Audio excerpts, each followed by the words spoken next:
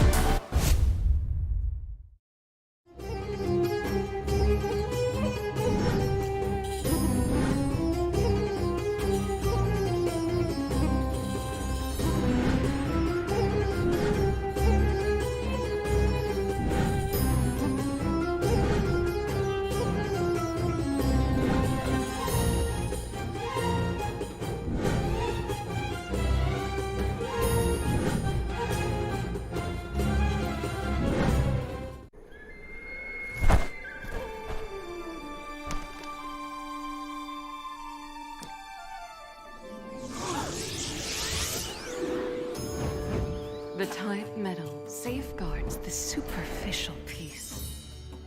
The lack of supplies continues to aggravate misunderstandings.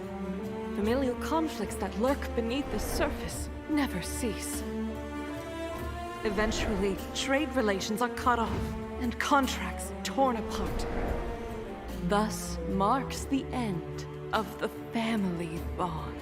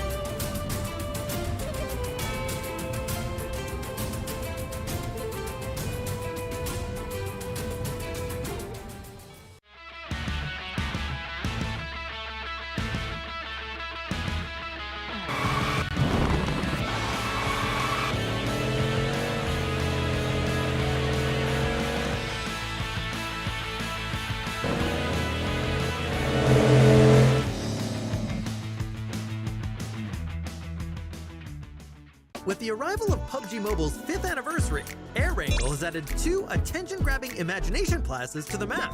They're really noticeable on the mini-map. The 2 imagination plazas are located at Stalbur and the Quarry. There'll be hotly contested jump locations for this version. It's very simple. Compared to other areas, there are tons of supplies to be found, enough to gear up very quickly. Themed items like block cover, portable trampoline, and the dual-purpose cannon can also be found here. So it's vital to be fast as soon as you land in order to get first dibs on these awesome items. Also, within Imagination Plaza are anniversary crates and their secret. On platforms with floor-marked locations lies the key to uncovering the secret. Enter the yellow area of the platform, and the progress bar will start filling. This means that the anniversary crate is being unlocked. Although it's possible for a single player to fully unlock it, it's way more efficient to do so with teammates. But be wary, as you don't want to be a free target for enemies while unlocking the crate. Once the progress bar has started filling, players can make good use of the gun shield to block enemy gunfire. Once all 4 platforms have been fully activated, a laser will activate the plaza's center tower. That's where the anniversary crate is. Players can use the dual-purpose cannon to fire themselves and teammates straight to the crate at the top of the tower. It's important not to relax, as there may still be enemies lying in ambush for the final moment. Only the final players that remain will get to reap all rewards of the anniversary crate. Marhaban ya syahru Ramadan ya syahru siyam. Marhaban ya syahru Ramadan ya syahru siyam. Pew pew. Pew pew.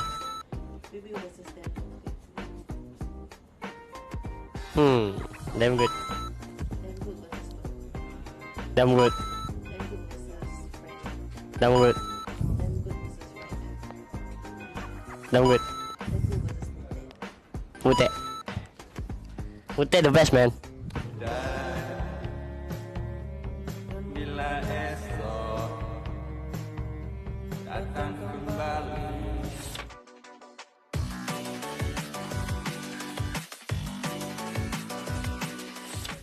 Pemburu or jumper? Jumper. Yohai or Fredo? Yohai. Demrut or Mika? Mika. Ryzen or Zuxi? Ryzen. Team Secret or Yudu? Yudu. Ararkio Athena or Bigetot Esport? Bigetot Esport. Nasi lemak or nasi uduk? Nasi lemak. Maggi or Indomie? Indomie. Rendang or nasi kandar? Nasi kandar. Sirap Bandung or es cendol? Es cendol. Durian montong or durian Musang King? Durian apa satu tu? Durian montol. Durian montong or durian Musang King? Montong tu apa? From Thailand. Oh. Durian Musang King.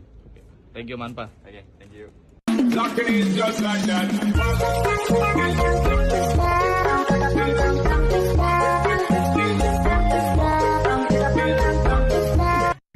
Hi Jumper, see you soon.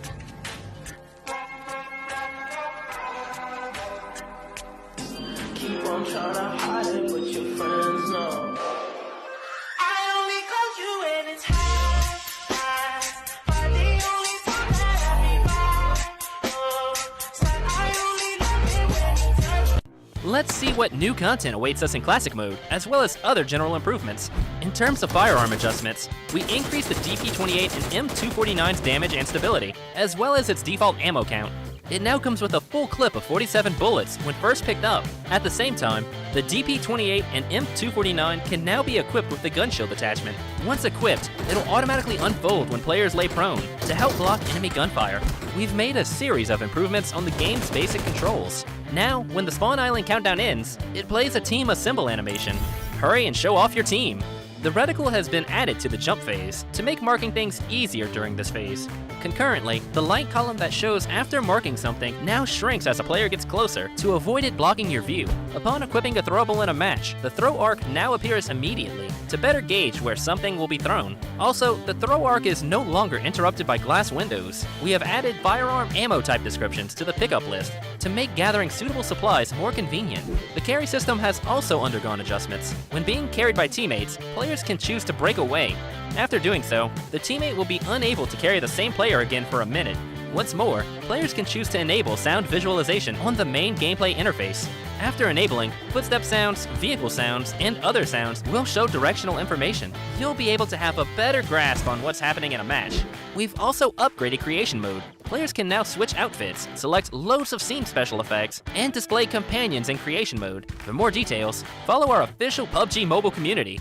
Winner, winner, chicken dinner. See you next time.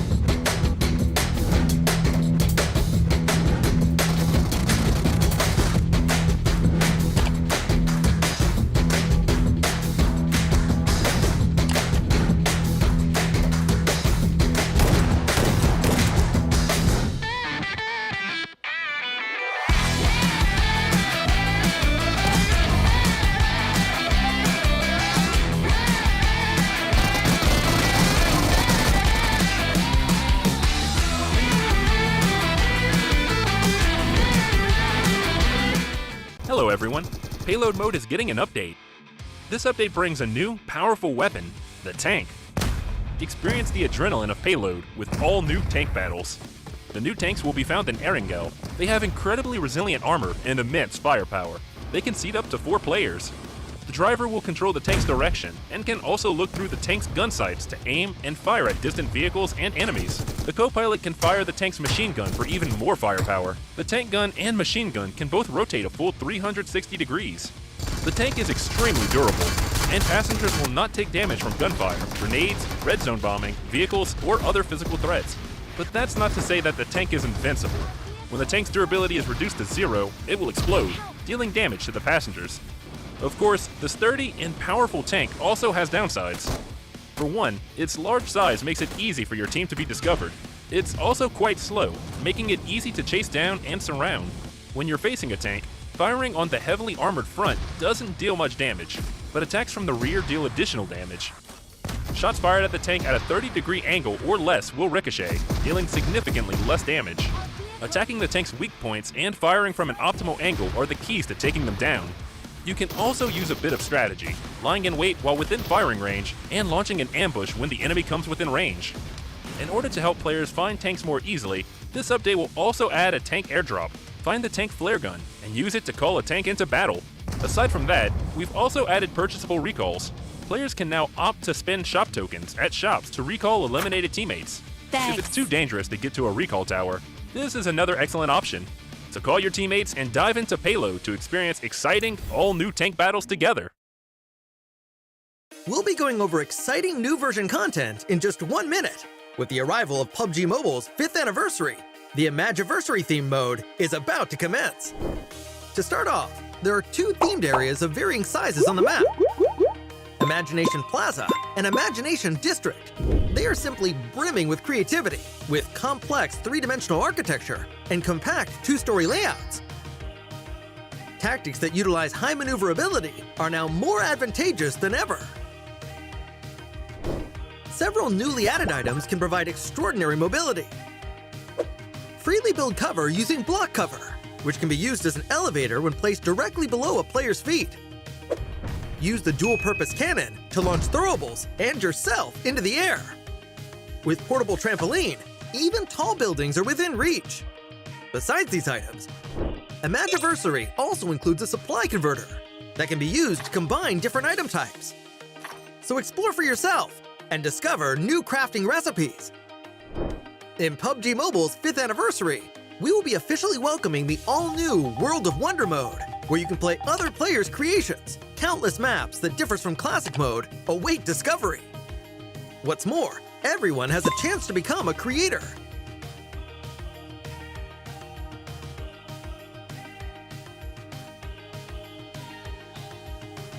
Publish your own creations in the game for everyone to enjoy. Gearfront will be making its return next month, alongside the new Jet Boost board skill, which allows you to move about swiftly. Creation mode will also be undergoing an update. A special function that allows players to quickly switch outfits and backgrounds has been added for an even better selfie experience. Moreover, we will be introducing a new gun shield attachment for the M249 and DP28. Come and experience it for yourself.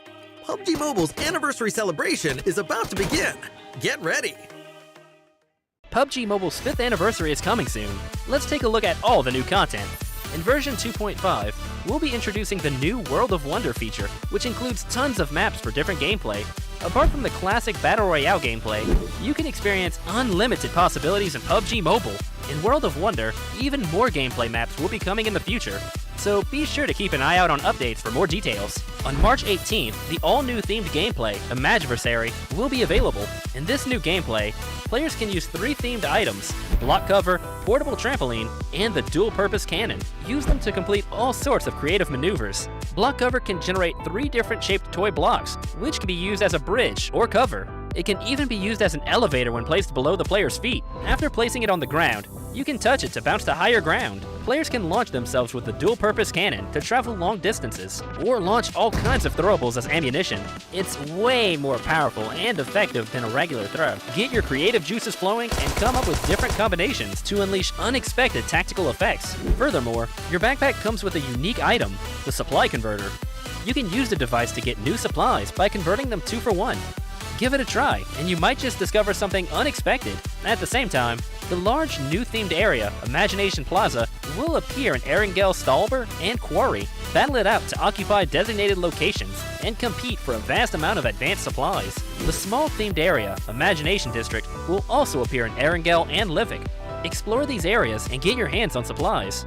Classic mode has also undergone several updates. DP28 and M249 can be equipped with a new gun shield attachment. Once equipped, it can be used to block enemy gunfire. Supply shops are now available in Miramar, Vikindi, Senok, and Payload to provide players with an extensive array of tactical options. In Payload, powerful and heavily armored tanks will be available.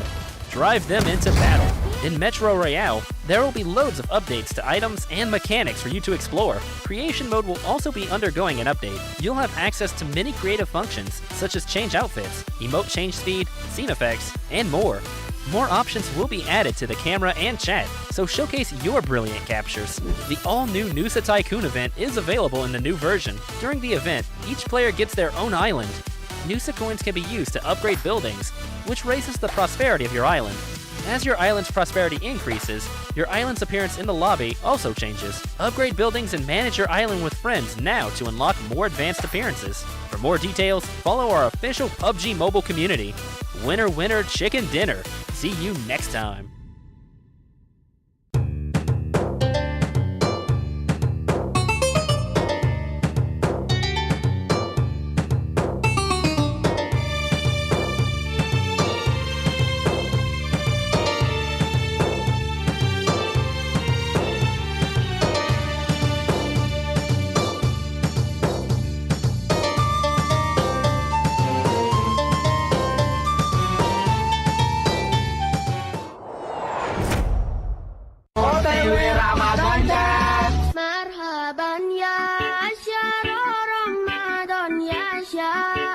روسيا مرحبا يا شهر رمضان يا شهر روسيا.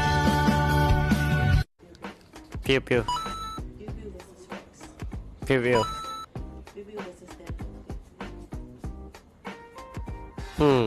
Damn good. Damn good. Damn good. Damn good. Ute. Ute the best, man. Bila esok datang kembali.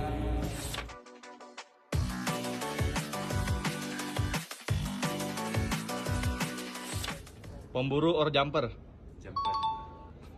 Yohai or Fredo? Yohai. Demrut or Mika? Mika. Ryzen or Zuxi? Ryzen. Team Secret or Yudu? Yudu. RRQ Athena or Bigetot Esport? Bigetot Esport. Nasi lemak or nasi uduk? Nasi lemak. Magi or Indomie? Indomie. Rendang or nasi kandar? Nasi kandar. Sirap Bandung or es cendol? Es cendol. Durian montong or durian Musang King? Durian apa satu tu? Durian montol. Durian montong or durian Musang King? Montong tu apa? From Thailand. Oh, durian Musang King. Okay. Thank you, Manpa. Okay, thank you. Locking in just like that.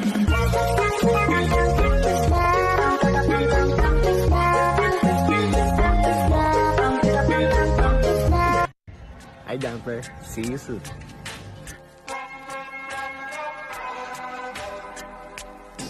Keep on trying to hide it, but your friends know.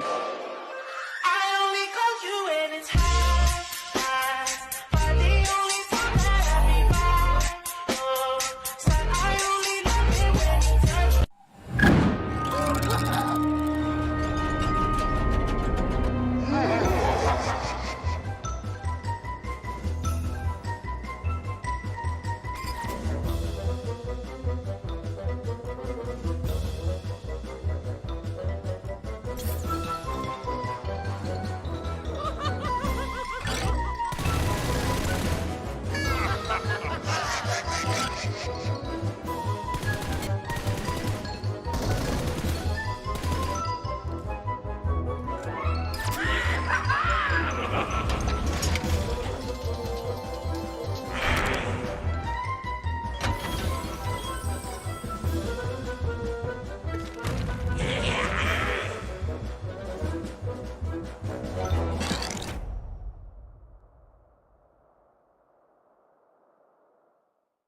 Kepekatan santan pada setiap butir nasi. PUBG Mobile. Kepedasan sambal menjadi pembuka selera. PUBG Mobile. Ikan bilis, kacang serta timun. Nasi lemak, pilihan pertama di hati. PUBG Mobile.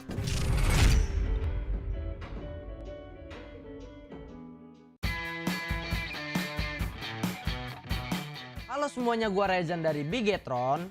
Selamat ulang tahun untuk PUBG Mobile yang kelima. Semoga game PUBG Mobile kedepannya semakin berkembang, semakin maju, dan semakin sukses. Nah, buat kalian jangan lupa terus ikuti perkembangan gameplay PUBG Mobile karena bakal banyak event-event seru kedepannya.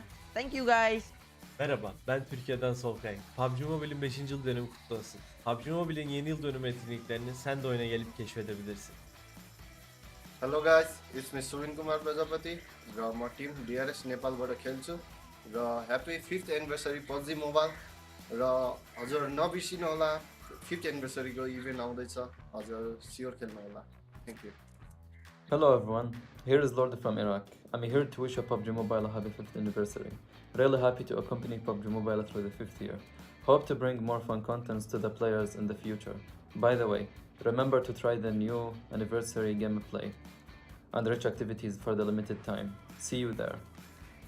Halo semuanya, gue Luxi dari Persija EVOS dan gue mau ngucapin buat PUBG Mobile buat ulang tahun yang kelima dan semoga PUBG Mobile makin rame, makin seru, event-eventnya juga makin makin seru banget deh pokoknya dan kompetitifnya juga terutama semoga makin ketat ya.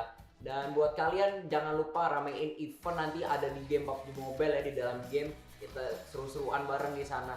Oke, sampai jumpa, dadah. Hello अस्सलाम वालेकुम, मेरा नाम आयुट उज़म है और मैं आयुट का इन game leader हूँ। मेरे तरफ से पबजी मोबाइल को 5th एनिवर्सरी बहुत मुबारक हो। मैं ये गेम 5 साल से खेल रहा हूँ और इस गेम में कुछ नए एक्टिविटीज़ आने लगे हैं, तो चलो मिलते हैं वहीं पे। अल्लाह हाफिज़। Hello everyone, here is Jumper from Team Secret Malaysia. I'm here to wish PUBG Mobile a happy 5th anniversary. Very happy to accompany PUBG Mobile through the 5th year. Hope to bring more fun content to players in the future. Also wish PUBG Mobile to become better and better. By the way, remember to try the new anniversary gameplay and wish activity that are open at limited time.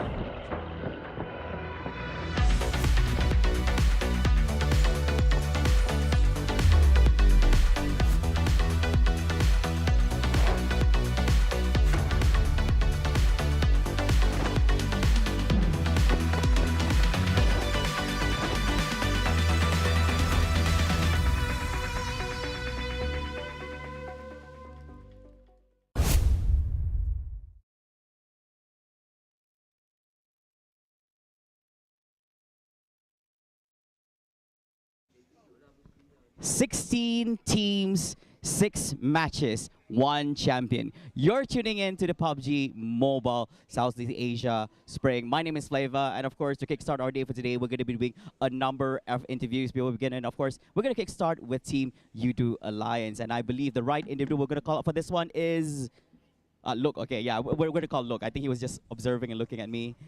Adik Luke is going to be joining us. Or Luke, Adik Luke, mana satu? Dua-dua. Dua-dua? Okay, both. We're going to go with those. So, Adik Luke, thank you so much for willing to be interviewed here. Now, you guys are currently in 7th place, all right, for the competition and tied with RRQ at 126 points. So, what seems to be the target of U2 Alliance for today? So, apakah target U2 Alliance untuk hari ini dari segi kedudukan? Target kita orang pada last day week 2 ni, kita orang nak top 4, nak kejar top 4 sebab senang je. Berapa point je. Senang sangat. Senang je? Okay. Kita orang membantai lah last day ni dengan meta 4 fragger. Wow. So basically what he mentioned today is that their target is actually become part of the top 4 because it is super easy and they're going to be bringing the 4 fragger meta for the day. Now, Adik Look also, we just want to ask now, yesterday was an amazing day for U2 Alliance. In one day alone, you managed to collect 62 points and played incredibly well. So what was the factor that made you guys play extremely well yesterday on day number 4 of the competition? Was it what you ate during open fasting? What was it? Was it the morale of the team? So apa yang membolehkan team U2 Alliance perform dengan amat baik sekali pada semalam hari? Semalam kita orang sebab cuba meta 4 fragger, lepas tu semua sakit kan. Kita orang langgar je semua semalam. Tengok-tengok 18 kill. Okay, so what Adik Lo from U2 Alliance mentioned that so they did try to actually have the 4 fragger meta yesterday. They were not feeling well, but somehow they did manage to get 18 kills over that, you know, despite not feeling so well. But it just happened. So magic tiba-tiba jadi. Tengok 18. Tengok nice. So basically they just open their eyes, just like 18 kills. Okay, interesting. U2 Alliance. So anyway, now interesting enough, you've played for so many matches already. You've had a rest day, but so far throughout playing week 1 and week 2, which team are you planning to defeat today and why? Which team is you on radar? Pasukan mana yang ada dalam radar U2 Alliance pada hari ini untuk ditewaskan, untuk dikalahkan?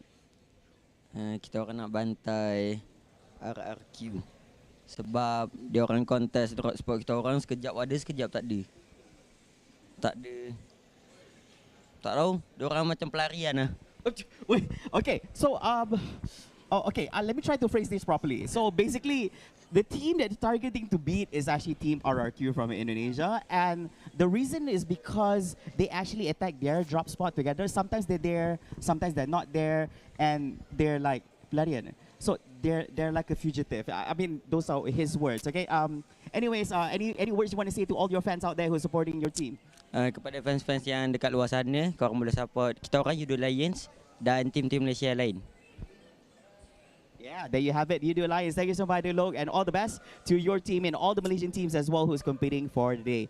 Now, of course, ladies and gentlemen, that's not all. We still have a little bit of a time available, and it'll be great. We can actually interview yet another team, and that team will be none other than Team FaZe Clan, and they're currently in third place in the leaderboards, and we are gonna. Okay, Mormon, you don't have a choice. Since you're already standing, so I guess we'll hop you over for the interview. I actually want to call somebody else, but I guess Mormon will have to do. And he's my favorite guy to have because he's very energetic and all that. So Mormon, thank you so much. Congratulations. You are currently in third place. And the top two teams, which is just after you, basically, Hale and Precision Evos will not be playing today. So how confident are you that your team, FaZe Clan, will be able to actually overtake these two teams by the end of today? ตอนนี้ทีมเฮลอยู่ในอันดับที่3แล้วก็ทีมที่เป็นอันดับที่1อันดับที่2เอาวันนี้เขาไม่ได้มาเล่นเพราะฉะนั้นเนี่ยทางทีมเฮลเนี่ยมีความมั่นใจมากแค่ไหนว่าเราจะไปแทนอันดับที่1 2 3แล้วก็จะเป็นผู้ชนะในวันนี้ได้ It's a point, it's okay, it's a cold, it's okay ก็เราก็จะทำให้เต็มที่ครับเราก็จะแก้ไขข้อผิดพลาดที่มันเกิดขึ้นครับเรียนรู้ข้อผิดพลาดที่ผ่านมาครับก็มั่นใจแค่ไหนก็มั่นใจในระดับหนึ่งครับเต็มที่สุดๆครับ They will try to do their best and improve the performance and learn from the mistake. So whatever mistake, they will just fix the mistake and then learn from it. All right. I like how they're being very humble that they do admit that they have a little bit more mistakes they can actually improve on throughout the whole day. Now, of course, it has been 2 weeks here at PMSL, and today is the final day. So what are your thoughts on the other countries that are performing here together with you guys? So we have countries from Malaysia, from Indonesia, from Philippines, from Myanmar and all that. What are your thoughts on these teams? วันนี้จะเป็นวันสุดท้ายของวีคที่2แล้วก็มันจะมีผู้แข่งขันมาจากประเทศต่างๆประเทศมาเลเซียอินโดนีเซียหรือว่าประเทศต่างๆเวียดนามเรามีความรู้สึกยังไงกับทีมพวกเขาบ้างแบบอยากจะพูดอะไรหรือว่ามีความรู้สึกยังไงก็ส่วนตัวผมก็ไม่ได้รู้สึกอะไรครับก็เราก็ให้เกียรติทุกทีมครับแล้วก็เราก็เต็มที่ในส่วนของเราครับเราไม่ได้สนใจทีมอื่นครับว่าเขาจะเป็นยังไงเราแค่ทำตัวเองให้ดีครับFor him personally, he not really have any feeling with another team. They just try to do their best, and he said he respect every team. Wow. Okay, so basically, there's a certain amount of respect given to all the teams that is competing here today at the same time as well. And of course, the last question to you. Now, the game is about to start in just a bit. The first match for the last day here for week number 2. Now, is there any team that you're looking forward to beating or fighting today itself, out of the 16 teams playing today? ตอนนี้การแข่งขันกำลังจะเริ่มแล้วเรามีทีมไหนในใจที่เราต้องการที่จะเอาชนะไหมในวันนี้ก็ถ้าถามเรื่องทีมอื่นผมก็ไม่มีครับเพราะว่าเราโฟกัสแค่ตัวเราเองครับเราแค่ทำตัวเองให้ดีครับแล้วก็เราชนะตัวเราเองได้ครับทำผลงานมาให้ดีที่สุดครับdon't have any team so they just try to focus on themselves and then try to do their best and yeah that's it. There you have it, ladies and gentlemen. You've heard it from Mormon. They're just going to be focusing on themselves and will not be paying too much attention on the other teams competing today. So thank you so much, Mormon. And of course, thank you so much, Vida, for our amazing translator. Ladies and gentlemen, we're going to kickstart the final day here at week number 2 of the PUBG Mobile Super League Southeast Asia Spring. Don't go away, and we'll see you guys in a bit. Take care, everyone.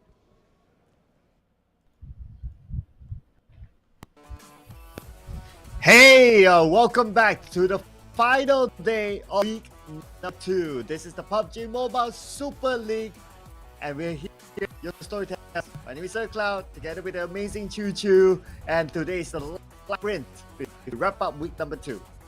Yeah, well, welcome back. Sorry, I got some tech issues just now. And speaking of today, Cloud, we're down to the final day of the second week. But before you want to get deeper into that, We do have this format. I mean, like, it's the second week. We're done for the second week. Come on, guys. You gotta get a bit of idea what's going on right now, right? We're heading into week number 3, but it's all down to today, Cloud. The shuffle of the group later will be depending on their grouping for today. Yeah, at the end of today, we'll see which group is the next group of death for next week. But of course, besides the group, these teams will be eyeing a total prize pool, the moolah, $250,000 on the line. And of course, the point you guys know now, winner chicken dinner will only receive 10 points this season. Second place will receive 6 points. Third place, 5 points. Fourth place, 4 points. Fifth place, 3. Sixth place, 2 points. 7 to 8 will receive 1 point. 9 to 6, unfortunately, do not receive any placement points. But as per usual, every elimination is 1 point. Yep. When it comes to the finals, only 16 teams make it, so they'll be playing the same sort of a format, 6 matches per day. Now, week 3, on the other hand, we do have a bit of a shuffle again. I have a feeling everybody wants to get into Group C, where they actually don't play in the middle of the week. If that happens, it's going to be great. For bonus point for each of the week, when it comes to week 2, right now we're almost done. Today's the last day. So far, the first place still going to get 20 points, down to the 20th place with only 1 point. All total bonus of 3 weeks will be the initial points. Tally up, half it or over for 50%. Just 50% of total bonus point will be dragged as initial points in the grand finals later. Yes, that will be important for those who enter the grand finals. But those who are in danger right now, those points matter in the fourth day. It will mean qualification into the grand finals. So we are to see it forming. The fact that some of the teams that were bottom last week, they are still bottom this week. If that's going to be the case by the end of the day, next week will be super duper tough. They need to really jack up for next week. And speaking of the grouping, these are your 16 groups. The one that actually will not be playing here today will be Group D. That's going to be Hill, SLD, Persija, EVOS, and Box. The rest of them haven't finished their 24 maps rotations. We do have, well, Group D already finished and done. So whoever's in Group D next week, good luck them. But back towards our weekly ranking. So far, number 1 spot, it's going to be Hill, closely behind Persija, EVOS, but we do know both of them are not playing today. Yeah, so that's opportunity for FaZe to go up to number 1 spot, but also keep your eye on the bottom 4. Last week, we did see that DVD, PBE, and also Team Secret, they are somewhere at the end of the overall rankings. So if they continue it on today, by the end, then it'll be really hard for them in week number 3. So far, those teams that are still there. Point of this is a surprise. We saw them perform amazing last week, but number 18, it's a rare sight for us. Speaking of the top 4 damage, which can be FaZe, Hill, SLD, Persija, EVOS will not be here. Now, this is going to be really big for the teams actually on the second and third place. Second was Persija, and the next one is going to be FaZe. U2 Lions mentioned early on, they were trying to catch up as well because the team's not playing. Most will be up there right now. Boom, I have a feeling they might actually push forward when it comes to the top 4 later. It might be Boom, it might be RRQ, it might be U2 Alliance, who knows. But when it comes to top 4 damage, Rosemary. Here we go, 17,081 for the damage. Look at between him and Mela with everyone else. Everyone else with the difference is less than 1,000, but for Rosemary, it's around 1,000 difference. Wow, this guy has been carrying the team out the up there. Thank him, it deserves a race. But today, Yummy is back. Yesterday, he took a so he'll be looking to try to take over some of these numbers. Yep, and speaking of Yummy, I don't think they're too far off, right? Rosemary definitely wins when it comes to damage output, but we do know for a fact that Mela is taking over the top player as the most top eliminator. So it just shows that Rosemary have been playing more of a support, not really gunning down most eliminations if you compare it with Mela, even though his damage output is way more. But on the side of Rosemary, I have a feeling he's catching up as well. It's not too far off. But for Gatslow, coming up from Hill, Hill's the team that coming out as a 4, right? All of them are contributing. Just Gatslow having those flashy plays, those clutches in the last minute. But Mela, even though he got himself quite a number of eliminations, he got quite a decent amount of damage. I mean, like more than decent. We haven't seen him too much when it comes to week 2. Yeah, well, yeah, it's also because other team.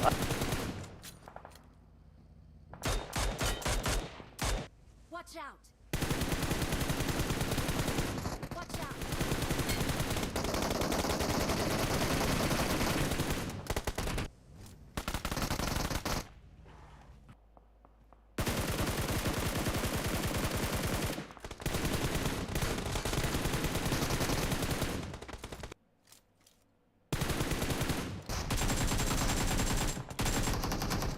Hill, EU Lions, and Box. These are the top teams when it comes to day 4 here. But when it comes to the last day, Box have a shot. EU Alliance have a shot. Hill will not be playing anymore. We're gonna have to wait and see if there's any sort of changes coming out from these teams. Let's see. Especially with Boom playing today, right? So we can expect changes onto Boom in terms of substitution, the most substituted team of all. So that's one. Another one is that curious to see if iShots will continue on playing for Team Secret, and will there be a major change or a significant change for DBD? Moss Goku is a registered player, so he could come in just like how iShots did. Yep. But speaking of today's matches here, we do have the one Sunhawk, triple Wrangle, and double Murama by end of today. And so far, when it comes to Sunhawk, I think we pretty much have sort of a wild card. We don't have sort of anybody dominating over Sunhawk so far. That feels like it's always a rotations, right, between the teams. Yeah, it's quite a rotation on which teams gets the chicken dinner.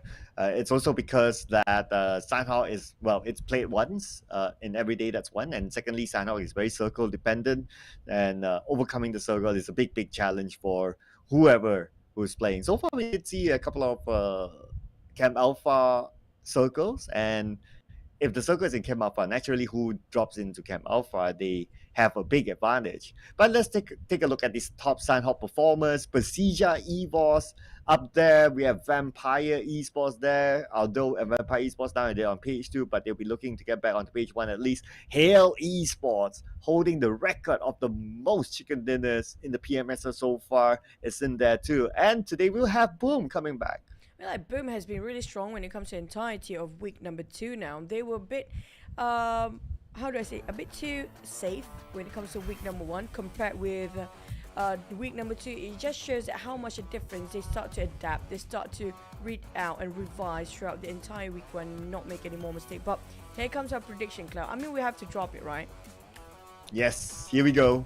There you go, there you go. The only team inside of PMSL without a chicken dinner. So we are going to do it. Yes, we did it. DBD all the way until they get a chicken dinner. Now we're gonna hold on to our words here.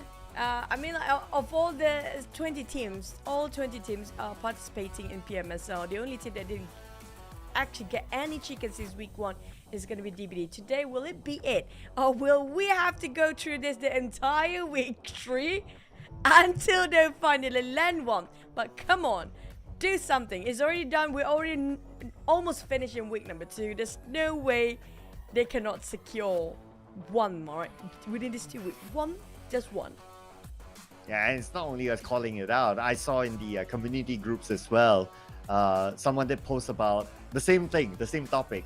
Every other team has gotten a chicken dinner except DBD. So even the community is channeling energy to get for DBD to at least get a chicken dinner. Whatever placement after that, you know, that's besides the story. But at least get that poster up, get that chicken dinner up, and then we'll come back to our regular predictions. I just hope it happens, because it's going to be a lot of DBD we're going to have to mention again. I mean, like, I'm worried for them. It's down to the second week now. And for overall rankings, they haven't doing so great. We talk about them at the bottom 4. Now, Team Secret still make it out on the number 16 spot. We do know for a fact the team that will be at the bottom 4 going to be relegated. It will not be playing playoff. It's going to be 16 teams getting into the playoff later. But DBD do they actually have a chance here? We're talking about week 1, not so great, 85 points. Week 2, not there yet. Well, we based on the placement that they have in week 1, week 2, they are actually in a similar situation as Team Secret. Today has to be big. If today has to be good. If not, if today is still today, then next week have to be big. And when we talk about big, means like top 5 or something like that. That if they manage to do that next week, it's considered a great escape. It's arguably one of the greatest escape, maybe even greater than Team Secret. But yeah, it's all about whether they can do it at the first place or not. And looking at the current situation, it's really not looking good for DBD.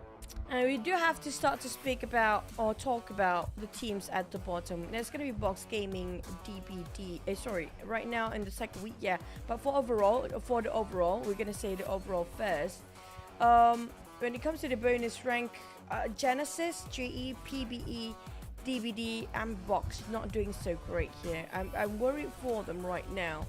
If they can make it in the last minute or not. Team Secret barely actually make it in. I'm not sure about... Box definitely have better performance compared to TS this week, right? So they definitely will have a swap by end of today. If Team Secret is still in slumber, still not a slap in the face here. Yeah, and Genesis Esports is doing okay so far this week. So with an okay performance, that could push them out of the bottom 4 for bonus points. But the fact that Team Secret, they're still they're the last place.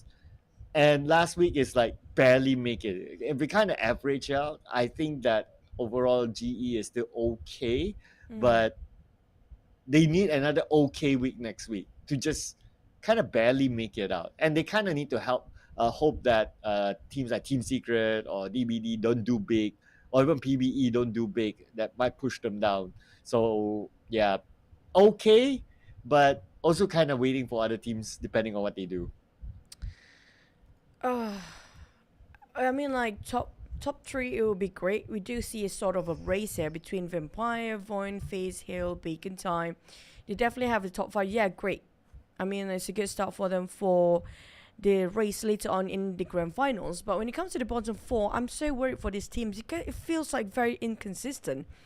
We're talking about the teams that we have no clue who will be relegated or not. Like GE, you mentioned about them before, definitely way better when it comes to week number 2. But PBE still down there. They had a up and down run, but it's like the entire day for PBE. It's going to be only one map they start to really push all out, and then they start to be quiet again. DBD, on the other hand, they have been cooled. The entire week cooled.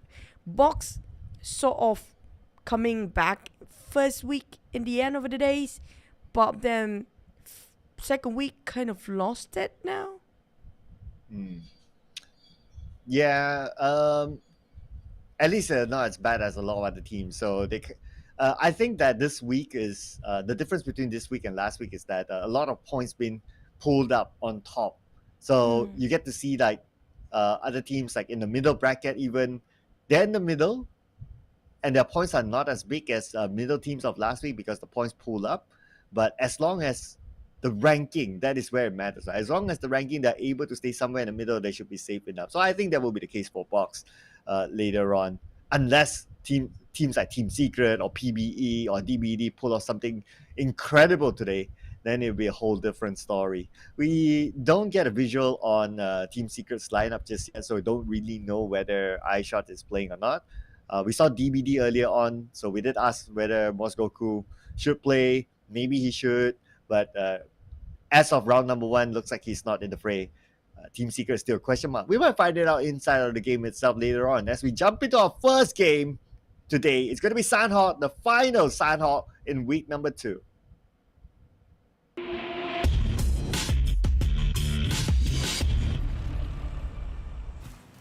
Here we go again. Our first and last Sandhawk for the day, but last for the entire week. Can DBD make it? This is the map that DBD should take advantage from. They know for a fact that it's so hard for them to score any in Miramar or Erangel. This is the start of the day. They definitely should try and push this one out because, you know, everybody play only once a day Sandhawk. So nobody actually gave more attention than they were giving to a sort of Erangel or even Miramar. So everybody kind of sometimes randomly dropping someplace else. Now, if they know for a fact that they have what it takes, they can believe their firepower on DBD, this should be the map that you mentioned, the miracle run for them. But they want to start their miracle run by running down teams, so then their closest neighbors are Boy, Xavier, big Yeah. names. Okay, I heard some gunshots there. Let's see which team is that. Oh, it's gonna be PBE. As always, they kind of like those early encounters. I kind of expected that Lakawi Campo to have another team, but because Hale Esports, they're taking a break today, so Team Secret is clear to drop back at their home ground. Other than that, not even Sami is being challenged, so looks like this is going to be a nice start for everyone. Oh, speaking of Sami, it's exactly where it is for the circle. Might be on top of Sambang or Ruins as well. But Gig Slate do have Sami by themselves. Very widespread coming up from Gig Slate. Definitely have more space to loot up from. Can build up their form when it comes to those gears, utilities, and weaponries. Sam 9, Harteen, very quiet. I don't see a lot of exchange of fire in this very short amount of time. Maybe the one coming up from Paradise Resort actually will have to clash later on. From Paradise Resort, yeah, because they would normally move from there, maybe even down south or maybe to the right. So their direction seems to be quite crowded, like because they need to be prepared for teams from boot camp and so on, and even like on top, like because there's DBD around, there's Void around, so Paradise Resort has Xavier, so they're quite surrounded if they want to, in their pursuit of going into the circle. And let's not forget, if the circle really shrinks onto the Sami Island or the Ruins Islands, then choke points, as usual in South Sanhok, will be in effect.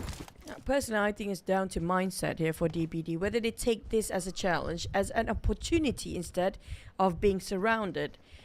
Take it as opportunity to get themselves more frag points. Like, why not? Instead of taking it on the bad way, might as well make it a lemonade instead for these guys. But FaZe, on the other hand, feels like they're going in for the hunt. They're done looting on top of boot camp. It's a clear path for them to actually hike up to the boot camp hills.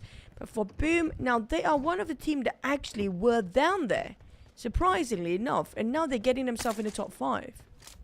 Yeah, and that's of course because of amazing performance by Yummy and his teammates. So gotta give it to them. They finally found some stability, and when they even rotate players, it seems to be a little bit more consistent as before. So they definitely have found that formula of like, okay, this is how we're gonna play it, and so far they're doing well. Number 4 in the overall charts. Yes, it's quite a gap with FaZe Clan, and FaZe Clan is playing today, but at the end of the day, if you're like top 5, you're okay. We'll definitely see them in the grand finals later.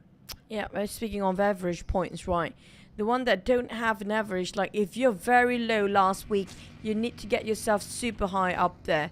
And when in the case of Boom, they definitely kind of safe for now. We don't know about week 3. We have to wait for week 3 still, because it's going to change so much when it comes to week number 3. But so far, nobody getting those number 1 spot back to back for each week. Since Vampire didn't perform for this week, they are still down there. The one that actually have most consistency going to be FaZe for now. Yeah, despite the Vampire being down there, and it's very unlikely for them to. Well, it's impossible.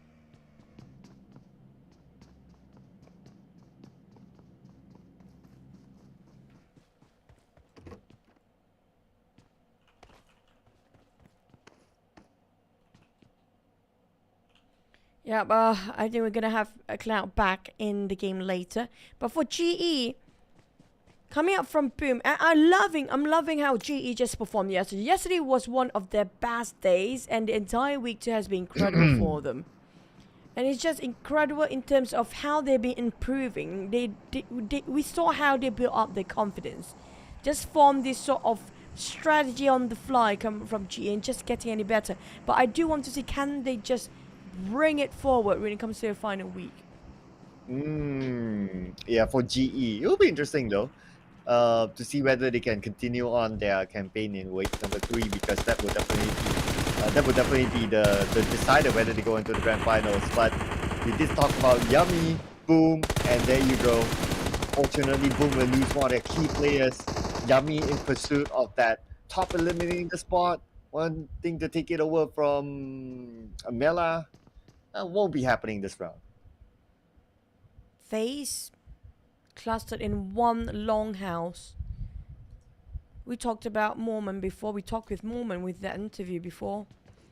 Definitely discipline. They got themselves top 3 last week. Now they're still in number 3 this week, but this time the ones not playing is gonna be the one in the first and second place here. Definitely have a shot to getting themselves at number 1 spot. I'm not sure if they settle down. You know what? Every week we just ended up on the 3rd place. Maybe it's something to do with the grouping too for some teams here, because you did mention about the grouping will affect the performance based on when they have to play. So in the case of Group C, that's the biggest group and most advantageous group, because how they can get a rest on the middle of the week. They have 2 days playing, the other 2 days at the end, as the start and the end, and it's perfect for them. And it's not too exhausting. It's easy for them to strategically put into what their objectives in the first half of the week and the second half of the week. But the ones that actually were having a bit harder is going to be those come out from Group D, because they will not be playing in the last day. Now, I feel like everybody wants to avoid being in Group D for now. Yeah, you don't want to be the group that doesn't play on the last day, since you can't take control of your destiny. Let's see if Team Secret can take control of their destiny. Really want to see their lineup. If iShots is playing, we haven't got a good visual yet. Yes, we did see that from afar. But when you see their names, so iShot is in, and we have Aizen, Kid, and Jumper. But Aizen didn't last that long this round, as GenForce will be happy to take that point. 3 teams happen to be having the same mindset. BTR, U2 Lions, and the rest of Team Secret is there, clustered as heck, and it's going to be GE gatekeeping them. Now, if GE being smart about this, they heard those gunfires, they definitely want to be part of it, because they do know for a fact those teams are fighting in the blue zone. There's no way they're having full HP coming out from there. If they want to do that, they can. But for now, they want to play a bit safe, not leaving a compound. While side of Team Secret, they flee. They lost 2 men. Heavy casualty, not letting away by Satar. Looks like it's down to iShots now. If you remember, back in the day, iShots did survive solo. And he won that chicken dinner. I believe it was PMWL or PMGC. It was either one of those at that stage. And the final moment, he got that elimination. I forgot to which team. And then he got the chicken dinner by himself for Team Secret at that time. So he has done it before. He can probably do it again. But this time it's going to be a bigger challenge, because it's only stage 2 and he needs to cross over to the other island. It's a bigger challenge for iShots, but he has done it before. So let's see if he can pull it off again. I think that was PMPL Salvation, right? Because I remember that one was U2 Lions. He shot from afar. Maybe something else. I forgot. Or maybe he did it multiple times. But Shamil spotted Horizon from afar. Very far indeed. It's going to be like, what, 200 meters more than that apart. You do Alliance. Both of these teams are in the scuffle and cornered themselves in the blue zone as well. Feels like both are losing at this point. Well, looks like not really both, as Judo Alliance eliminates BTR. So they have time to reset and they have time to get across. Plus they can get loot out of BTR. Move over to FaZe Clan. They'll be happy to take that point out of Cool from PBE, opening up their account today and opening up their pursuit for the number 1 spot. Mela trying to find those shots. Who been shooting them from above? It's going to be Bacon Time Noise now climbing down. Never mind. He got his... just going to go back and retreat through where he is starting off with those positions. But FaZe trying to spot out the other players. Rabies is just across them. DS got caught by FaZe. I think they see it through FaZe, who's trying to sim over this side. Bacon is actually just on top of FaZe as well. So they have to be extra careful. MR5 are playing he's playing today instead of Vonzon. Got eliminated straight early on. Now DX, they are trying to over to the side of FaZe. If FaZe have too many eyes onto them. On one side is the Xavier. Wonder on the other side, how's it looking like? The Xavier, I believe they're still on the main peninsula or the main island. So right now it's a challenge to get across, but the good news is that they still have the circle. They still can hold it out a bit. But for Void's case, nah, they don't want to spend too much time here. Yeah, Maxius has 5 first aids, but we all know right now, since the zone has been adjusted, somehow you cannot play the healing game. So they still need to find a way across. And it's not much health utilities, by the way. Even if you want to play the healing game, 5 will never be near enough. But the circle shrinks, feels like it's going to be right on top of ruins, like how I predicted before, and exactly it is. Bacon time. Gig Slate face got the almost the center. PBE coming up from north. They'll gatekeep to the side of the Alter Ego. DBD are, maybe they are swinging over this side. So many choke points, including Painan. If they want to sit on Painan for a bit, it's okay. GE is taking that compound. Okay. We talked about D Xavier. Early on, they had the circle, but this time they don't have it. And now Void is passing by them. Let's see if D Xavier wants to spend time on the outside. They still have quite a distance to Void and Chua, just keeping eyes onto them. Void, they have a vehicle though. Or D Xavier has a vehicle of their own.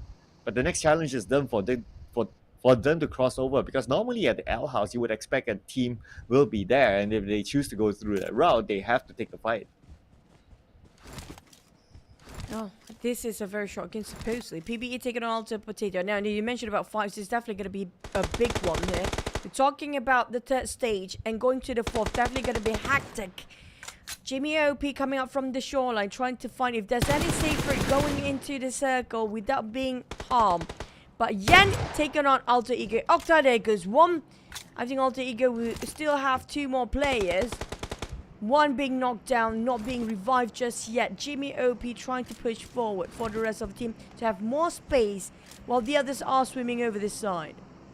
Ah, okay. He gotta buy time for his teammates. So just being that person who gives cover fire in case Alter Ego wants to try something fishy and go fishing. And with that, looks like it's working out. So he bought some time for his teammate. Alter Ego knows that there's someone across, so they won't overpeak, they won't show themselves. So they will get all 4 on the Ruins Island now. That's the plan done for DBD. For Rosemary, they have different plans entirely. I think they're just going to wait here for a bit.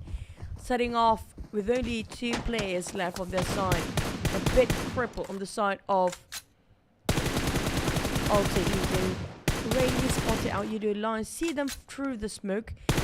Just trying to force them to get out from there. Maybe for Boom to see on the flank side if there's gonna be any sort of players of Judo Lions getting out from their compound. But so far they're not revealing themselves. A bit frustrating for the side of Boom, trying to get them some hunts but not working out. But Void, a different issue entirely. Just gonna go for this position first, I guess. Yeah, they're taking the high ground, just on the right side of Sahmi. So that is a good position to be in with this current circle. And since they know that they have that information that, okay, someone's in this compound and that happened to be Yudo Alliance, so might as well evade the fight, plus it's on the outside of the circle. It's not going to be worth it. But Yudo Alliance, speaking about them, GE takes advantage, shooting from Painan. Nice cross shot there, securing that point. But now, plan B, find a way into the circle. Oh, is it plan Z now? And the circle just heart shift all the way to his side of ruins. In between those intersections as well. Where there's a lot of street, you do know for a fact a lot of players don't like it. It's such an open field there. But lucky enough, they do have uneven terrain to tank for. So they can have a bit of a peeking to do. They can hide for a bit more. Taking himself sort of barricade. But for Boom, he got himself rock in between. That is that. They are very separated, splitting into 1-1 formation. GE spotted out Yudo Alliance. Adeklu, we still have 15 teams, Cloud, in the 4th stage. Yeah, normally in Sanhao we'll see more eliminations at this point, but this time around, it's not as much, it's lesser. But there goes another one, making the numbers go down, and it's going to be eye shots. Last man for Team Secret eliminated. The circle was tough for him anyway, and as a solo player trying to survive this kind of circle, it's tough, and there goes eye shots. Frankie definitely have no clue about GE here. The way he looks the other way, he definitely have no sort of information as GE behind his back. Has to be extra careful now. Jumping at the same time is a bit too risky. I'm worried for Frankie right now, but Zai having this trigger discipline will be worth it. Frankie being shot from afar. It's going to be a different team, but the one coming up from side, GE trying to play the third party. Smart. Ooh, okay. GE stealing eliminations away, and look at this. GE already got 4 for themselves. But now let's focus on Sam 9, and Voin eliminated again. This time, number 14. Nothing at all for them. but Sem9 will be happy to take points. PBE on the high grounds. Elevations, Face taking those small houses for now. Boom. It's going to be winning for them. Finish off Udo Lions, Flax OP, Udo Lions as an entire team. They said it earlier, they will be aggressive. But right now, it shows otherwise. They want to go all frag. They want to get number 4. They definitely are number 4. But right now, will be overtaken by Boom. Face taking on PBE. And Face slowly losing men as well. This is not great. They are eyeing out for number 1 spot within their reach. But it just didn't happen for the first game. Yeah, 5 more games to go for FaZe Clan. Pasija, Eve, both of them at the top 2. Now Torres tanking out the blue, trying to win this fight, but just too much for him to handle. And that is it for FaZe Clan. Only managed 2 points. 5 more games to go. They gotta work it out how they're gonna get that number 1 back. Oh man, not this map. Definitely not the Sunhawk map. You have to wait for Rango on the Rama. Side of Sem9, Link tapping out on Mott on the ground. Arik and Pekka already open up the smoke so he can go towards that side for Mott and be revived. But Geek, on the other hand, he's shooting them from the back line. They're focusing on the side of RIQ, but the one chasing them from behind. I think it's going to be a different team entirely. Probably Sem9 or Vampires. Oh, okay, yeah, it's Sem9 and Vampire. So 2 teams overlooking Geek, it seems, but these 2 teams, they are on the outside. We have RRQ as well, Lone rushing in. Okay, hopefully he'll be fine because he's in a little bit of an open position. Shots fired onto Mod. Mod has been picked up. But then again, the zone will arrive soon onto RRQ. Mod gunned down by Damn Good from the other side.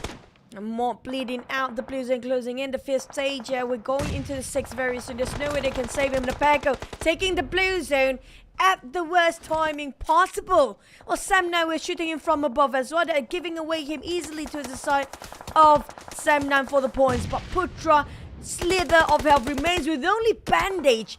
I think that's going to be the last few he got himself. There's no first aid for him. How Sem9 can survive, you know what? They didn't. And I realized that Adips is taking a break today, so looks like it's going to be them without Adips. As Sem9 gets eliminated at number 9, 3 elimination points. Outer Ego as well at number 8. Right now, Boom. They are stopping Geek from coming onto the other side. Snipe's been taken out. Boom playing as a 3-0, but they managed to get into the circle. Pombit want to pick out so hard, but the moment he picks out, Damn Good just tapping on the side. Seeing his good stone, they just counter fire. But at the same time, they do have somebody else above them. We talk about a different team entirely.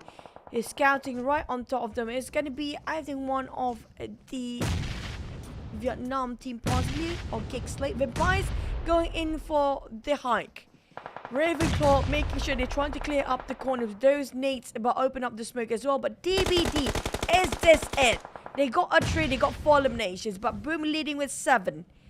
Damn Good trying to clear the corners before they go up and just cut across towards the circle. But the problem is both teams not willing to give ways. Vampires and Kickslate at attention. I happen to be in a stalemate right now. Oh yeah, stalemate on the outside. That's not what they wanted. That's not the situation that they want to be in. As Nika gets a knockdown, can he get a second one to Ravenclaw? Looks like Ravenclaw's playing this round, but now switching over to a DBS. DBS gameplay through the smoke. Will not connect. Tony K moving down the slopes. Tony K at the forefront trying to get Mika. Mika is still alive. DBD, they got themselves 5 elimination points. Damn Good moving in, prioritizing the circle.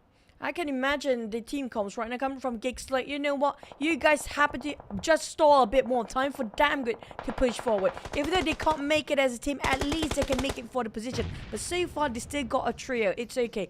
DX being eliminated early on. They're way too far to the Blizzard at the brink of it as well. But PBE right now dominating. This is the map that's supposed to be one of the most wild map that is unpredictable coming up. PBE, they're left with only 1 player. Momboy scattered our eyes, but he has no clue how much of a distance just that yet, but he doesn't have any utilities.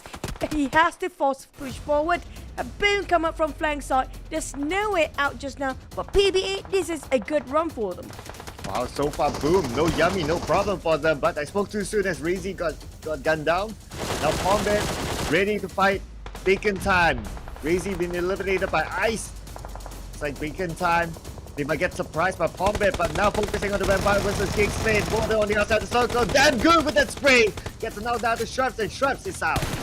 Got to a different angle entirely. How he just swings over for damn good. He just didn't work. He knows exactly where he should be looking. And now he's trying to shut down side of Bacon Time. Sorry, never mind. Bacon Time trying to shut down. Boom. He's only left with Pombit and Keymine for now. Damn, can spot out Bacon Time, Jerky ass on those elevations in the compound. And Keymine on the other half to prone. He can be the third party if he wants to. He can see through things, but the blue zone make it so hot. He saw the entirety of Bacon Time. He's still staying in the blue zone. Got the last first aid. I'm not sure if he's being spotted out just yet or not. Ooh, looks like it doesn't matter because the zone takes him out. And number 5 as well for DVD5 elimination points, but now Gate Slate. They are the compound, but still on the outside of the circle move away. Shots fired by Mika. He needs to reset 2. First 8's left. Boom, eliminated number 4 with 8 elimination points. Bacon Time coming in from behind. Damn, he just stands. He sees it. He shoots. He got one. Can he get another? He got shot from behind. Vampire, Tony and Ravenclaw. Making sure they put the pressure on sort of damn good. The last player for Cake Slate right now with Bacon leaving with that one player left. Make it 2. Revive the other. Ice taking the support fire from the back. Vampire's trying to outflank them instead. Finding the support fire of Ice. But Ravenclaw and Vampire only working as a duo right now. Have to part ways. Going for 2 different angles. Damn good. 10% of health. Can't tank that. And he'll be eliminated. Now it's between Bacon Time and Vampire Esports. It's going to be a Thailand finale again. Now in Sandhawk, 3v2. Very quiet for now. Both teams happen to be proning down. Not giving away any of the position, but they know exactly where Bacon was. Because just now we saw Ravenclaw and Tony K just see exactly where they stand. Here comes Tony K taking the effort, but it will not be it yet. Bacon, their patience just be so fruitful. Such a virtue shows that, you know what, even though we outnumber the players of Empires, they just take it as slow as possible, knowing they have the advantage in terms of numbers. There you go. Yes, they have the numbers. They know it's 3v2. They have a good angle. The moment they get that one knockdown, they know it's one left. And that is Bacon Time securing the first chicken dinner for today. Thailand, well, you can't have a day without them having a chicken dinner. There's not even a day that we ended up with no titles, right? Every single day, there'd be one. At least one. I mean, usually it's gonna be 2 or more. But this time, Noise will get himself elimination. 9 Noise with the MVP, 500 over damage. This guy, Noise, he's always been the pillar for the team, if you notice. If he's not being as popular as all the other players, or not as his name has not been popping off too much. But Bacon Time, their teamwork will be one of the best out there. You know what? For me, Nine Noise has always been popping up ever since he made his debut at the Southeast Asia last time, at least for me. But I think it's because that he got overshadowed by a lot of other superstars from the Thai region, like Newsy, like Tony K, just to name a few. And that's why it's like, okay, he didn't get mentioned that much. But yeah, Nine Noise is definitely one of the key players for Bacon Time. To me, he is like one of those young prodigies, like how we see Tony K back in the day. He has definitely, he definitely has it. And looking at how he's performing so far in the PMSL, popping out as the MVP after MVP after MVP, he definitely deserves a lot more mention than before. And when it comes to numbers, yeah, they're not number 1 there coming from Bacon Time, but arguably, I have to say they have one of the best team play coming up from Bacon Time. You look at how Shetty has Star, Ice, 9 Noise, even Touch. Watch out! They have been on top. Everybody have the same level. We're talking about high standards of Bacon Time, and not just that. It's so hard to see Bacon Time like one player to out-carry all the others. It's such a rare sight. But so far they secured themselves 16 points in total, 6 eliminations. Nobody else got the double digit, but Boom trying to go aggressive. You do Alliance, when it comes to the interview, they said they want to go aggressive, but so far it did not reflect that way yet. Well, I think to be fair to them, it's because of how of how the situation is, right? Like you have multiple teams very close to each other, and this is Sanhao, so it's very hard for like, okay, you just crash into one area and then you take that fight and then you're still on the clear. Inside the Sanhao is kind of small, so the moment you take the one fight, you really need to anticipate that other teams are around. So maybe it's just the Sanhao map sort of thing. But that could change later on when they got a bigger map like inside of Erangel. Even though with that kind of situation, they still managed to get 4 elimination points. Not as much as we have seen before, but of course, this is still not too bad for Yudo Alliance. Again, I'm just looking at the overall. Team Secret still a 0, 5 more rounds to go.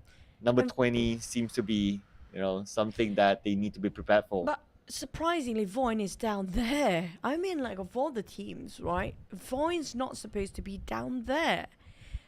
What a flip if you compare with week number 1 and week number 2 here. Very different Voin. But on the side of Hill, slowly they will be pushed down here. We do know Hill and PCJ EVOS will not be playing here. They got 6 chicken. Can anybody break that record so far? FaZe getting up slowly but surely, taking those numbers up. But can he make it by the end of today? Because we're talking about how much they have to secure each map here, Cloud. We're having 5 more maps to go. It's going to be like, what, 20 points minimum each? Or is it more than that? Or maybe less than that. Maybe 10 points. So they need to gather a total of 46 points in 5 games more in order to catch up. But they need 47 because I think the tiebreaker, it's hard to break the tiebreaker because of the amount of chicken dinner. So 47 will be the golden number for them to get the number 1 again. And now let's look at the top performers. Tony K. It's been a while since we last saw him. 6 eliminations this time around. Damn good's there. Keymine's there because Yummy got eliminated early. So it's nice to see like another face, Keymine getting up on the charts for Boom Esports. So it does also show that they are not overly dependent on one player. Other players can step up when needed. And Napeko, always the starman for RRQ. Next, Matt, we do have Erangel. You mentioned about we sum it up around 50 points, right? To make sure that they're number 1 for FaZe. So that's going to be, we have 5 more maps to go. That's going to be minimum 10 points per map. Minimum. So how to get that 10 points? Definitely they have to play safer just to get those ranks, right? Or just go straight for elimination. They got themselves 10 elimination points and more than secure for that round. Okay, 5 more rounds to go. 5 more rounds to go. We've seen something like that happen for Vampire before, and maybe FaZe can be the next one to do it. But let's check out the top Erangel performers. So Hale is not playing today. Obviously, they are number 1 here based on the charts. Look at the gap of rank points between them and everyone else. For elimination points, not as far, but rank points, they're definitely up there. Yudo Alliance, FaZe Clan is there. PCJ was not playing as well today. So focus, if we based on this data, will be Yudo Alliance and FaZe Clan. Yep, the others, they are not playing. Yeah, we do know for a fact the teams that are actually up there have been getting a lot of top spot, but they are not playing since they are in Group D. And speaking of our prediction, I have to say we have to stick with what we have for the entire day. Hopefully not, but hey, it is what it is. We're waiting the only team that didn't secure any chicken the entire tour of PMSL, and this is the team. So we're going to have to put it up until they finally got it. And when, we have no clue. It's up to them. No idea though. I worry that we might need to carry this to next week, but hopefully that's not the case. Yeah, please do it today so that next week we can do proper predictions again. But yeah, this is us channeling the energy to DBD. Come on, DBD. Don't break our dreams. No pressure. I mean, like, yeah, no pressure for DBD. But you know, this is the only team that didn't secure any chicken. And there's also Hill getting too much chicken. And that's in between where there are teams that haven't got any points of progress coming up from 1st to 2nd week. We're talking about 20th place every single week. 18, 19. If you're in the 17th to 20th place since last week, you have to worry about your position if you happen to be in the same spot in 2nd week. There's going to be DBD and TS, definitely. For Void, I don't worry for them so much because they got quite a number last week, right? So it's going to be, if you add it up, the average is going to be in the middle. That's the worst case scenario for them. But for TS and DBD, even PBE, they have to really think about how to push it. Yeah, that's why I'm not too worried about Void. I still think that we will see them in the grand finals later based on the average. GE, assuming that they end up like in the middle of the overall charts today, next week, as long as they can get another middle, it should be safe enough for them. But for DBD, TS, PBE, these three teams, if they are still somewhere down there, that means on an average scale, next week they need to be really on top to be safe. And not just really on top, they have to be really consistent the entire week, not to be brought down, just to be safe. And we know that the teams down there, they are very consistent at being down there, but can they be consistent being up there? You know, it's the reverse entirely. And speaking of which, TF, now do you think they should confirm this lineup with iShot so far when it comes to the final week then? I can't say for sure yet because the first Steinhawk was 0 points. Totally didn't work out for them. Of course, they were gate cap and the circle really didn't favor them. It was on the other island. There were a few factors there. So I can't say for sure, but if I were to answer the question, I would want to give them more games because at the end of the day, majority of the games will be on a bigger map, mostly in Erangel, and then you have Miramar. So yeah, so just go for it. I think since it's the last day of the week, right, they might as well stick for this lineup to the end. Yeah, I agree. And also do something that's not in their comfort zone, because so far we can see that they're a bit not confident. You can see that this discomfort they are playing when trying to force into the blue zone, not how they used to. We remember the teams down there, they do have their time of highlights too, like their past performance. Why is it so hard for them to overtake the mental strength, like overtake their mentality of I'm scared or I'm worried of making a mistake? Just, you know, it's better to regret something that you did rather than something that you never take chances of. In this case, it's like they worry, overthinking so much about a mistake that might actually happen that didn't happen yet. So I think that's the worst case scenario, and that's going to be the mental block coming up from the teams. But speaking of you guys watching at home, thank you so much for sticking with us. And there's so much support giving us, both of us, Cloud in the chat as well. I mean, like Viv, Naz, you guys have been amazing. We love you guys to keep supporting English channel, because today will be the last day of week number 2. But we don't want to waste any more time here. We're going to have a look about the preparation of all the teams. Looking at this, meditation coming up from the side of FaZe or Bacon Time? Looks like it. iShots is, well, looking at the camera. I wonder who's the third person, but I don't think Team Secret changed their lineup. I think they'll remain with that. Newsy is back in the fray. Okay, but Ravenclaw's there as well. So a little bit of a change. I wonder if Tony K is there. He should be there, though, considering that his performance in the previous round was great. So looks like slight change for them. Alter Ego seems to be remaining the same. BTR, another team that likes to change. But this round is the same as before. No, I mean, not, but this time, yeah, same as before. But for today, they're putting in Rise and Yu High. Now, there's going to be 2 star players. Both line up playing again today.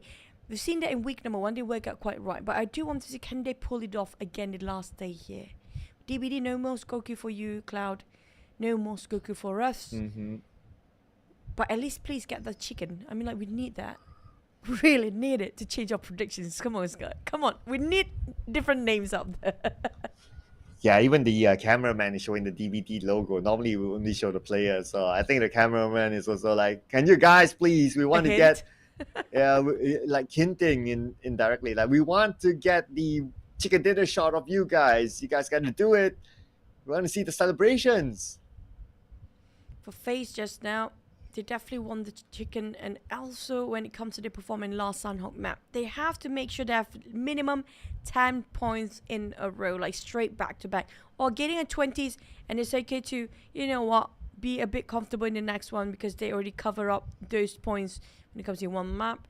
It's either go crazy all the way or just being consistent with 10 points each for FaZe. They can actually overtake Hale anytime. But on the side of GE, it goes to prayers, hoping they can actually hit it in the middle bracket. They are one of the teams that are in the dire need of points when it comes to second week here. Yeah, GE, for them to be safer, especially you wouldn't know what happens next week. So they would still want to go up the charts in overall.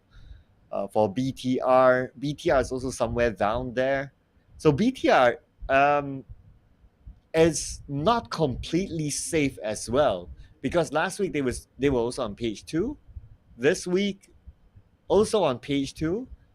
I guess it really depends what happens next week, and they kind of need to hope that those bottom teams don't perform superbly next week. If not, they will be at a risk as well. So BTR still need to work on their side. They cannot be comfortable yet. But so far, I feel like they're kind of safe for now. They're in sort of 15, 16 spot at the bottom, at the line. But at the same time, the gap in between the teams down there is just huge. It's just too much for them to catch up when it comes to the final week. I think they still can have it a bit more comfortable for the teams in the middle pack. If they're consistent in the middle pack, entire league, it's going to be okay. But when it comes to reflecting the points later as the bonus point in the grand final, that's where it starts to sink in, the pain of not having enough points there. Okay, so just earlier I asked whether Tony K, yeah, but of course Tony K has to be there, but that's confirmation there, seeing him in the shot. RRQ, same lineup. So, we didn't get a confirmation whether Boom did any change in this round. So we'll need to see it inside of the game, ladies and gentlemen. So without further ado, let's hop into our Erangel game.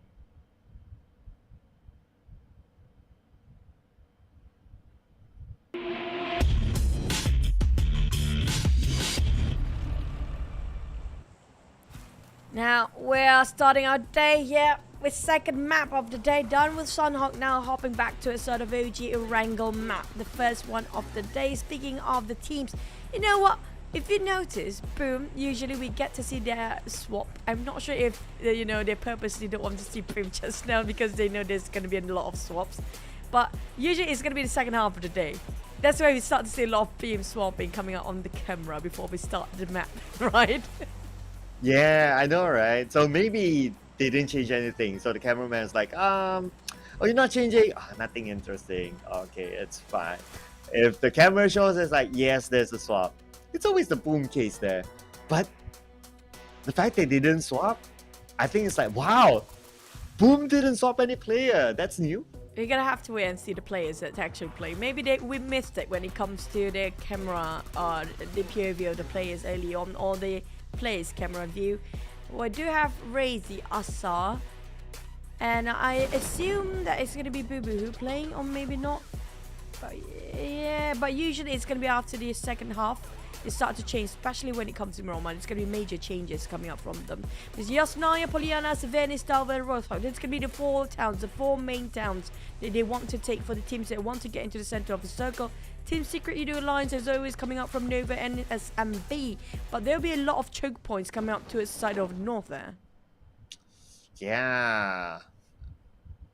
Thinking about how to manage the choke points. So with this kind of circle, we can expect like teams. Let's see here. I would say we might see more teams playing by the side because it allows easier rotation in case the circle goes into either way. Of course, not all of them. Not everyone can play by the side. You have some teams in the middle, but I think we'll still see a lot of teams by the side. That allows easier access to either way. But he's happened to be alone there. Sniper rifle in his hands. GE happened to be visited by FaZe. I'm not sure if they want to pull over or not for FaZe. I have a feeling they don't have enough yet. So they will part ways and go back towards their looting. For GE on the other end, lucky he got himself a bit of a helmet to do. They didn't shoot to a side of GE just now. So it's going to be truce for both teams. At GE, they definitely have to be going on foot towards their looting area, which is going to be quite far from this distance. Yeah, and they're still on foot without a vehicle, so it's going to take a while. Okay, so it looks like Ichi's there to pick him up, so that's going to be okay.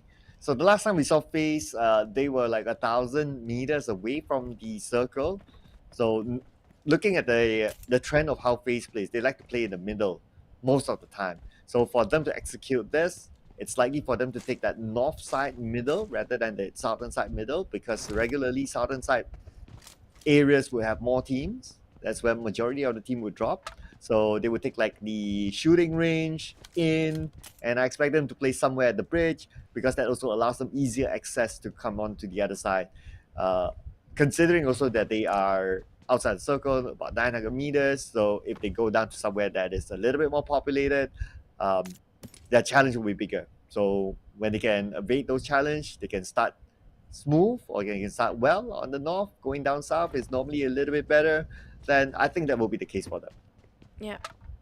In the case of FaZe, that's going to be the same here. They are pretty much in the north and not really that far off. We talk about more on the north going south, south going north. But when it comes to the west and east, it's not too hard actually. It's way easier because how the width of the map itself is not as big as how its length, I guess, in that terms. But for now, coming up from Jogopur, it's going to be FaZe uncontested. Novo, well, you do Alliance, you do know they are sharing SMB with the side of Team Secret, not really sharing. But I have a feeling they might actually get into Milta very soon if they want to, or even get themselves a boat, right? If you get a boat coming out to its side of Kamishki, I mean, that's quite a clear day for them, if not being spotted. Boat ride all the way north. Ooh, wow. Okay, we haven't seen that yet this season. Milta normally has a boat. Sometimes even ferry pier that area. But for them to really take that, because if you take a boat, right, then that means you sacrifice a vehicle, a land vehicle. When you land, you need to hope that okay, there's a land vehicle somewhere, and then you can continue on. But so considering that that's a trade-off with this circle, I don't think we'll see any boat ride this time. I mean, like, the moment they dock themselves in Kamishki, they have to pray they can find themselves vehicles that time if that happens. But for Rosemary, AKM took down one boy. Here comes a spray by Rank It from a Rosemary. I think it's a bit too ambitious here, coming up alone, trying to fight the entire squad of PBE by himself. Yep, he's always the Lone Ranger or the entry or the scout leader one. Very dependent on his teams to come pick him up. Let's see if they can do it this time. They did pass by and Rankit knocked out by Fnatic. Looks like a good trade there by Alter Ego. Rosemary still can be saved. Alter Ego shot back by a side of PBE. Counter fires, even though there's only Cool here. Raimon, if he's being... I think he definitely need to be revived here. They don't have enough men, but it's just too open. And I think Cool is just a bit too low in terms of his health. So he's just going to part ways for now. Alter Ego winning this, even though they're left with only 2 members. That's going to be a revive. Cool reposition on the higher ground to see at the back line instead. This is smart and genius coming from Cool. But can he actually do it on time? Because time is not on his side. He's wasted a lot of time just to pin down on Alter Ego players who been shot down earlier. Now they got a reset.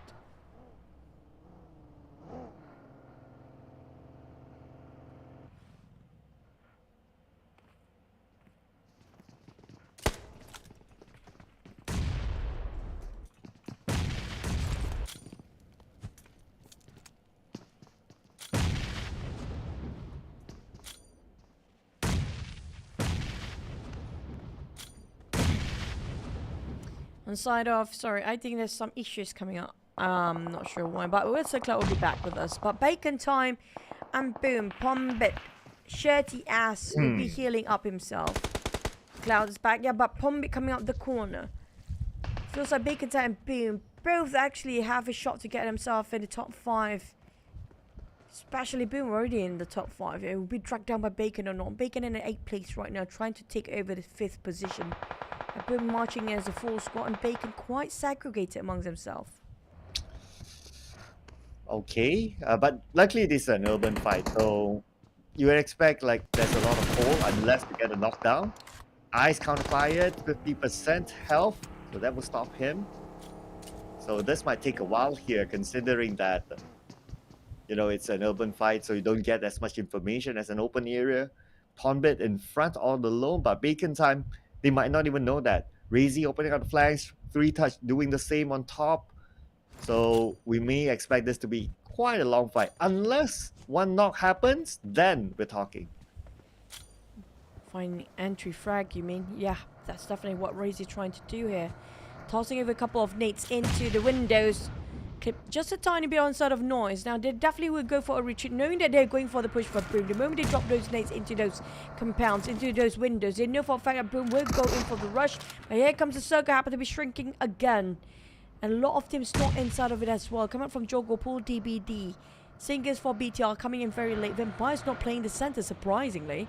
And you do realize a lot of them coming up from the southern part. Not too many in the center, but definitely quite condensed already by now. Bacon time taking his warehouse, spotted out Boom, trying to outplay or trying to reposition himself, having those elevations to see from the back line. And Boom, but Boom is wise. He's just going to go away from this. Yeah, because of how the circle shift. I think majority of the circle is now on top, so that's why they want to make that fast move. But Cool got to make the fast move as well. Out there, go behind him, almost taking it out. Cool is still okay, but the rest of Alter Ego not stopping the pursuit. Now it stops, but I don't think Cool will survive that as we move over to Bourne versus Geek Slate. PBE first one to be eliminated, mentioning them early on how they are in the dire need for the points. Definitely didn't actually work out quite well, but for Boyne taking on Kick Slade. Down to last player for Boyne here. Same goes for Snipes, but they do have damn good still coming up from the covers. Maxius kind of stuck in between Boyne again.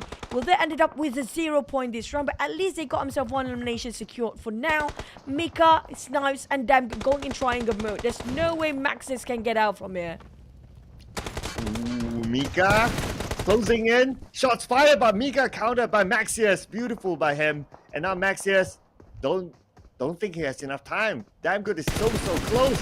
He moves in. Space comes out from Damn Good. And he will take out Maxius.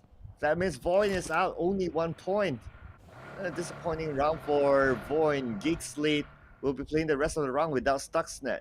I was a tiny bit worried just now coming up from Geek Slate, honestly speaking. It was a dangerous game they've been playing, throwing bodies one by one into and fitting the monster to a sort of Maxis. He got one just now knocked down. Lucky Damn Good didn't make the same mistake there and just took his time for a bit longer. If not, it's going to be a clutch coming up from a side of Maxis. Void would be hitting that one big and hard to a side of Geek Slate. Alright, keeping spotted out from afar. I think that's going to be a different team entirely. Udo Lions, is it Udo Lions or a different team? Or even Geek Slate, possibly. They're stuck in between here. But they do have a lot of space. They have the entire forest by themselves. Ooh, okay.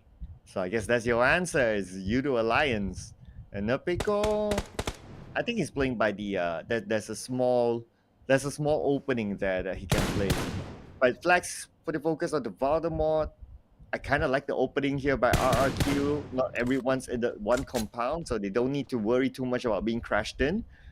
They open up the high grounds on the left, 2 of them. It's okay, they can get information. But with that information, they'll make the decision on what to do next. And it's going to be up North Circle, just below Saverni. DBD got himself an airdrop. Extra bonus at that for their loot. Just hope it's going to be their miracle run this time to get those eliminations. They're definitely quite in the center, including Ultimate Ego 79 is there as well. The Prime spraying onto a side of face, trying to deny the entrance, go back to south, let's say. Coming up from Vampires, just stopping the transition of face to its side, but they have a different route entirely. Just go a longer way, and they will go away unscathed. But Vampires definitely not happy about that, not managing to get and secure any sort of eliminations from there on. Boom, on the other hand, do have a couple of vehicles. They saw face transitioning after those kind of spray come up from this side against Vampires early on. Pombit having those trigger discipline, they will not take a fire yet. Yeah, and a good thing is that they still maintain Yummy on their side. I think that is that's a big thing there. So okay, so far so good for them. But for the Xavier, Rabbits, Lamborghini, Frankie, Chua will be playing. They didn't go for the gatekeeping option. They're playing a little bit safer because they're playing by this ledge. So this ledge, unless someone walks by, well, then they'll fight. But because it's like stage 3, so normally teams at this point of timing, they wouldn't want to go through this ledge. They'll take a little bit on the higher ground, which is what Geek Slate is doing. So at least from that, they can overlook some of the teams that they are below them, including Lamborghini in this compound. Speaking of a Lamborghini, he's been very, he's been putting a lot of work for the entire week, so you can say that. There's so many clutches just by highlighted by himself for the entire team. I'm not sure where are the rest though. We haven't seen a lot of Chua, Frankie, and Frankie is playing today. So you do have Frankie in the fray today. Yesterday, there's not much of Frankie except for the last game, but for the side of Geek Slate, Mika knocked down. They lost Stuxnet or Sonic as his previous name. Stuxnet's already finished off, but Geeks Knight been finished off by look another casualty on the side of Geeks Slate. Now that's gonna be remaining with 2 of the players left. Mika will be bleeding out. Now Luke will definitely finish him off. Snipes even. It's not the Geeks Slate that we used to know. At least overall, they're not too bad. Like they're number 9 now. And they can still collect points through Dam Route.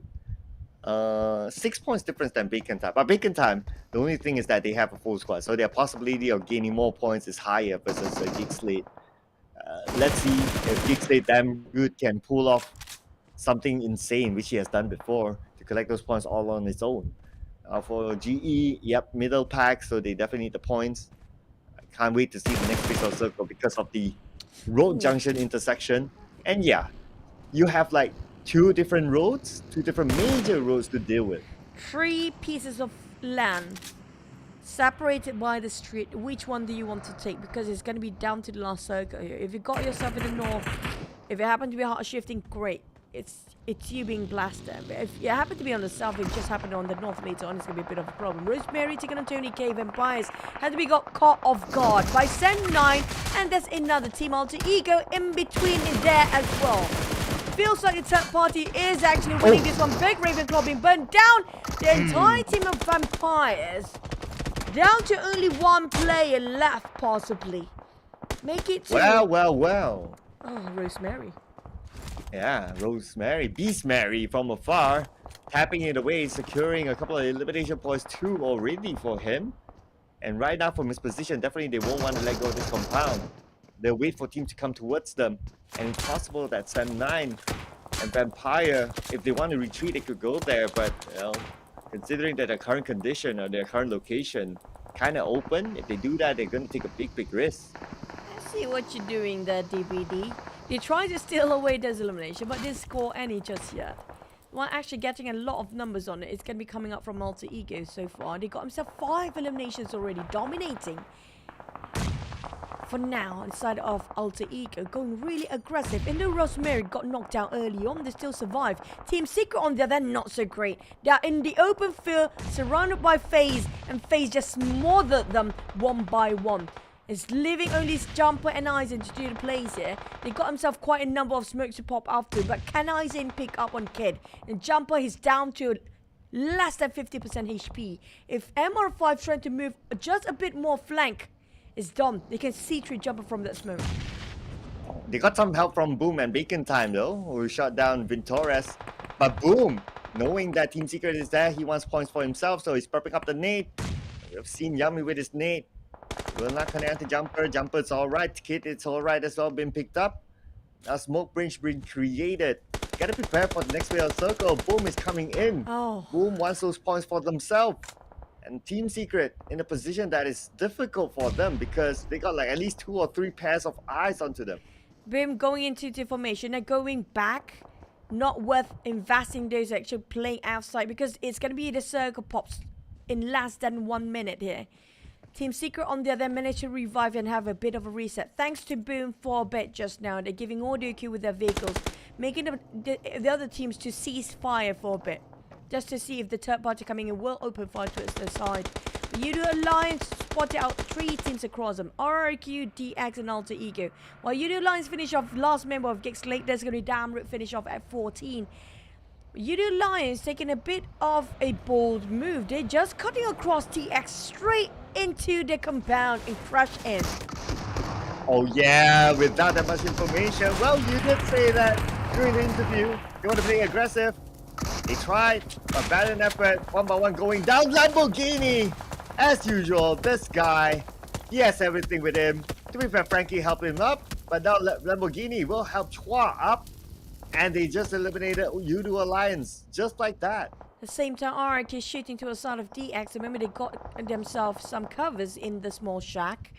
Now they want to force a fight here, not letting any of these guys to have a bit of a downtime. DX taking on RRQ, while Alter Ego at the same time splitting the 2 formations here.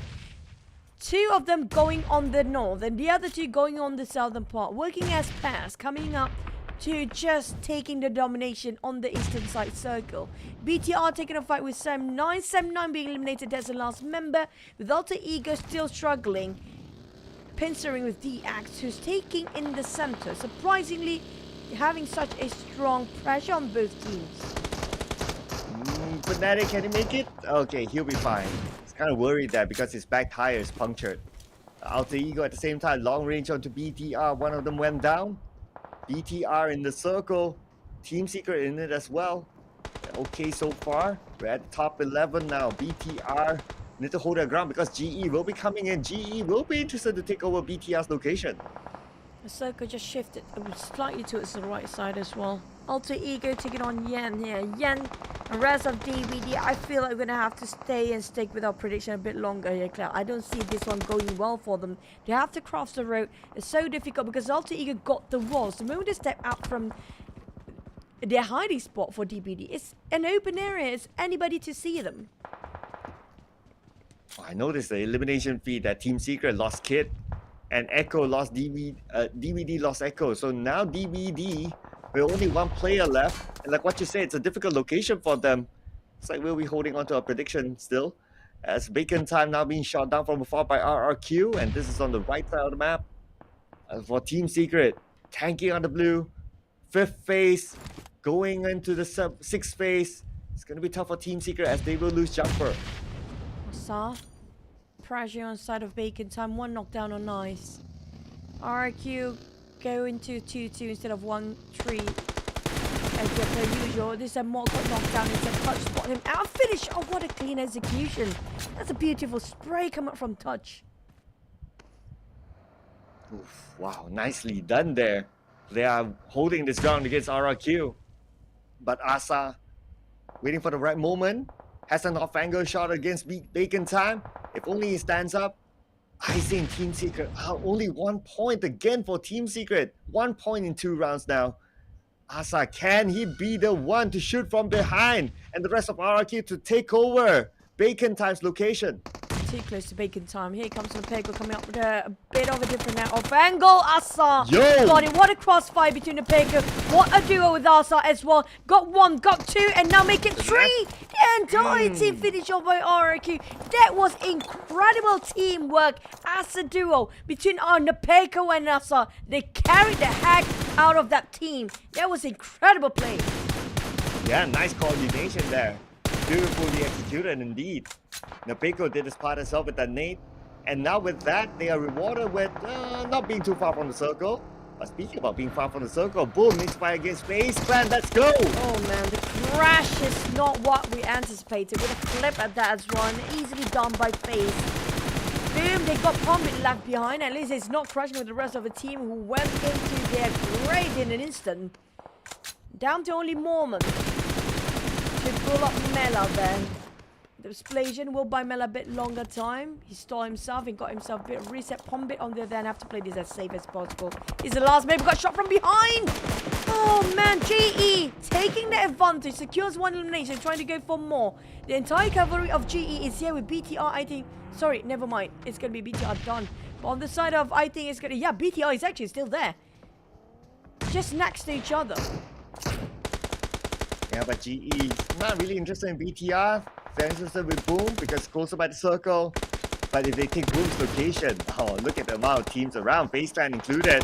MR5 gunned down by Pombit, and FaZe Clan will lose MR5. And Mela now tries to survive, but Mela will be shot down. Mormon in dire need of help, but no one's there to help him.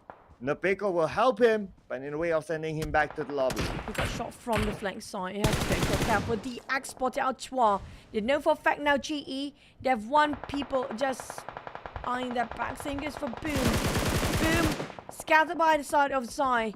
Pombit spraying back, but he got shot instead. BTR coming up from the back line of GE. They have to be cautious about their next move. Ryzen, I think, got ambushed from the far. The moment he tried to move himself from certain compound, BTR down to last player. That's just it. Boom as well, last player. Similar situation like BTR. But he will try to secure the elimination point. Yes, he will get it. And he will get it by eliminating GE. Oh, GE had one player left, and that means Pombit is still alive. Pombit hoping for first ace in the box so they can reset himself. Sata, on the other hand, eliminated by none other than Beast Mary. 11 eliminations out of Alter Ego by now. 4 by Rosemary, 5 by Fnatic. Now I feel like everybody's stepping up. The games of Alter Ego, they're working as a unit. Such cohesive interaction between themselves. And the only thing that the only team that actually do have a 4 until the end here. This shows how neat when it comes to a team comps. So organized. Now Vampires finish off DBD. I mean, like, we're still gonna have those predictions coming. But on the side of RRQ and Alter Ego, they look strong. Yeah, Alter Ego. Not only the numbers though, they have a compound. They have a compound. So if they sell the circle with that compound, pretty much chicken dinner is theirs. But now, Frankie will not go down without a fight. I take it out. Pombit out. And it's boom, number 5. Potato, long range at the Vampire Esports. Vampire Esports, no vehicle. Even the vehicle has been blown up.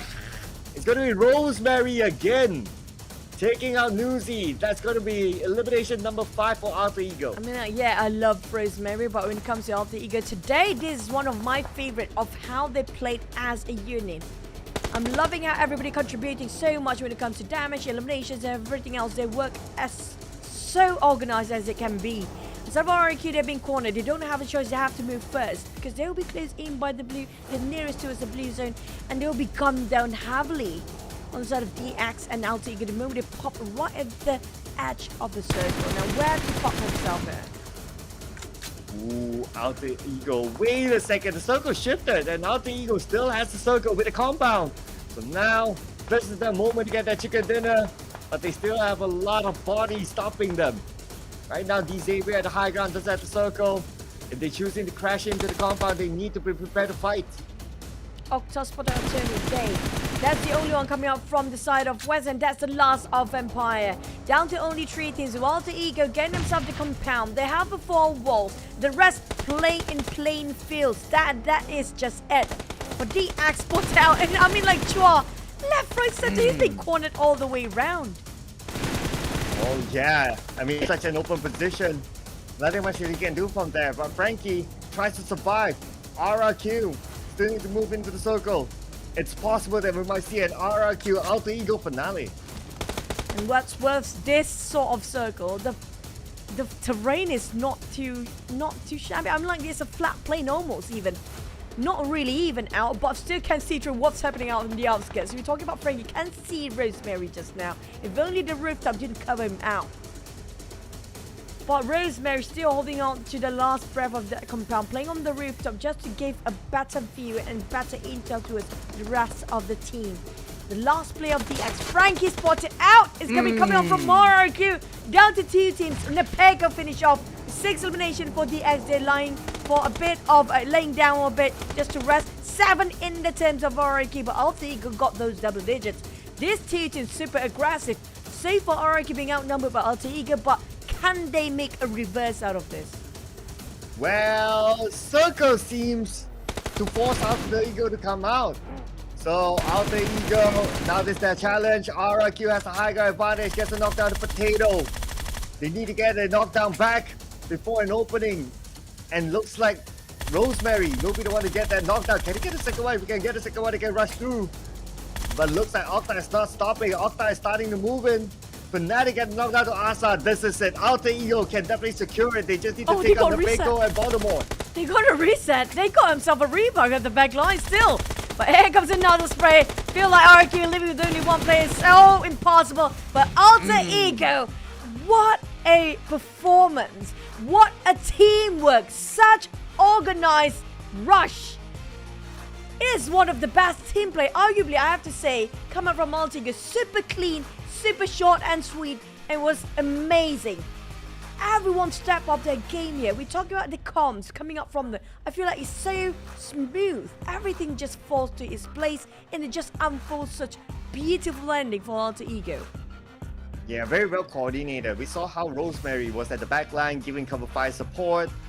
And then you have like one person in front, one person opening up to the right, and one person opening up to the left. So it was all well covered by Alter Ego. Fnatic, I believe this is the first time he got the MVP.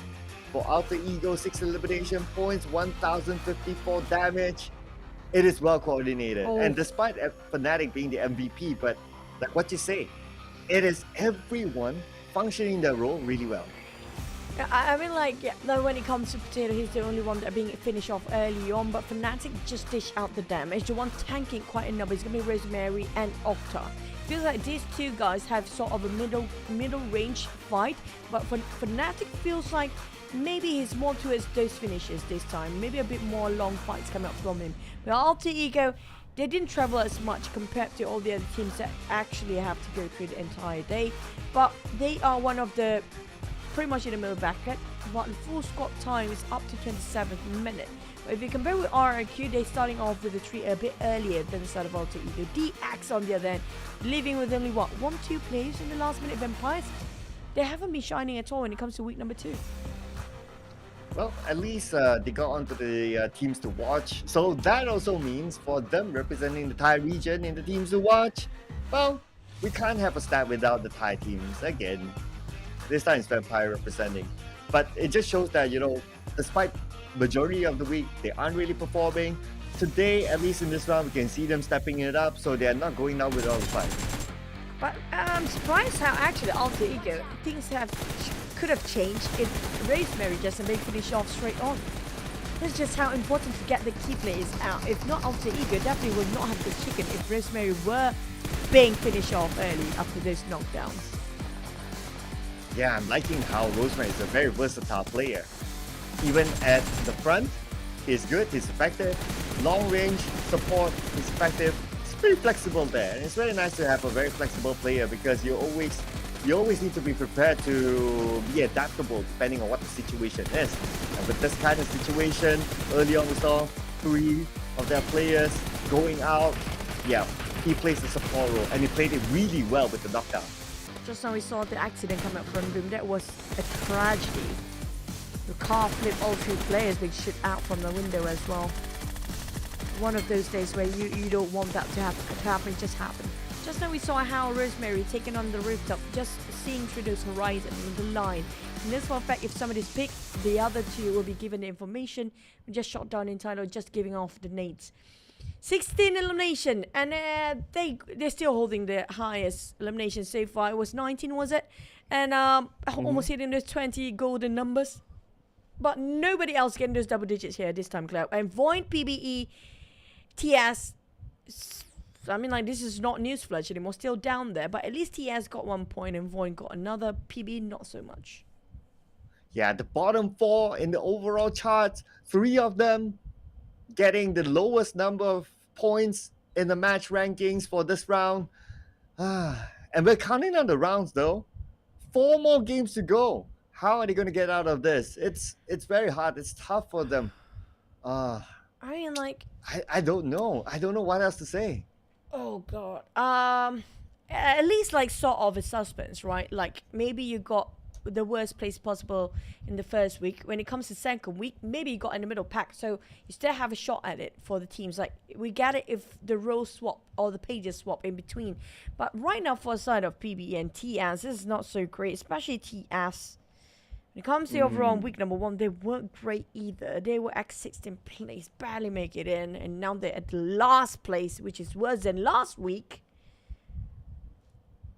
And DBD, Void, I'm not worried. We're not worried for Void, definitely. If you sums up in between it, the average is going to be in the center.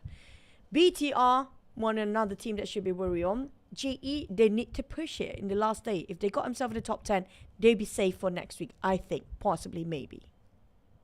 I'm also counting the points for FaZe Clan. So 43 points for them to catch up to their number 1 with 4 games to go.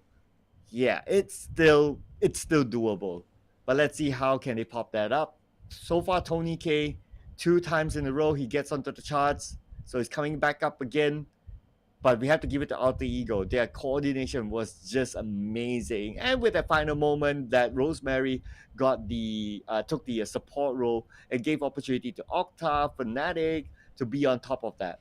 I agree. I'm loving how Rosemary is just such a great asset. You can actually fill him in any roles needed to be filled, right? It's like this is a huge asset coming out from an for an organization, because you might be lacking some sort of firepower, or you want to find different tactic entirely, but he can pivot all the way. He's the anchor for the team coming up from Rosemary. It's so important. It's so important for him not to die early as well.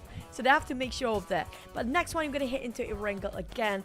Now, we do know there's going to be bad news by the end of week 2, because if, honestly speaking, Cloud, we're going to have to give it out there, right? Team Secret happen to be having a last spot by the end of this week. Do you still think they have a shot for next week?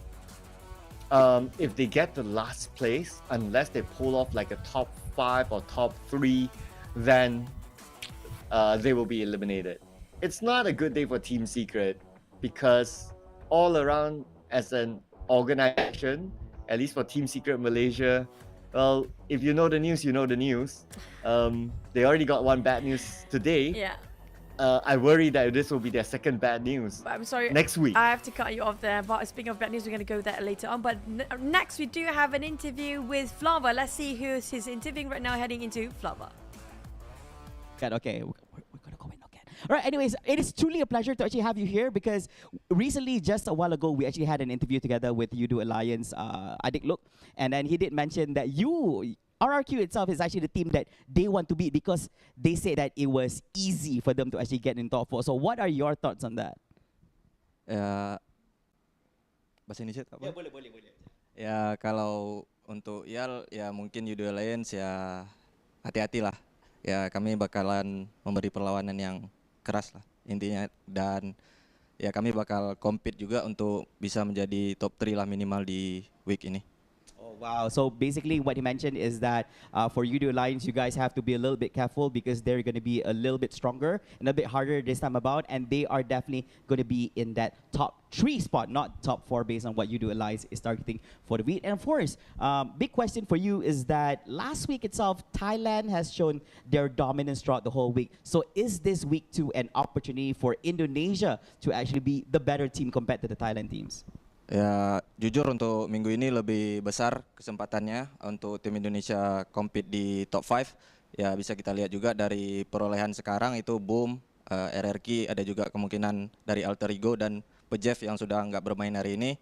Ya, aku rasa untuk minggu ini Indonesia bisa 4 tim di top 5.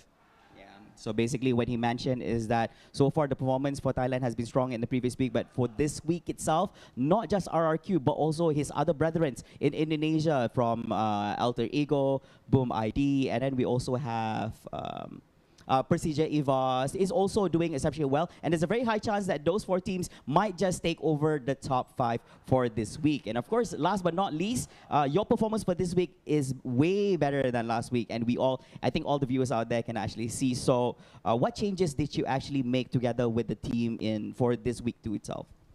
Untuk perubahannya mungkin nggak terlalu banyak dari segi strategi, mungkin ya kayak penyempurnaan strategi dan mistake-mistake yang kecil, komunikasi, improve di controlling zona gitu. Paling ya yang hal-hal basic yang bisa menunjang performa kita untuk lebih baik ke depannya. So basically what he mentioned is that I think there was not much changes going on when it comes to strategy, but more towards the small changes that is very, very important, such as the basics like communications and as well as execution actually, which is being portrayed for this week itself. All right, so I guess that is all here from our interview session. Thank you so much, Nogat, for the amazing interview session. For those who are tuning in, don't go away. Be sure to continue to support Team RRQ and the Indonesian teams here at the PUBG Mobile Super League Southeast Asia Spring. I think that's what need to be heard on the teams that are actually down there. You know, go back to the basics, go and fix the fundamentals, go back to your textbook to see what can be done. That's what needed, like you mentioned about how they'll be punishing for the teams that actually didn't work out for week 1 and week 2. The time is now to go back to the basics.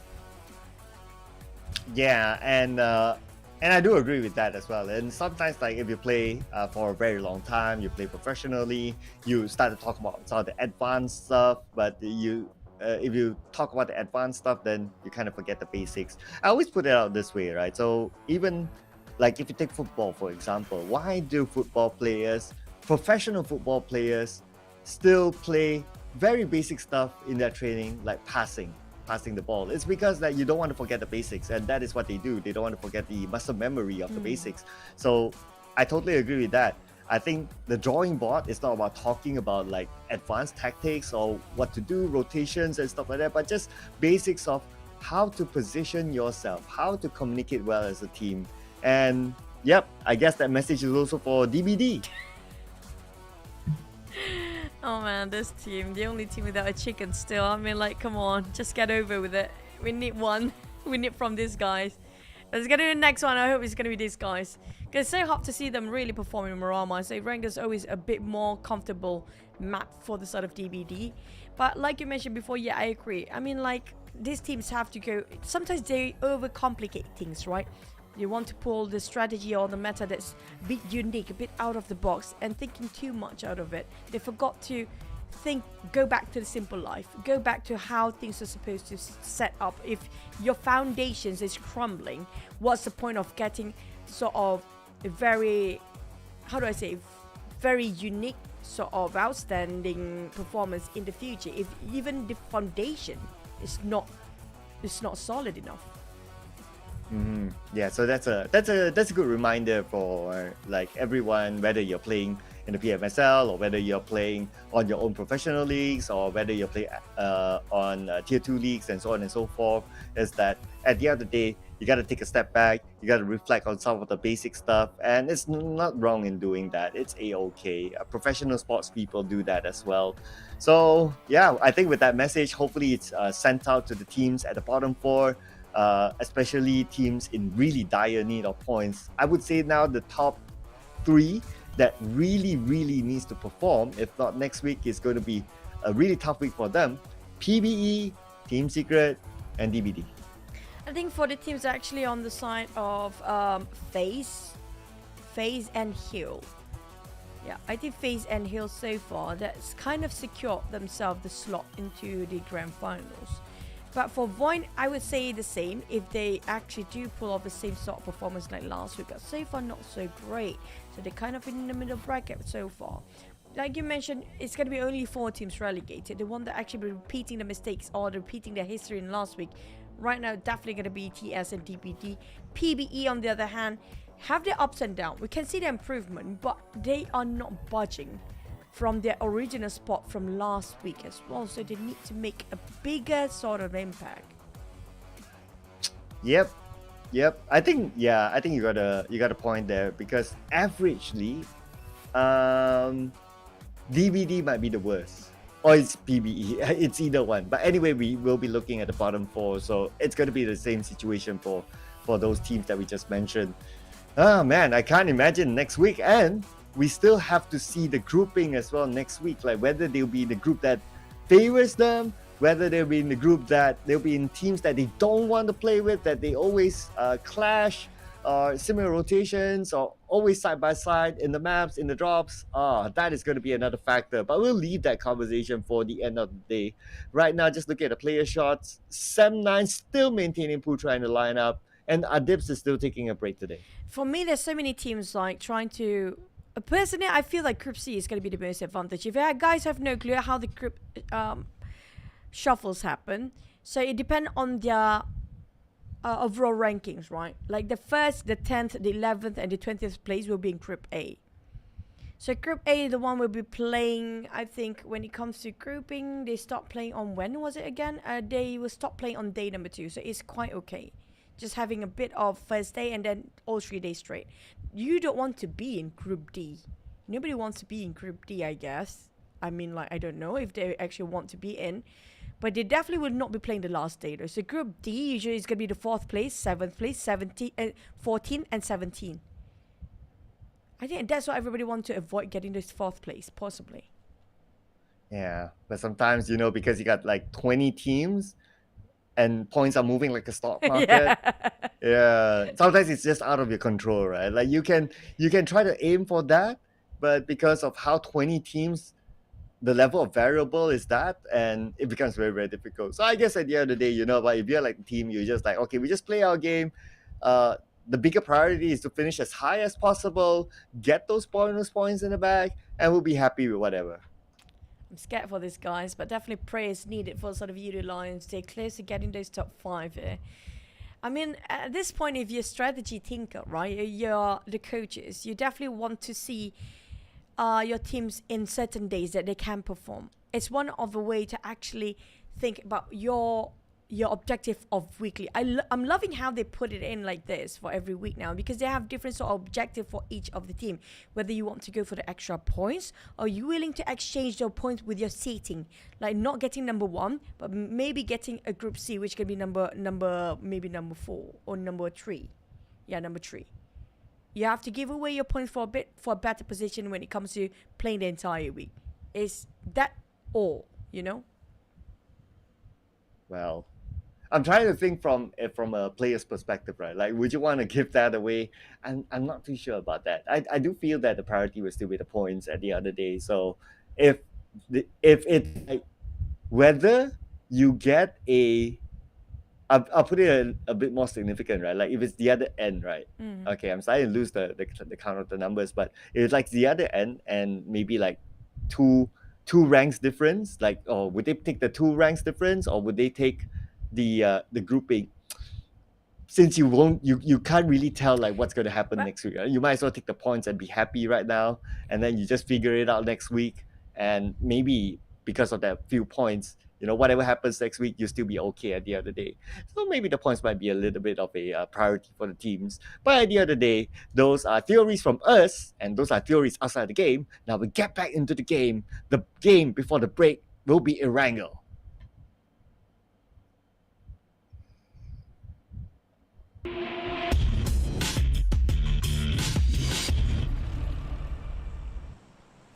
Oh, I'm loving the skin. So vibrant. Mm. Got a good feeling about this game now with this sort of a skin. Yesterday was a bit gloomy for me. But the flight path just evenly parting the map of Erangel into 2 parts here. We do have on the southwest and northeast side, so everybody can drop whatever they fancy. It's within their reach. It's not that too far from them. It's quite in the center, cutting across Pochinki as well. So we did talk about Pochinki. A lot of Pochinki circle the past few days in week number 2. Back to it. I still have to go back to the context, right, Cloud? Since you mentioned about, yeah, I agree with players' POV when it comes to this ranking, right? It's still a point, it's still a point. That's why I think the reason why this season we do have the format, the initial points will be cut down to 50%. So the impact won't be too much. If you want to catch up, it's doable when it comes to the grand finals. Like example, you got yourself 60 points, right? 30 points for the initial points in the grand final. So it won't hurt as much, even though it's going to be 1-2 points different. But if you cut down to 50%, it's going to be half of it. Not too punishing. Yeah, I had a thought about the logic behind the 50%. Yeah. So, oh man. Oh, the logic of 50-50. Here we go. The logic of 50-50. Okay, I think by now we're like, we're so used to this kind of circle. It's like, every day we will have one. It's fine. But the logic of the 50% is because of the change of the chicken dinner point system this time. So last time we used to get like 15 points for chicken dinner, now it's 10. So that is not like 50%, right? But if you kind of like look at the overall, like the spread of points is lesser because of that. So it does make sense that the bonus points be cut down to 50% because of that. I think that if we still maintain a 15-point chicken dinner, then we might not even be talking about the 50%. It's going to be so trippy when you think about the numbers, because there's 2 different set of rule we're talking about. One is going to be the game overall ranking with the points, like with chicken dinners and everything. There's also the bonus point. So the 50% cut is coming up from the bonus point, right? So yeah, it kind of reflect that way too. If now you mention it, yeah, it does actually play a big part when it comes to reflecting bonus point. But at the same time, it's down to, it's so hard. You have to choose either or. It's down to the coach, really. The coach playing such a big responsibility to know exactly what their objective every single week. The players, it's a burden lift up from them the moment you got yourself a coach. But the teams without a coach, do we have any teams without a coach here, Cloud? None, right? Let me see. Going through the list. No, unless technically you say Gig Slate. is without a coach because they have an analyst instead.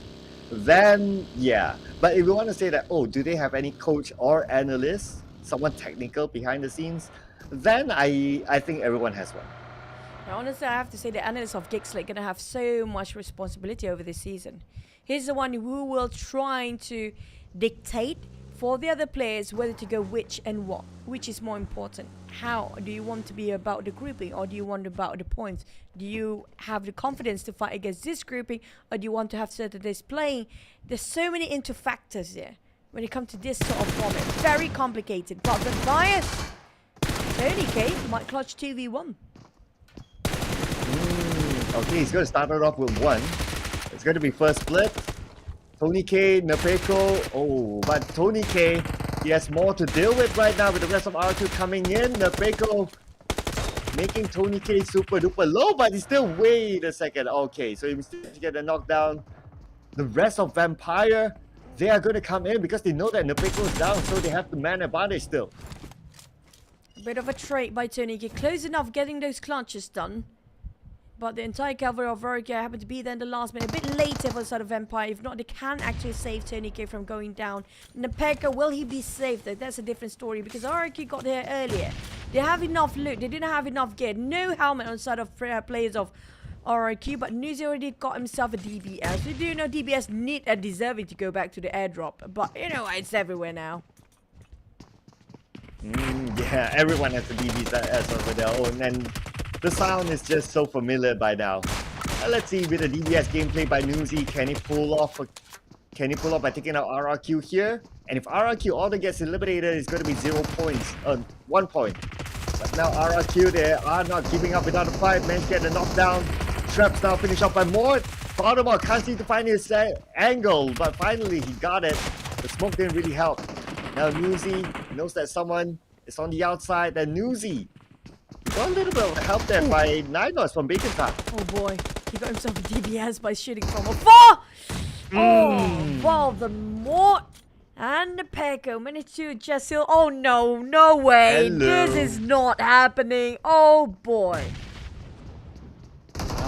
Okay, so they won that one, but because the Peko was all alone, no way he can pull up a clutch here against Bacon Time in that situation. So Bacon Time happy to pick up the 2 points. So mean, such a meanie coming out from Bacon Time. Nasty move, a brilliant one. By giving those fake hopes to the side of RRQ when they just had that fight over with. Fake hope temporary to live for another moment, taken away in an instant. Gigslate now taking on DBD Yen. Oh my god. Are we looking over DBD not getting those chicken again? There's always Yen to be taken over first. And always him the one actually be knocked down the first of DBD players. Every single time. Or is it just me? Or is it real? It's always Yen. It is possible. It is possible. But you know what? For the most part, we don't see DBD surviving that long, so it's always very hard to tell. But the fact that Yen goes out, that means DBD is playing as a trio, and Gigslate knows that. So they're going to take over this area, they know that they want the points, and with that, they're going to rush in as a 4. They are definitely so confident with this rush here. On the side of Gig, you do see how confident they get when it comes to just jumping into it. They're not thinking twice here. Damn good. Right across Echo. Might spray over. You can see the silhouette, but Echo already prepped those snakes. But at the same time, Echo just needed himself. Okay. I mean... Okay, not too sure what happened there. Interesting, but not this way. Yeah, not that way though. And with that knockdown to Echo, plus he's on the other building. We're only left with 2 players from DBD. Gigslate just needs to find a good night angle, and then they can come in. Okay, they're creating the smoke bridge right now, but I think that's smoke bridge from DBD, so they're trying to save Echo. It's going to be hard. Echo is now being used as a bait. They got shot from behind as well. Jimmy OP. This is how Gigslate just surround them every way possible. G is nearby as well. We won't be looking at very near future of third party. Might be coming in very soon, not just yet. Gig damn good. Keep the pressure on that side. Echo, there's no way to be safe here. I mean, he overcooked himself, Dosenate. Didn't even toss it. And it just... The exploded the moment he left it open. Damn good on the other hand, have to retreat back. They got the discipline. You can see Geek, even though they're so confident pushing in just now. But they know for a fact they overextend themselves too much. They definitely will attract those unwanted attention. But the circle we mentioned earlier on, it's a 50-50, my god.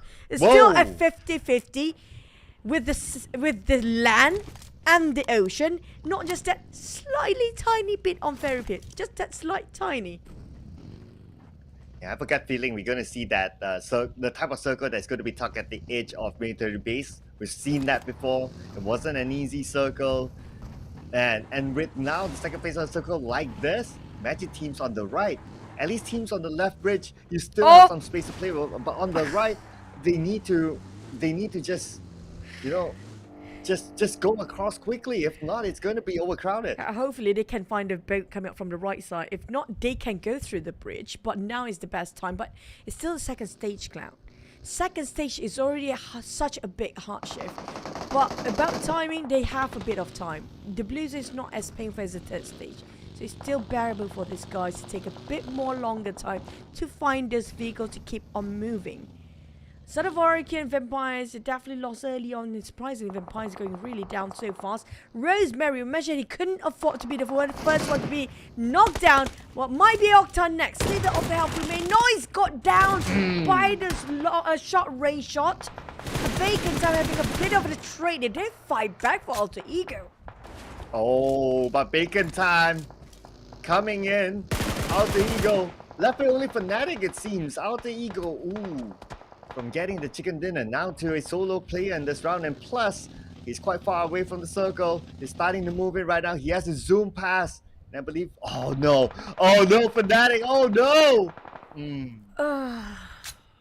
And you just mentioned earlier on, if they need to move to the bridge right now, but I think just that bit too late or just tiny bit too early.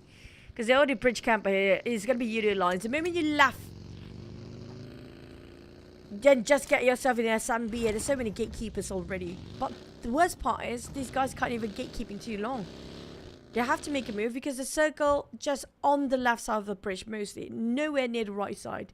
GE just, you know what, instead of going through what they had to go through, might just go for a sim. But so many teams actually try to get themselves on the beach side. Yeah, Boom doing the same strategy as GE, but GE, because they landed on shore earlier on than Boom, so now Smart has advantage. They're going to stop Boom from coming on to shore, and he's going to be fishing. Be happy with the points collected here. There's no way for Razy to actually come out to shore right now. He only has the boat behind him, and plus, with them on the outside of the circle, the blue will pressure. It's either they deny themselves or the point will be given to GE. A big hole coming up from the side of GE. West and Smart definitely happy about this. Easily secures those 4 points, but at the same time cannot overstay themselves. The circle shrinks. Tiny bit of a bridge in there, but it's definitely going to be on the side of SMB, on the west side of it. TS got himself in the center with Gig Slate. Utilize coming up from the back line. GE still taking over the side of Boom, trying to finish off the entire cavalry of it, but 7-9 are breathing behind their backs. Nobody guarding over to the bridge side, nobody gate camping there, but it's going to be GE if they manage to secure those eliminations against Boom. We do have still teams not crossing over here, Cloud. Yeah, still have teams on the other side, so stage 3, you can still kind of tank it, but it's not fun either way. Stage 4, that's it. But Razy finally been taken out by GE. So it looks like Alter Ego is out, and GE will be happy with the points for them this time around, and each player having one for themselves. Therapy not in the circle. Whoever's on top of Therapy have to leave. They have to cross the bridge. Do they have the boat? Do they go for cars and vehicles, or they just swim over? But swim never going to be a good ending. You saw that just now. Facing it on DBD. Surprise, not surprise here. DBD down to only 2 men. They're trying to cross the bridge. Gatekeep by Blaze, gatekeep by Bacon Time, stuck in between. But Face Clan, despite, oh, DBD is still alive. Okay. Looks like a Gig Slate let them go earlier on, and Echo was picked up, but now he has faced up against Face Clan. Moment knows that he's on second floor. He heard the footsteps. This nade could land onto Echo. Echo evaded it, but Momo's going in with the DPS. MR5 with the Scout L at the ground floor, and now they moved up to the first floor. Mormon take out Echo, and DBD loses another player. Taking time, having a change fire with FaZe. Mela on the ground, but Shirty X. Oh, whoa, a flying car! Right in the face of Mela. That was scary. Lolly works out either way for them, but now FaZe Clan. They try to take advantage of it. They have the information now. Bacon Tan in trouble. 3 touch still alive. Ventoras knows they hit him. He just needs to finish him off. Jimmy still alive at the bridge with the circle in hand. And now the rest of Bacon Tan. Where are they going to go from here? Their vehicle's kind of stuck too, and MR5 opening up the flanks. MR5 trying to revive the rest of FaZe. Mela. Now the blue zone kicking in. We're talking about the 4th stage. It will be heading into less than 30 seconds. Time is not on their side. They have no time to waste at all. They're trying to revive or just leave it. Mela have to be left here. No MR5 can invest way too much and extend his fight there. Moment trying to go over the other side. My gatekeeping, but I still got it going. Lost it, but Jimmy OP is on the other side to take it all down onto 9 Noise. Jimmy OP could collect those points. Now Ventoras is stuck on the outside, pressure with blue. Jimmy OP could be the one to take him out. Ventoras is in trouble right now. Jimmy OP still has the circle, but Ventoras has not. Jimmy now going to the side of Ventoras. His last player coming out from FaZe here. Feels like none of this team will actually make it up to the top 5. Those two remain with single player on this side, including Frankie. Now Frankie is stuck on top of Ferry Pier, nowhere near swimming by, because Big Tron just gonna have that area of swimming just across Frankie. There's nowhere Frankie can just pick out like that. But Kick, they definitely will actually gatekeep a side of BTR. If they decide to swim, there's no way they're going to stay alive. Team Secret taking a long rotation on the outskirts for a tiny bit just to see if there's anybody on the west coast is swimming over there as well. I noticed Xavier's position. Frankie's on the way left, what you mentioned earlier on. And another player, I believe it was Rabbis, on the way right on the military base island. I wonder how they got spread out that much. Now, Jimmy OP not letting go of Ventoras just yet. He can take his time because he's the last player, but Rabbis founded out by Rankit will be shot down. Definitely will not be able to be saved by his teammate Frankie. Frankie managed to get onto shore. Oh no, he hasn't swum across yet, but Frankie, he still has time to play because he still has part of the circle, but definitely the next circle will not be his. Sitar swimming. Frankie. Praying that, you know what, maybe the circle happened to be blessed for Frankie and you don't even need to move. That might happen. If you happen to be solo squad, usually that's the case. The circle have a bit of a pity on you. You know what? Take the circle away. You happen to be alone. And it's sad to be alone sometimes. Yeah, very lonely life. In that case, maybe the circle just happened to be in that favor. But UD Alliance, they got themselves still as a 4. We still have 11 teams at the 5th stage very soon, less than 2 minutes later. Team Secret, this time they're still working as a whole 4. It's quite a rare set for them to actually last long, and this is one of those days. For the 4 side DBD, I feel like we're going to have to put a prediction again. Nowhere near getting those chicken with 1 player. Might be a chance of it, but I hate to break it. The odds are just against him. Yeah, absolutely, absolutely. Plus, he's still at the bridge, so it's not like he has like a good location for him to move around and so on and so forth. So it's not looking good for Jimmy OP and DBD. As for Team Secret, they were like military base circles because they normally drop inside a military base, and because of that, they have the advantage of like taking prime positions within the circle earlier than any other team. Previously, we did see that in one of those rounds, we did see that Giggs played winning the fight over Team Secret to get their position. But Team Secret, just as we talk about them, Aizen goes down, but it's by a mini 14. So I can assume that it's through a long range shot. And the last we saw them, they have compound. They should be able to reset. Team Secret and Shambles. I have to go back to their fundamentals there, honestly speaking, for Team Secret. There's just nothing happened to be gluing together on this side. Frankie, on the other hand, one man or not, now close by the blue zone, still managed to secure 1 or few more points, but he got himself only 4 first 8, so hopefully he can survive for the next one. This is going to be the game changer for the team.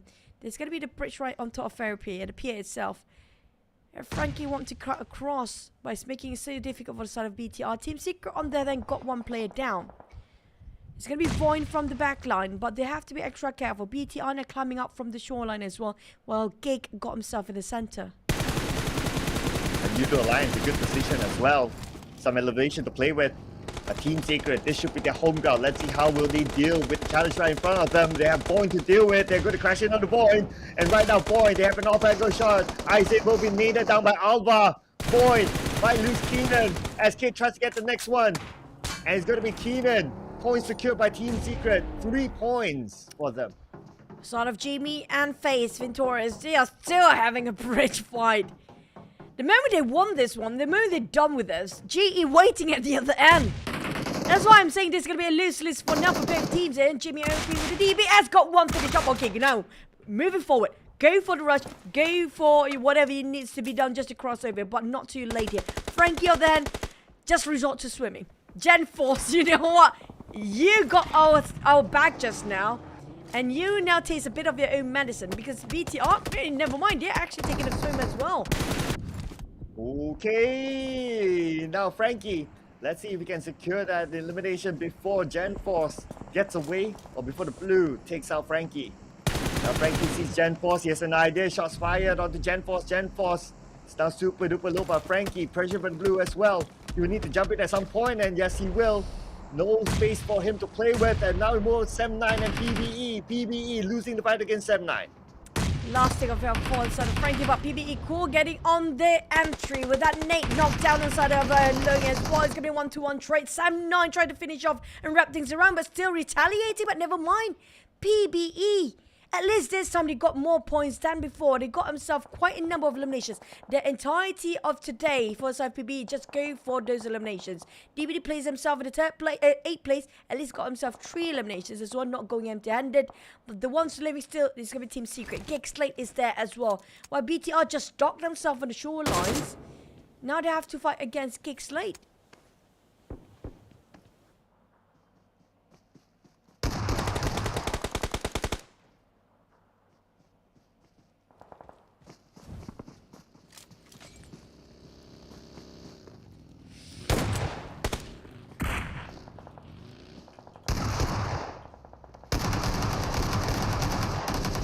Man, this is not great. Team Secret now and diminish again. Talking about being obliterated into the oblivion. Team Secret, at least this time he got himself in the top 6. Not so shabby. And got himself a couple of eliminations. Not going empty-handed. This is one of the best rounds yet coming from second week of Team Secret. Maybe one of those two. I think we had like what? Only 2 rounds, including that one coming from Team Secret. It's way better from the entire week. Yeah, considering that they have a very tough week, this round is okay. Could have been better though. But speaking about better, it's better for Gig Slate as they have the circle, they have the compound still, and now they can hold BTR on their ground. Damn good. Eyeing out to this angle. There's going to be the entire BTR smoked themselves in the middle. They do have coming up from GE. GE is here again, Cloud. Multiple times GE getting themselves in the top 5 the entire week too.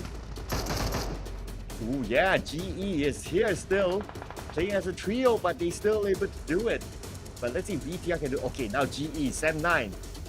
If they can take out Sem9, that'll be great for them. Dab stops in front of West. West spots him out. West will take out Dab, and that's definitely going to be a point. But will Sem9 do it? Okay, no, it's going to be Smile. Okay, on the other side. But Sem9 still has one player though, Loyu, but because he's the only player left, I don't think he'll want to take the spot. GE building up momentum, got themselves quite a number of eliminations, 6 in the back, the last we saw them. BTR split into 1-2-1 right now, while UDU Alliance living with only 3 members left, 1 knockdown. Definitely have the space to pick them back up and piece them back up again for the entire team. Is full squad and once more. BTI is a full squad. 3 teams a full squad, while GE having 3. Sem9 on the other hand, stuck in the middle. It's going to be direct between the elephants, yeah. Sem9 low, you left with only smoke. That's going to give away his position. But at the same time, nobody willing to open fire yet. Nobody willing to give away the position as well. Sata's hoping to get a knock. If they can get the knock, they can rush him. But as long as they don't get that knock, it's going to be hard. Okay, Gig Slate, so far they are evading those nades, but they're getting closer and closer anyway. Now Gen Force will join up together with Sata, tosses a nade onto the building where Gig Slate is at. Molly tossed out as well, but the Molly will land on the outside of the building. Gentos, knocked out by Flex. Judo Alliance, off angle, knock. Oh boy, this is not great for BTR. Cornered, pinch, and sticky in a pickle. It's going to be BTR losing man here. 2 down, make it 3. And now they're being finished off. Last player remaining. Gigslate and Yudu Lines both charging in the same time. And you are nowhere to... There's only one rock. This is the miracle rock to keep BTR alive. They have to be in line. So very few space. And that's it. Even the rock cannot make the magic happen. Oh yeah, it was hard. It was hard. I mean, they were in a very tough position. But right now, Judo Alliance, wow, okay, after all that, with 8 eliminations in the bag, they managed to still maintain a full squad. Looking good for Judo Alliance, but GE, they still maintain a 3-man squad going up against Judo Alliance. That's going to be their next challenge. Wes, just to make sure everything clear on their side. And now they heard the audio cue, they heard the vehicles. Are they baited by GE? Definitely are paranoid right now. They are a bit more too careful. They're worried about the accident might happen with those cars and being run down by it would be another issue to deal with. Here comes a little trying to actually go into slowly. They are zoning out and pushing with those vehicles. This is smart coming up from Yudu Lines. And GE took the bait. They're intimidated by those vehicles as well. Slowly pull back and now in the outside of the circle. While the Yudu Lines try to wrap things up with GE, Gigslate and Semna. Loyu is still there. Okay. Let's see how long Loyu can last in the middle of the circle. Judo Alliance might be the next one to spot him up and as they're moving on to the high ground. And it's going to be Mika first. He spot the smoke. That means he knows someone's there. Loyu's in trouble. 10% of health left. The vehicle will be exploded. Not like he really at this point, but the nade from Mika should land onto Loyu. 2 nades toss out as an insurance policy to take out Loyu. Will it land? First one did not reach. The second one will not as well. Loyu will reset. That magical rock in between. Works its magic this time, but never mind. They worked so well in the last minute too. Sem 9 finished off as 4th. Now Gig, they do have a 4. Yudu Lines and Gig will work as and GE working as a trio, but Mika, wow, he just easily responded to that.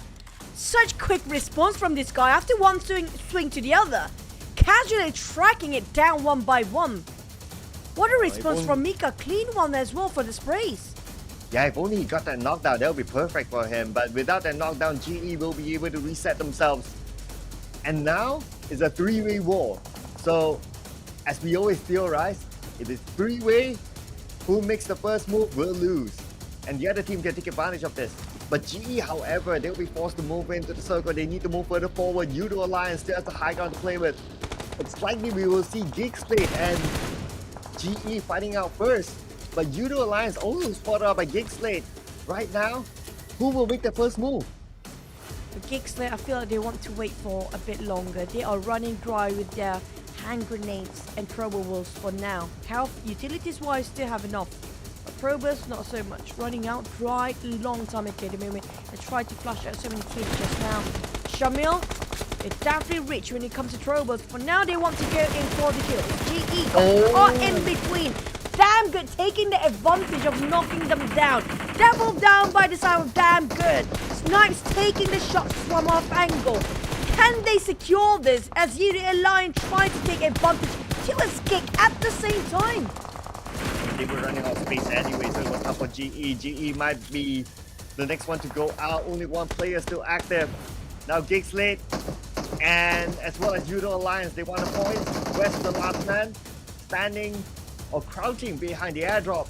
But look at Adeluk's position. Adeluk's going in and Damn Good will steal it away. But Shamil will still get one for himself. GE number 3. Back to square one, 3v3 of both teams with Gig taking a bit of a lower ground. Elevations for sort of Yudu Alliance and got themselves the circle still, spreading into 3. While the side of Gigslate, they're going in a triangle mode right now.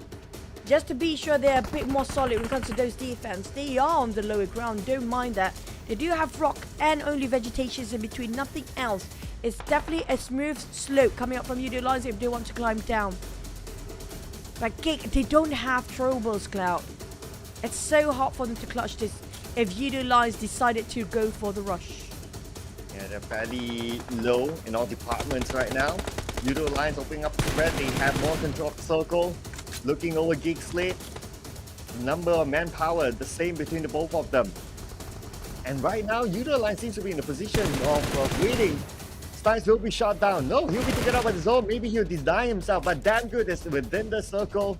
He still has his teammate Stuxnet behind, but Stuxnet needs to move forward. He might want to use the airdrop as his next cover, and there he will. He will go there. The airdrop might still have a few items. He'll pick that up happily. Yep, got himself an upgrade, but definitely Lick spotted him out. Stuxnet have to move. They don't really have need to rush. The circle's nowhere here. We're entering the last stage. No more circle. Whoever got himself blue zone favoring this side, it's going to be the end of them. Who will be close by the blue zone first? Feels like Stuxnet. He got no way out. And that's it. I mean, like, if you want to deny, there's no way you can go up in the last circle. No way. Yep, no way. So consider that he's trying to deny himself. Now with damn good, the last man, Judo Alliance, no, they don't want to let this point go. And Shamil secures that point for Judo Alliance. It's been a while since we've seen Judo Alliance getting the chicken dinner. Judo Alliance taking over the entire military base island. And now they get their reward, which is the chicken dinner before the break. It's been a while we've seen any Malaysian teams getting those chicken in week number 2. Honestly speaking, yeah, I agree. And the entirety of the region, they have been quiet when it comes to week number 2. Loving this, Judo Alliance waving a different flag up there this time. Do we have different flags as a start here today here, Cloud, in the first half of last day, week 2? Yes, so first one is Thailand, second one is Indonesia, and now Malaysia. So we got 3 more to go. Let's go, PBE, GE. Yeah. And who else? One more? Vietnam team. Vietnam. Yeah.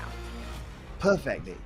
It's going to be a perfect run for us if that happens. No idea. But Flax OP coming in from NC, being the one of the newest member of Judo Alliance, he fits in perfectly well.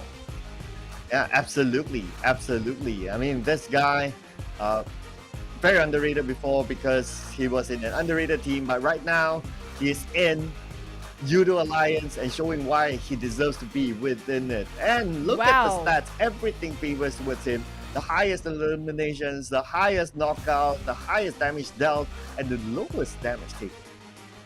He's playing very smart. If you ask me, he's been taking himself in an off-angle position so many times, ambushing and, taking the advantage of the openers. He's not actually watching on his side as well. But can he? You have to get to this guy. He's still got a couple of assists on the eliminations and knockdown there, and being taken out so much damage, soaked in damage by himself for the entire team. But for the teams to watch when it comes to our match 3 just now, Judo Alliance who got themselves just a chicken and GE consistent. Speaking of GE and the wildcard, this is great. I'm gonna put out something here.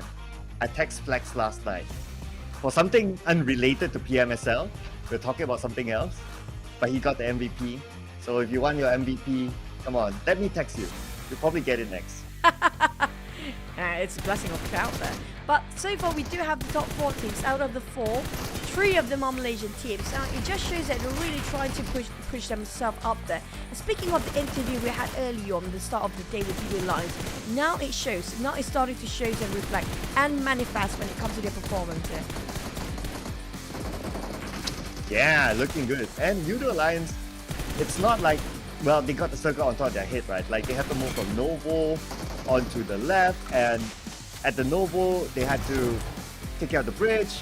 They got an inspiration through there, and then once they're done, they move in smartly with the right timing into the left side. And when they move in, it's not like it's a free pass for them as well. They like needed to fight a couple of teams, and they won all their fights cleanly, and that's how they maintain their players towards the end. So this is a good round for Judo Alliance overall, with more than 10 elimination points. Make that 11 for Judo Alliance. Yeah, I'm going to give their credit where credit is due. And not just that, just now it was a really tough circle, by the way. So hard for all the other players. You know, the circle was a 50-50. And the second circle was still a 50-50 out of nowhere. But when it comes to the match rankings, that was a really tough one before heading into long break of Wrangle. But 11 eliminations coming up from the side of Judo Alliance. 9 followed by GE. I love this. I love how GE rise up to the occasion. You know what? They have nothing else to be scared of. They got it. All they need to have is just that belief in themselves and those confident. And look where they at.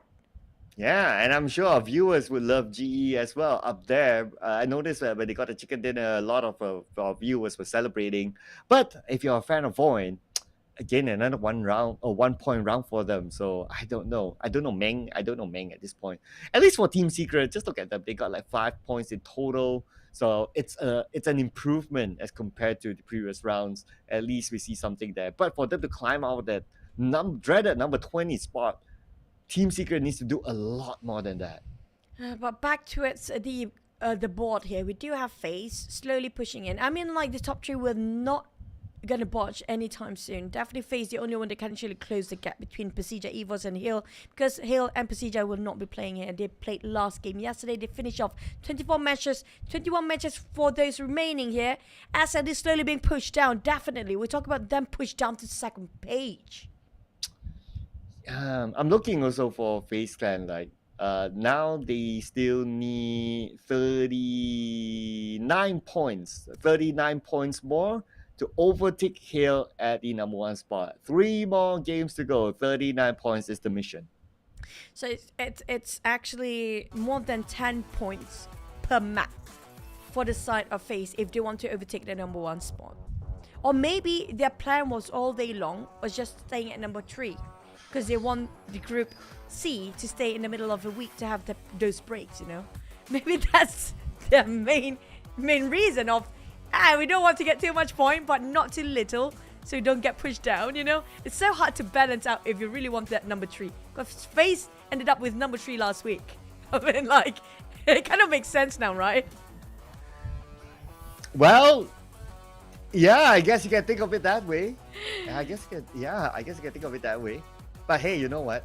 I got a text faster than usual, so I think someone could be at the venue. Really? Oh yeah, you know what? I agree.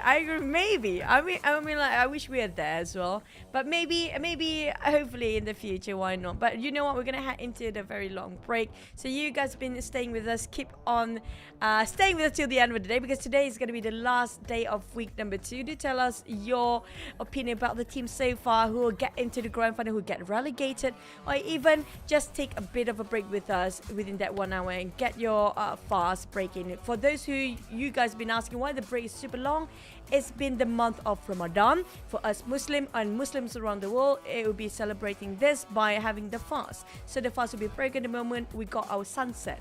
So the moment the sun sets down, that's where we get to eat and drink. So we're waiting for the counter and timer to actually tell us that we can head into break. So I'm stalling, I'm trying my best, Cloud, and just bear with me. But yeah, we're gonna be after this within an hour break. But speaking of a lost wrangle, how do you think this circle will be? Iffy circle. Let's go. We already got an an iffy one. Well.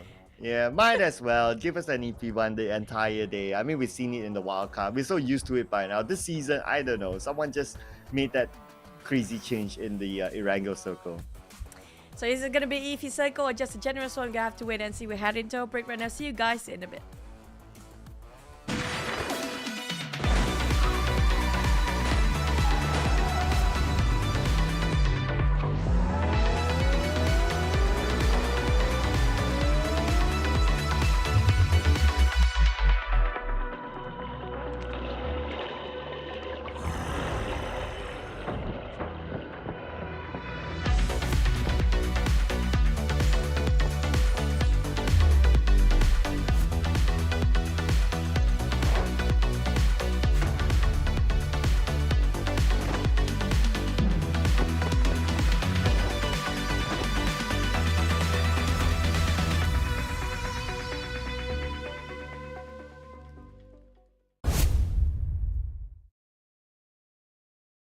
Kepekatan santan pada setiap butir nasi.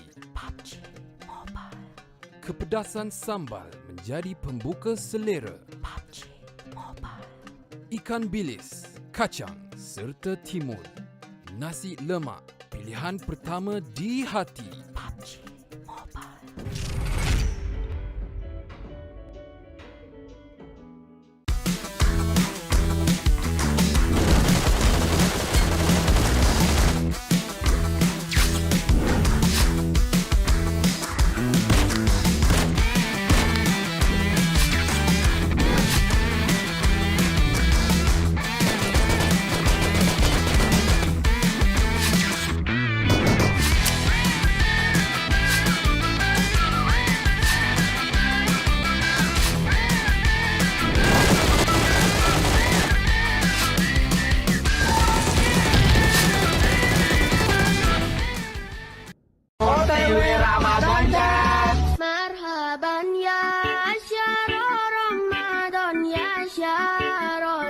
يا مرحبا يا شهر رمضان يا شهر صيام.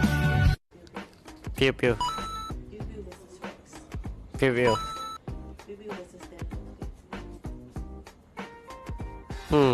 Damn good. Damn good. Damn good.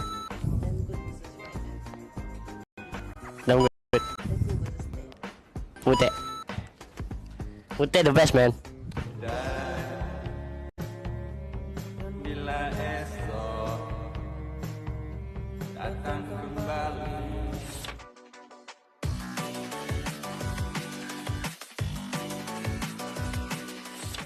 Pemburu or jumper? Jumper. Yohai or Fredo? Yohai. Demrut or Mika? Mika. Ryzen or Zuxi? Ryzen. Team Secret or Yudu? Yudu. Ararkio Athena or Bigetot Esport? Bigetot Esport. Nasi lemak or nasi uduk? Nasi lemak. Magi or Indomie? Indomie. Rendang or nasi kandar? Nasi kandar.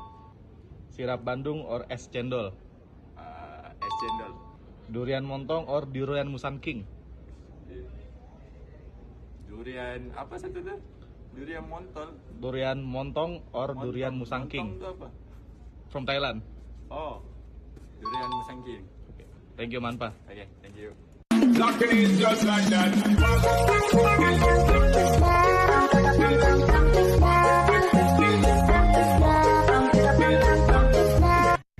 Hi, Jumper. See you soon.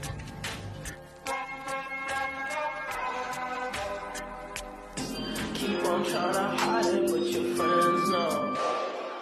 I only call you when it's high, but the only time that I be right. Oh, said I only love it when it's high. A brand new gameplay, Noosa Tycoon, is now available. Welcome to your very own island. Earn Noosa coins, build your island, and increase your prosperity. That way, you can win a free legendary set and commemorative titles. The main way of earning Noosa coins is by running the Regal Resort. The higher the level, the more profits you reap. Invite friends to stay at your Regal Resort and help you run it, for both of you to gain additional earnings. Keep using Noosa coins to upgrade buildings for your island to become more prosperous. Upgrading the cargo terminal can additionally improve the prosperity of your island. When you reach 2,000 prosperity, you can redeem a permanent legendary set for free. Every 8 hours, players can explore the mysterious cavern once for free to dig up crates and collectible items. The higher the cavern's level, the greater the chance of excavating collectible items, which further increase your island's prosperity. Here's a little tip. The most profitable strategy is to evenly upgrade all 3 buildings. A hologram of your island displays in the lobby during the event, and its appearance changes as your prosperity increases. So come and build up your island with friends.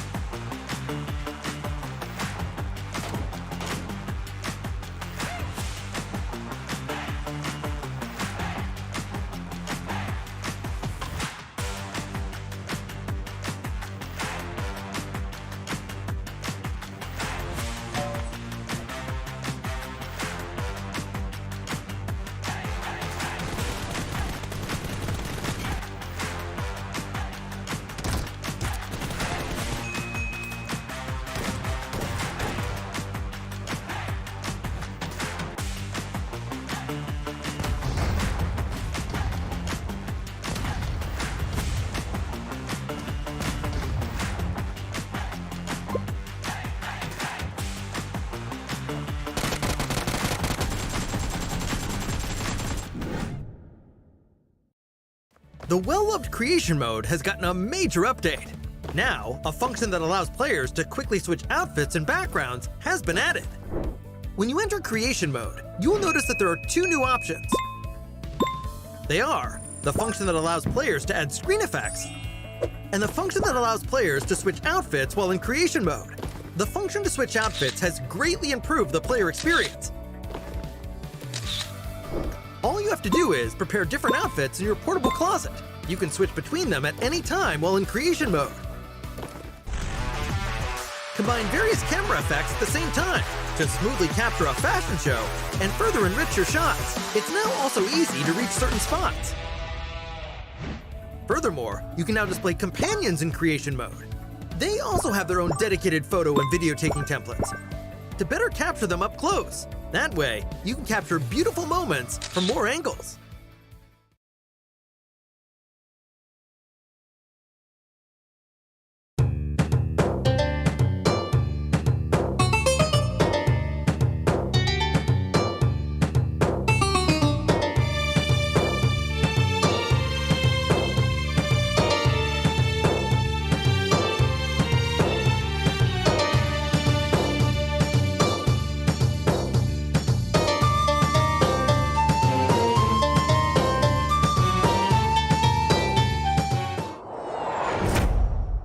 In this new version, we've added a new small themed area, the Imagination District, to Air Angle and Live It. If you wish to quickly check out the new resource point, it's best to go to Air Angle. These widely dispersed Imagination Districts will provide you with new options for gearing up. Try landing here at the start of a match to loot more supplies than usual. Also, similar to the Imagination Plaza, Imagination Districts also offer interactable areas that allow you to get rewards. But since the areas are small, each Imagination District can only be interacted with once. If all teammates jump to the same Imagination District, there might not be enough supplies for everyone. In that case, it's a good idea to split up roles in the team. Some teammates can first scout the nearby area for supplies. Once geared up, they'll be able to protect the rest of the team that's busy interacting with the themed area, thus mitigating the chances of loot getting snatched away by other players. By working together, both looting and interacting can be done at the same time. It saves a lot of time and lets your team quickly move on to the next point.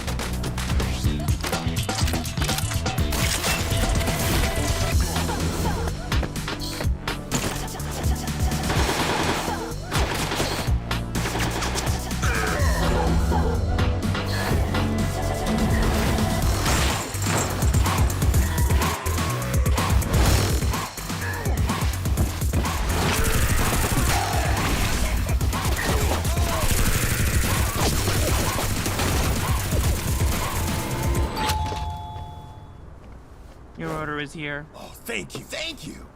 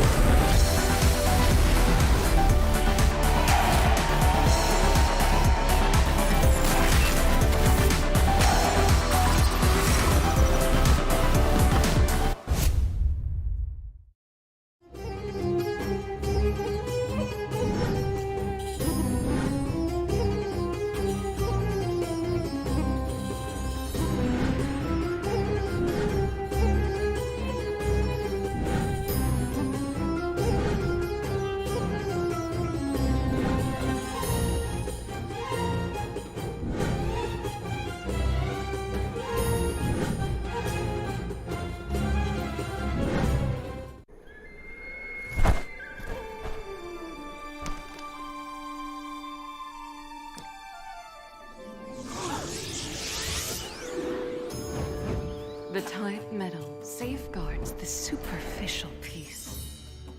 The lack of supplies continues to aggravate misunderstandings. Familial conflicts that lurk beneath the surface never cease. Eventually, trade relations are cut off and contracts torn apart. Thus marks the end of the family bond.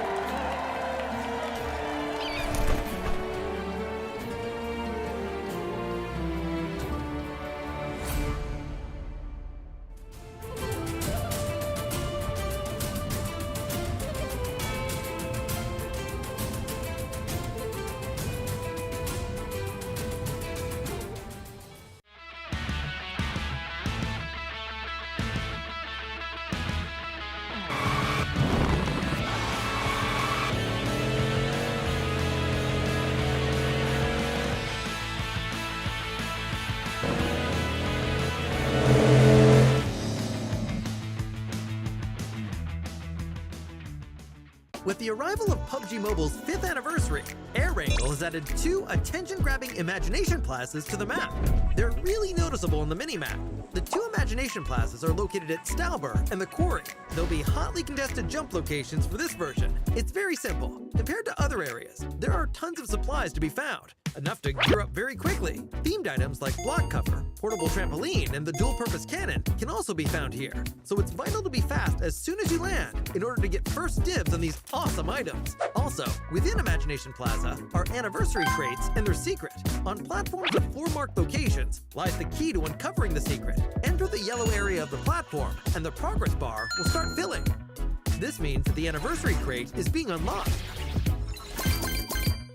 Although it's possible for a single player to fully unlock it, it's way more efficient to do so with teammates. But be wary, as you don't want to be a free target for enemies while unlocking the crate. Once the progress bar has started filling, players can make good use of the gun shield to block enemy gunfire. Once all 4 platforms have been fully activated, a laser will activate the plaza's center tower. That's where the anniversary crate is. Players can use the dual-purpose cannon to fire themselves and teammates straight to the crate at the top of the tower.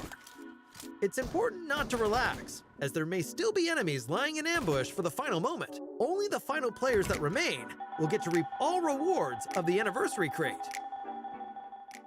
Let's see what new content awaits us in Classic Mode, as well as other general improvements. In terms of firearm adjustments, we increased the DP28 and M249's damage and stability, as well as its default ammo count. It now comes with a full clip of 47 bullets when first picked up. At the same time, the DP28 and M249 can now be equipped with the gun shield attachment. Once equipped, it'll automatically unfold when players lay prone to help block enemy gunfire. We've made a series of improvements on the game's basic controls. Now, when the spawn island countdown ends, it plays a team assemble animation. Hurry and show off your team. The reticle has been added to the jump phase to make marking things easier during this phase.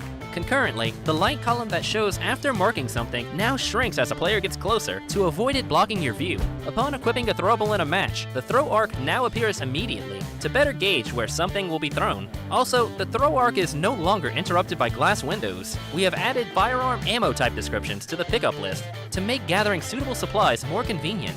The carry system has also undergone adjustments. When being carried by teammates, players can choose to break away. After doing so, the teammate will be unable to carry the same player again for a minute. What's more, players can choose to enable sound visualization on the main gameplay interface. After enabling, footstep sounds, vehicle sounds, and other sounds will show directional information. You'll be able to have a better grasp on what's happening in a match. We've also upgraded creation mode. Players can now switch outfits, select loads of scene special effects, and display companions in creation mode. For more details, follow our official PUBG Mobile community. Winner, winner, chicken dinner. See you next time.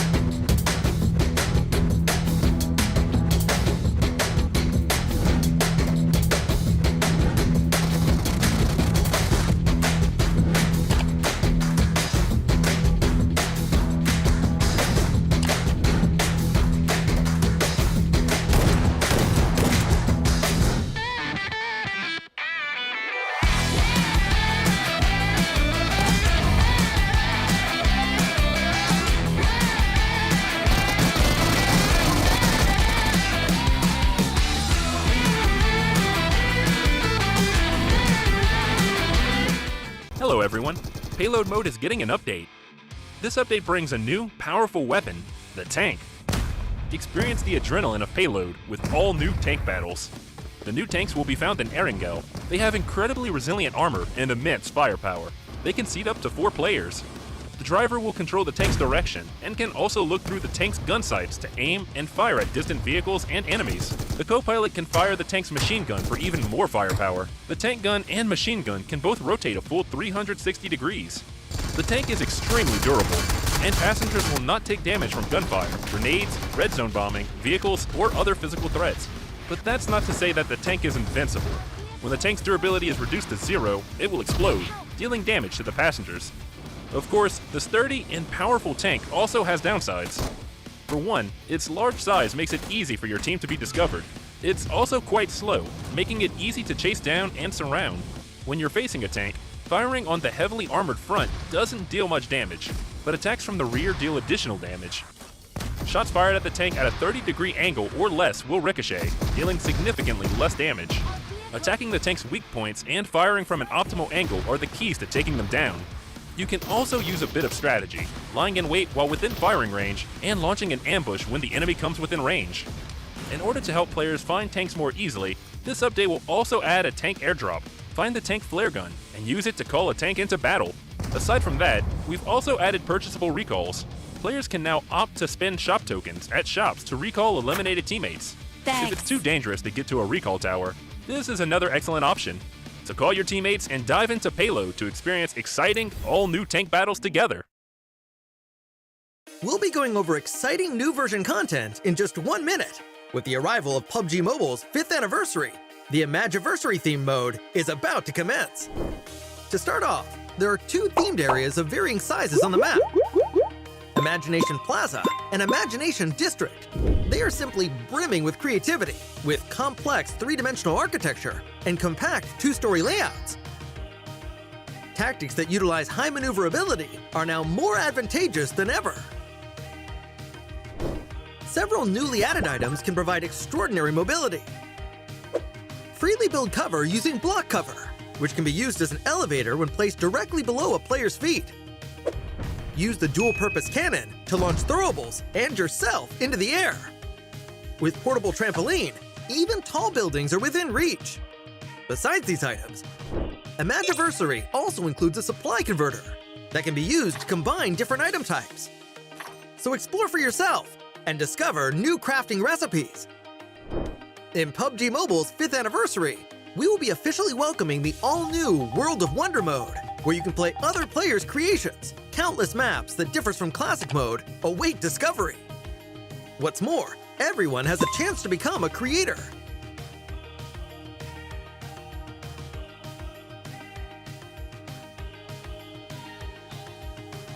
Publish your own creations in the game for everyone to enjoy. Gearfront will be making its return next month, alongside the new Jet Boost board skill, which allows you to move about swiftly. Creation Mode will also be undergoing an update. A special function that allows players to quickly switch outfits and backgrounds has been added for an even better selfie experience. Moreover, we will be introducing a new gun shield attachment for the M249 and DP28. Come and experience it for yourself. PUBG Mobile's anniversary celebration is about to begin. Get ready. PUBG Mobile's 5th anniversary is coming soon. Let's take a look at all the new content. In version 2.5, we'll be introducing the new World of Wonder feature, which includes tons of maps for different gameplay. Apart from the classic Battle Royale gameplay, you can experience unlimited possibilities in PUBG Mobile. In World of Wonder, even more gameplay maps will be coming in the future, so be sure to keep an eye out on updates for more details. On March 18th, the all-new themed gameplay, Imagiversary, will be available. In this new gameplay, players can use 3 themed items: block cover, portable trampoline, and the dual-purpose cannon. Use them to complete all sorts of creative maneuvers. Block cover can generate 3 different shaped toy blocks, which can be used as a bridge or cover. It can even be used as an elevator when placed below the player's feet. After placing it on the ground, you can touch it to bounce to higher ground. Players can launch themselves with the dual-purpose cannon to travel long distances, or launch all kinds of throwables as ammunition. It's way more powerful and effective than a regular throw. Get your creative juices flowing and come up with different combinations to unleash unexpected tactical effects. Furthermore, your backpack comes with a unique item, the supply converter. You can use the device to get new supplies by converting them 2 for 1. Give it a try, and you might just discover something unexpected. At the same time, the large new themed area, Imagination Plaza, will appear in Erangel, Stalber, and Quarry. Battle it out to occupy designated locations and compete for a vast amount of advanced supplies. The small themed area, Imagination District, will also appear in Erangel and Livik. Explore these areas and get your hands on supplies. Classic Mode has also undergone several updates. DP28 and M249 can be equipped with a new gun shield attachment. Once equipped, it can be used to block enemy gunfire. Supply shops are now available in Miramar, Vikindi, Senok, and Payload to provide players with an extensive array of tactical options. In Payload, powerful and heavily armored tanks will be available. Drive them into battle. In Metro Royale, there will be loads of updates to items and mechanics for you to explore. Creation Mode will also be undergoing an update. You'll have access to many creative functions, such as change outfits, emote change speed, scene effects, and more. More options will be added to the camera and chat, so showcase your brilliant captures.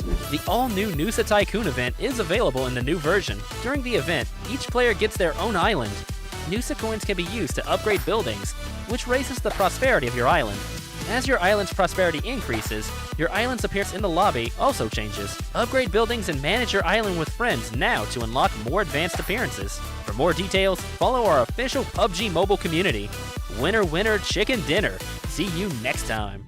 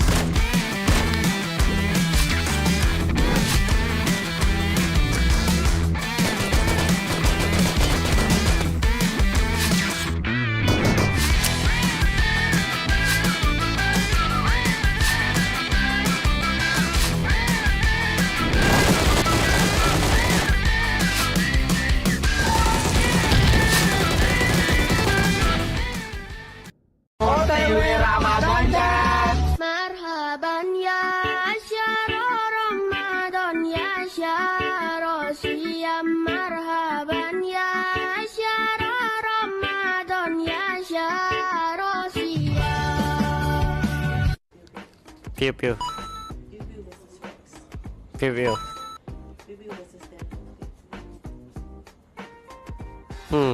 Damn good. Damn good. Damn good. Damn good. Mute. Mute the best, man. Bila esok datang kembali.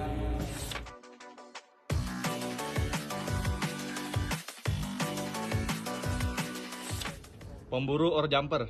Jumper. Yohai or Fredo? Yohai. Demrut or Mika? Mika. Ryzen or Zuxi? Ryzen. Team Secret or Yudu? Yudu. Ararkio Athena or Bigetot Esport? Bigetot Esport. Nasi lemak or nasi uduk? Nasi lemak. Magi or Indomie? Indomie. Rendang or nasi kandar? Nasi kandar. Sirap Bandung or es cendol? Es cendol. Durian montong or durian Musang King?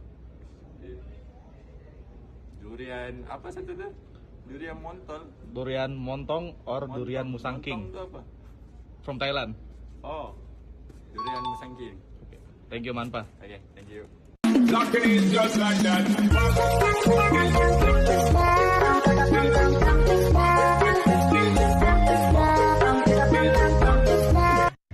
I Jumper. See you soon.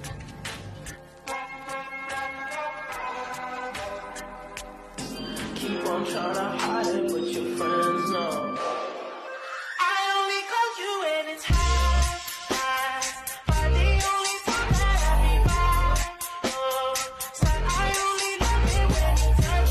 ikatan santan pada setiap butir nasi. PUBG Mobile. Kepedasan sambal menjadi pembuka selera. PUBG Mobile. Ikan bilis, kacang serta timun. Nasi lemak, pilihan pertama di hati. PUBG Mobile.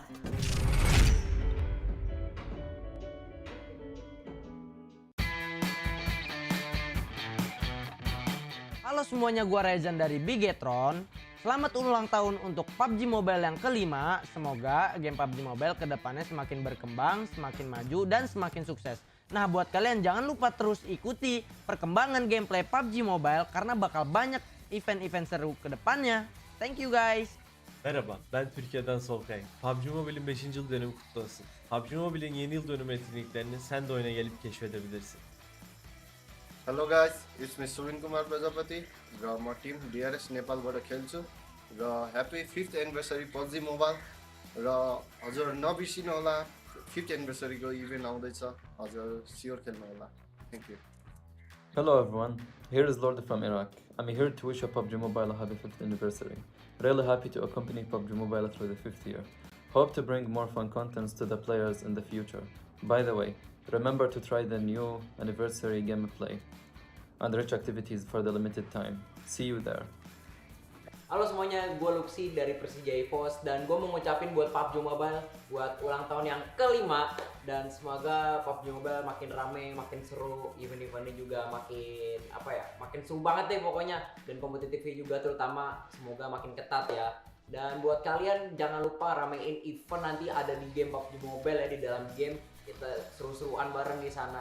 Oke, sampai jumpa, dadah. Hello अस्सलाम वालेकुम, मेरा नाम आयुष उज़न और मैं आयुष का इन game leader हूँ। मेरे तरफ से PUBG मोबाइल को 5th एनिवर्सरी बहुत मुबारक हो। मैं ये गेम 5 साल से खेल रहा हूँ और इस गेम में कुछ नए एक्टिविटीज़ आने लगे हैं, तो चलो मिलते हैं वहीं पे। अल्लाह हाफिज़। Hello everyone, here is Jumper from Team Secret Malaysia. I'm here to wish PUBG Mobile a happy 5th anniversary. Very happy to accompany PUBG Mobile through the 5th year. Hope to bring more fun content to players in the future. Also wish PUBG Mobile to become better and better. By the way, remember to try the new anniversary gameplay and rich activity that are open at limited time.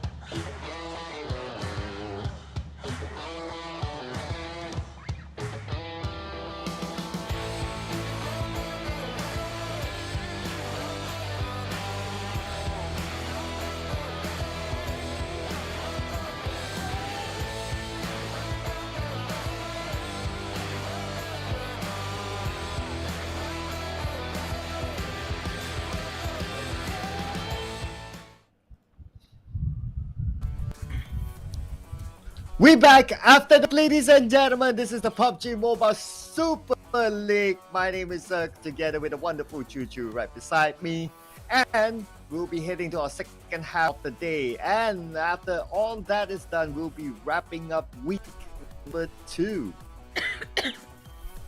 Sorry, a bit of cough there. But yeah, speaking of week number 2 here, we have yet to get different flags for the entire day, and so far we have starting off really great. And speaking of which, first game came up from Thai, second game came up from Alter Ego Indonesia, and third game was UD Alliance Malaysia. So we're waiting for Vietnam, GE, the only representative from Myanmar, and also PBE, the only one coming up from Philippines. Can they fill the gap of the flags? So now we are torn whether we want the variety of flags or whether we want DBD to finally get the chicken. I don't know which one right now. Both of them sounds good. Yeah, that's true. It's like it will not complete without DBD chicken, right? But at the same time, Malaysian already got himself that flag flying with UD Alliance. I don't know. I mean, which one would you prefer by the end of the day? I will take the variety flag first because that's harder than DBD trying to get the chicken dinner. So we're gonna have this one game for anywhere, right? Are we having this again for next week then? I'm like, really? Yes. Let's do it. Until they get a chicken dinner, this is going to be it. Now this is not just a week, guys. We're talking about 2 weeks long in PMSL. So far, the only team without any chicken is gonna be just DBD. Just them. Yeah, I know. I don't know, Meng. Like some of my friends would say, maybe let's talk about maybe it's Mosgoku's moment to show up. It's like, Mosgoku, I do. Let's hope he actually enters the second half of the day here. We do heading ourselves into the last day of second week. So if he wants to make appearance, today is the best time right now. Not even next week, right now, to see if things gonna work or not. Yes. Okay, so that is kind of like our wish list. We got our for Team Secret, we got iShot showing up, and they have a slight improvement. So maybe Mosgoku is the answer. But I think after this we'll have an interview, right? So maybe the interview would be with UD Alliance because of chicken dinner after so long. But earlier today we did have an interview with UD Alliance before, and they mentioned about they want and aiming for top 4. So they're specifically saying number 4 here. I'm not sure if it's something to do with the grouping or just want to get on the top 4 one step at a time, because right now they are in the top 5. And UD Alliance did mention about in the interview that they're going to go really aggressive. So so far we have seen like beast mode sort of aggressive on any of the team, including UD Alliance. Yeah, so I'm waiting for the last wrangle of the day, depending on the circle, as always, depending on the circle, because it's so unpredictable for the last of the circle wrangle. But do you think that's going to be the case, Cloud? Yeah, we always get a wonky circle at the restart, right? So give it to us. Yeah, back then whenever like a military base circle pops up, we'll be like super, go like, oh wow. But nowadays it's like, oh, military base circle, okay, no issue. But since you mentioned it, right? Since you mentioned that UD Alliance took an interview on today, okay, so they got their limelight already. Maybe give it to DBD now. It's for us to hear from them. Oh yeah, because right now we never interviewed DBD due to how their performance were, and they're the only team that didn't get chicken. So I don't think anybody else that we never get an interview except from them. I don't think so. I think we had pretty much everybody covered for now. Yeah, we even got the wildcard team, so it's only DBD now. Interview, chicken dinner, they owe us a lot, you know. They gotta get on. Yeah, speaking of interview, we're still waiting in the queue for it. But in the meantime, I'm not sure are we jumping straight into the game or not. I'm gonna have to wait and see how the other end or how the players doing on the venue itself. So these players are playing actually offline in Kuala Lumpur, Malaysia. But we do have GE one-time interview, right? I think it was literally yesterday. Yes. Yeah, that's only that one time. Yeah, we got GE once, we even got PBE once. Actually we got PBE a couple of times. We had Demigod, we had Bon Boy. Yeah, now that I really think about it, I think interview-wise we have covered everyone except for DBD. So Flavor, if you get the message, you know who to pick. Yeah, and so far that I think we rarely get an interview from Boom after we saw how crazy the roster changes last time. So if even we can drop in a name of few, maybe Boom, I want to ask about the coach when it comes to the rotation. Is there any specific reason behind it, right? Because they are one of the teams that are having the most rotation, especially in week 1. It was insane. Yeah, the most rotation. But at least this time around, this week so far have settled in a bit. Like their rotation starting to be a little predictable, or we kind of know who will be in, who will be out. So at least they found a formula, and it's working out for them because they're doing quite well this week. And this week's performance plus last week's so-so performance, we'll definitely see them.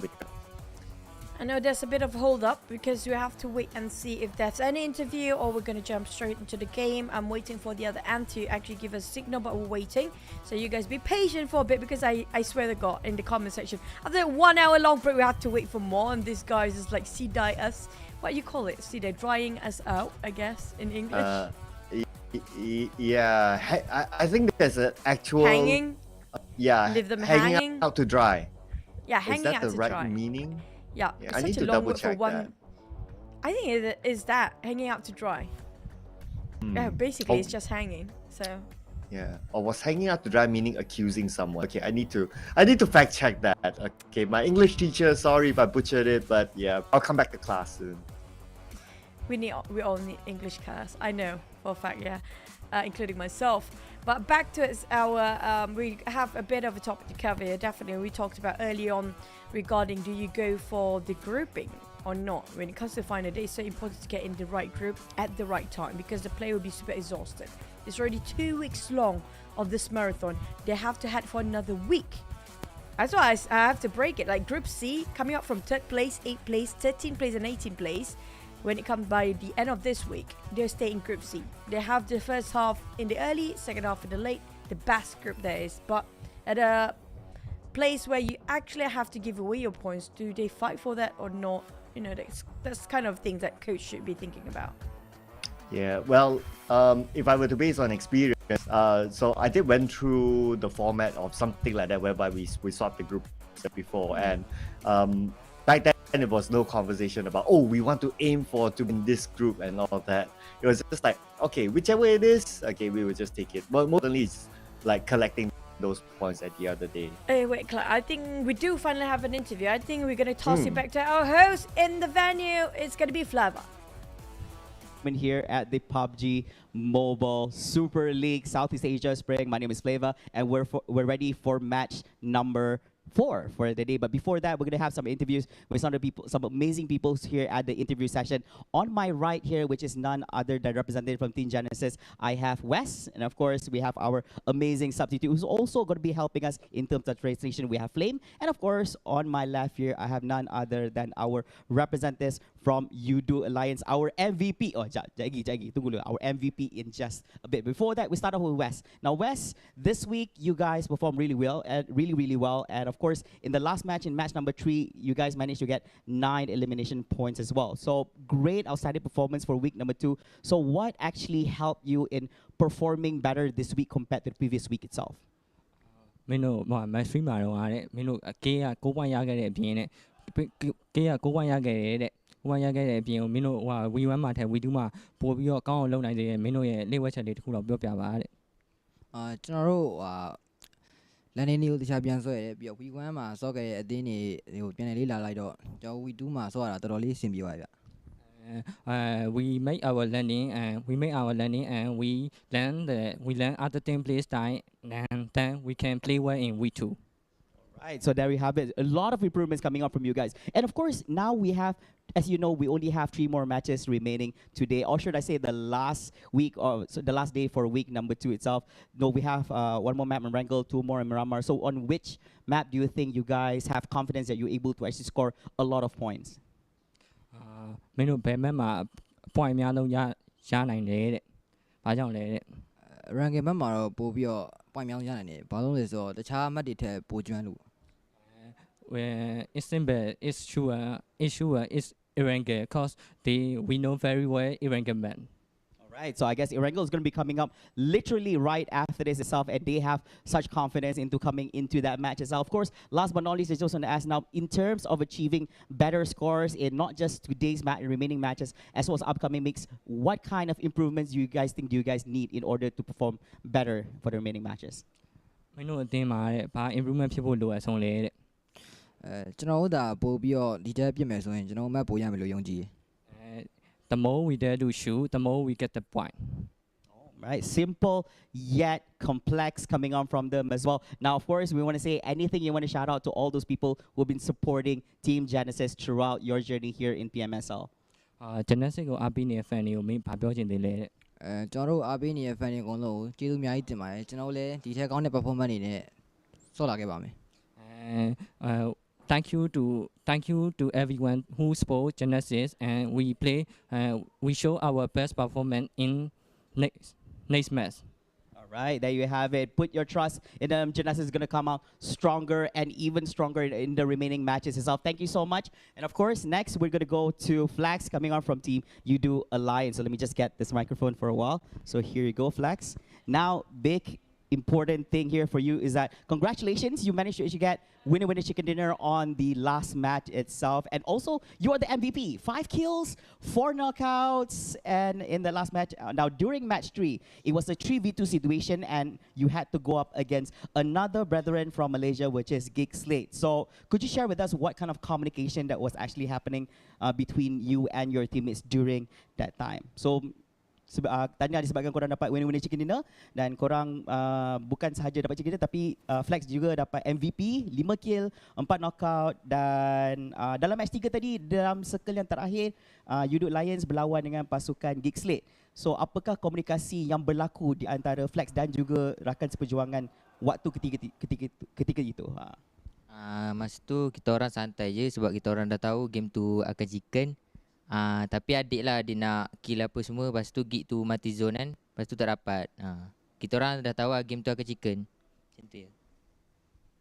Okay, so basically what he said was they kind of knew that they were going to get chicken dinner for that match itself going up, knowing it was going to be a Geek fan because of the number that they have. But at the same time, he was also saying that Adik Look also, he wanted to actually get all the kills and all that. Yeah, so there were all those things that were actually happening during that match. And of course, now, important question for this week too. You also played Shamil as part of your lineup for Team You Do Alliance. So what do you think of his performance so far and his contribution towards the performance of Team You Do Alliance in this week number 2? So apakah sebab kita mainkan Shamil pada minggu ini untuk pasukan You Do Alliance, so apakah pendapat Flex tentang performance dia dan juga contribution dia terhadap performance pasukan You Do Alliance untuk minggu kedua ini?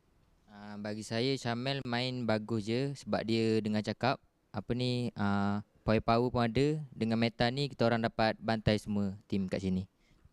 So basically he mentioned that Shamil played exceptionally well, and because of his presence and his firepower, the team as a whole is able to actually beat the other teams in the competition. And of course, last but not least, currently you guys are in the top 4, and you apparently are the only Malaysia team which is currently in the top 5 of the leaderboard as of now. So the only team above you is FaZe Clan. So is there any plans for you guys to overtake them, or you guys are just comfortable at top 4 right now? So seperti yang korang tahu, sekarang ni korang dalam top 4 dan korang satu-satunya pasukan Malaysia yang berada di dalam lingkungan top 5, dan FaZe Clan adalah satu-satunya pasukan yang berada di atas pasukan You Do Alliance. So ada tak plan korang untuk kalahkan FaZe Clan ke, ataupun korang selesa di ruangan top 4 buat masa ini?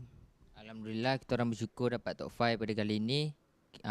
Untuk kita orang akan target top 3 untuk next map, dan collect 52 point untuk 3 map tu. Kita orang akan kejar top 3.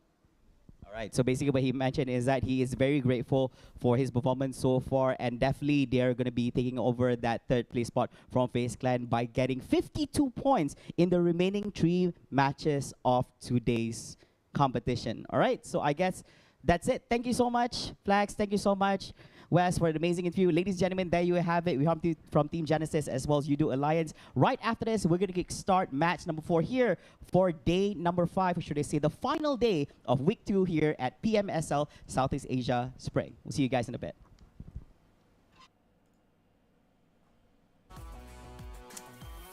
Interesting. Now, I have so many questions in my mind. I actually do want to see as well when it comes to MVP interview. I want to ask Rosemary as well about that most dominating kills when it comes to his performance, right? And I don't know, feels like there's so much behind the scene we do not know. Clap, I think we need to refresh. Yeah, but sorry, I'm gonna cut you off before it happens. I think we need a bit of refresh for the audio. On the side of the interview just now, I mean, like, what are your thoughts when it comes to them saying that they know they got a chicken and U2 Lions deliver the promise, which is gonna be top 4 today? Yeah, it just shows that they have the level of confidence, right? So, and they were like 3v4 before that happened. And yeah, I think it's just level of confidence, and you definitely need that if you are a player inside of this stage. You need to have that level of confidence. We have seen multiple times against that players get punished when they're not confident, like they're scared to move, like they don't open up, like they don't take good positions, they just stick to their own ground and all that. So they kind of stop the potential of the players. But because U2 Alliance, they are fueling with confidence, like what Flex did say, Heavy Shamil inside the team as well gives them a boost of confidence because of his good firepower and all that, and that just raises the overall bar. So that's why they are one of the top teams from the Malaysia region right now. The one that I actually give extra attention to is how specific Flex OP mentioned how many points they want to get in the next 3 rounds. Specifically, he said 53, if I'm not mistaken. Now, where do they land themselves? Is if they manage to secure those 53 points, like how Flex mentioned? Well, 208. So they're we planning can do to the get math now. Yeah, I think they're planning to get second place here by end of the day. Like, realistically speaking, they want to go for second place instead of, you know, if it's dreamy talking or be too ambitious about it. Usually judge can say number 1, but they definitely give Hale that number 1 spot even with 53 points. Yeah, because Presija Evos isn't playing, right? So if they want to catch up to that number 2 spot, that works as well. And this is the moment. 3 more rounds to go. If they're able to play like what they say earlier today in the interview, they say that, oh, we're going to play aggressive, and they're able to pick up those elimination points, maybe one round, 15 points, and get a decent placement, something like that, then they will be able to catch up to Prestige EVOS. If you divide 53 with 3 games, then how much is it? You can do the division 60, now. okay, so. for example, 60, assume it's 60, 20 per each. He said 53, that's going to be more than 10 points. 15 points a round. Do you think it's deliverable coming up from U2 Lions?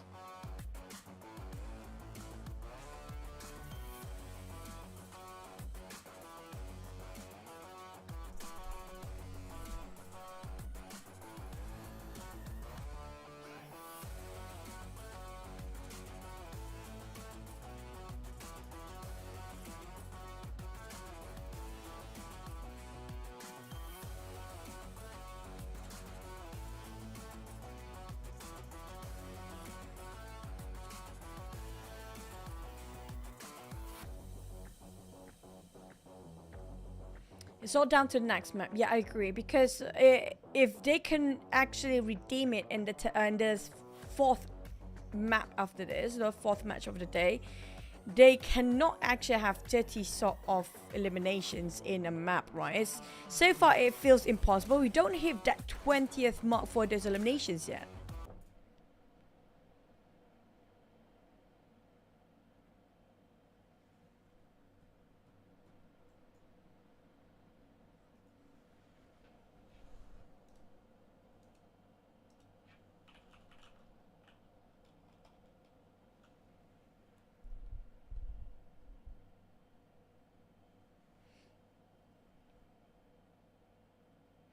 Okay, I know for a fact the audio didn't actually capture from the cloud side, but it did actually mention about the vampire so far with same lineup. We're looking for any teams that actually have a different lineup this time, and so far not so much. And it feels like some teams are keeping it, yep, including DX. So DX has been always in the middle tier. A lot of people questioning DX in the league, same goes for me. But when we had a bit of a chat in the live chat yesterday with some of the viewers, it actually makes sense. They might actually hiding their technique and strategy until the grand finals, because they know if they're in the middle pack, they're going to be stay safe. That is somewhat possible because we do know their potential. And if I kind of think about it now, right? So there's always this discussion whether the team is like a short-term team or a league kind of team. So maybe the Xavier, because the last time we saw them perform superbly well, it was in a 3-day event. So like 3 days and then you're done, and they managed to do it like the benchmark was like super duper high. So maybe this time around is like what you say, right? They can't wait for the grand finals. They're keeping it as if like, okay, as long as you get through in the middle somewhere, we're okay. And then in the grand finals, a 3-day sprint is where we're good at. That's where we'll see the best of these areas. Yeah, especially, that's the plus point of having those initial points being cut to only 50% of it.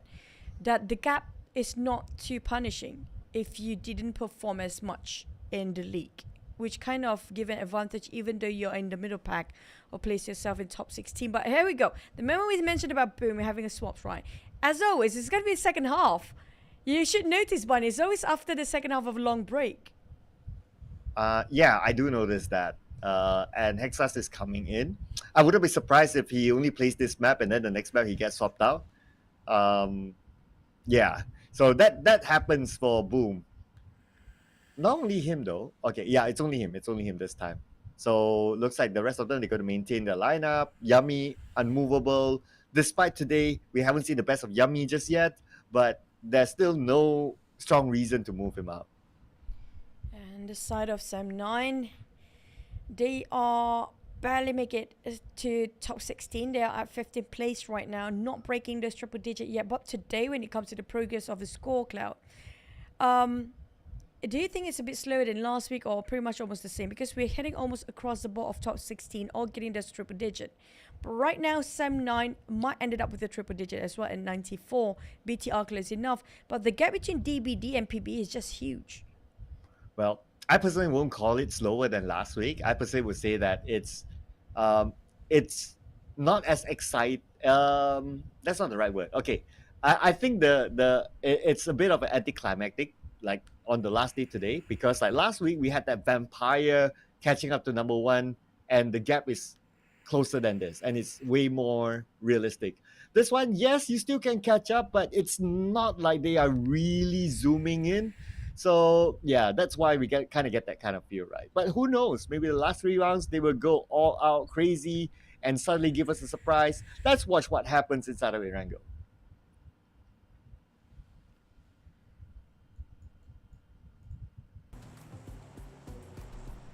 Back in Erangel we go. I love the skin. I don't know why. I like vibrant colors. It just gives us a boost of mood there out there. Coming up, this front part is beautifully splitting the map into 2 parts here. Is when coming up from Primos up to Kamishki. Whoever wants to go to the northwest and southeast is up to them. But as always, down to the circle. The circle. The circle in Erangel is just, I don't know. There's no pattern anymore. Yeah, I don't trust the circle anymore. It's like, I'll just let the circle happen by itself. But instead, I'm interested with this. I'm looking over at Yudu Alliance. Yes, they do normally drop beside of Novo. Novo is a little bit far for them. And before this, with this kind of flight path, they would go like parachuting past farm and then into Novo somehow, or getting a vehicle somewhere there and going to Novo. But this time around, they drop on the left side of military base, and they might meet up with Team Secret because iShots is still there. But since iShots is like apart from his other teammates, he might be the one to evade Yudo Alliance. I have a feeling they might actually just part ways here. Team Secret might just get their vehicles and just move straight to Novo if they want to. But the circle happened to be surprising us again. Of all the places that you can have the entire land in it, it resorted to, it's going to be in the center of Gatka and Quarry. It might ended up right on top of Quarry or even somewhere in between. Like, who knows? Right, the heart shift is just so unpredictable, unreadable. But almost 50% of water in it. It just shows how such a small space to be fit in by all 16 teams, but Mormon have... We've seen this before, Cloud. And it didn't actually do so well coming off from GE with only pistols. I'm worried for them. Well, at least Mormon has a Thompson with that SKS. So it's a good weapon for close quarters combat. But okay, he's not alone though. So the rest of FaZe Clan is here. West didn't know what hit him. He got shot from behind. And FaZe Clan, they not only cover West, but they cover East as well. Well, another player on the other side. But it's going to be West that goes down first. Oh man. Feels like a deja vu, but different. This time it's actually a bit more scrappy with Mela getting the first blood. GE taking the fight. Even though they know they'll be overheated by side of FaZe here. Every single person of them got himself shotgun to work around. Master Ichi have to secure this one or just try to pick his mate first. But the moment he tried to pick up, it's going to be Victorious cooking those nades straight across them from the back window. Yeah, I mean, all alone. Okay, that's one. 2 more to go. Can he actually pull off another one at least? Okay, bang, bang, boom, boom, jump shot. Okay, that's 2. Master Ichi, will he be the real master? Can he get at least 3? Oh, he got 1. And Space oh, to no, he missed. Oh, he needs to reload. Reload. Oh. But there's going to be Mormon last tick of health there. So close. Here we go. Ichi managed to pull it off. Mormon. Mormon. Right. Not even 1 HP. Mormon is not even 1 HP. Yo! Ichi! Woo! That's so close, but at what cost? The entire team goes down. At least they secure a squad for the points. But FaZe, no way for them to chase up to not even the 2nd place at this rate. Ooh. Unless for the next 2 rounds, chicken dinner with crazy amount of elimination points. But looking at how it's been the trend for them today, oh man, oh no. In fact, FaZe now needs to be careful of Yudu Alliance catching up to them, and maybe Boom, maybe RRQ. Oh. It's just GE. I was so scared. They're playing a very dangerous game. We saw that before against, if I'm not mistaken, it was Yudu Alliance. They fought against 1v4, where they all had pistols in it. Or was it 7-9? Either one or. And they lost the entire squad due to pistols and nothing else. I was so worried. I'm so glad they actually pick up a couple of other weaponry when they're trying to start the fight with FaZe. But for FaZe, it was such... I don't know. There's no word for it. It's just forcing it. They thought it was 1, but then the entire cavalry of GE arrived. You see a different side of it. Yeah, it was lucky with the RNG weapon spawn as well that he got a good weapon for close quarters combat. Yeah, so, I mean, that's much needed, right? If he got like a UMP, it might be difficult. If he got like a micro Uzi even, it might be difficult as well because of the number of players rushing onto him. But he got a shotgun, so it was a perfect moment for him. He even switched to 2 shotguns. Because I remember he was holding a Thompson and then he switched to 2 shotguns because he knows that in that situation, no other weapon is the best. Not just that, I don't think he got any sort of ammunition for these Thompsons as well. So just go with what have extra ammo in case the bullet ran out. The magazine just went dry. That's quite a fast execution as well. FaZe starting off with a none. But on the side of elimination, they at least secure a 3. At least it's still a win-win for GE and FaZe by the end of the day. PBE on the other end, taking the blue zone, taking a bit longer rotation with BTR now. Start to trying to find their checkpoints as the 2nd stage will commence in less than 2 minutes. Yeah, and you know, the other good news is that for GE, they are...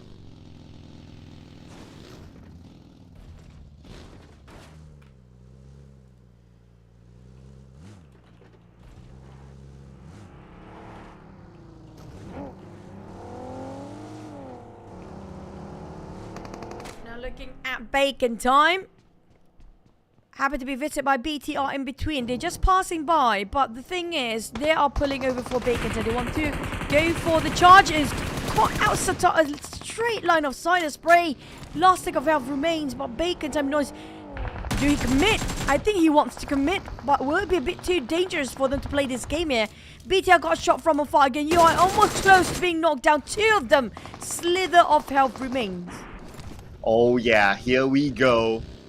Bacon time. Maybe they think that they have the advantage with that with those shots, but or maybe because we're still 57 players, so that's why they're not like committing all out just yet. If we're like less than that, then maybe so. But yeah, it's still 50-50. Looks like they're not willing to take it. It's too early.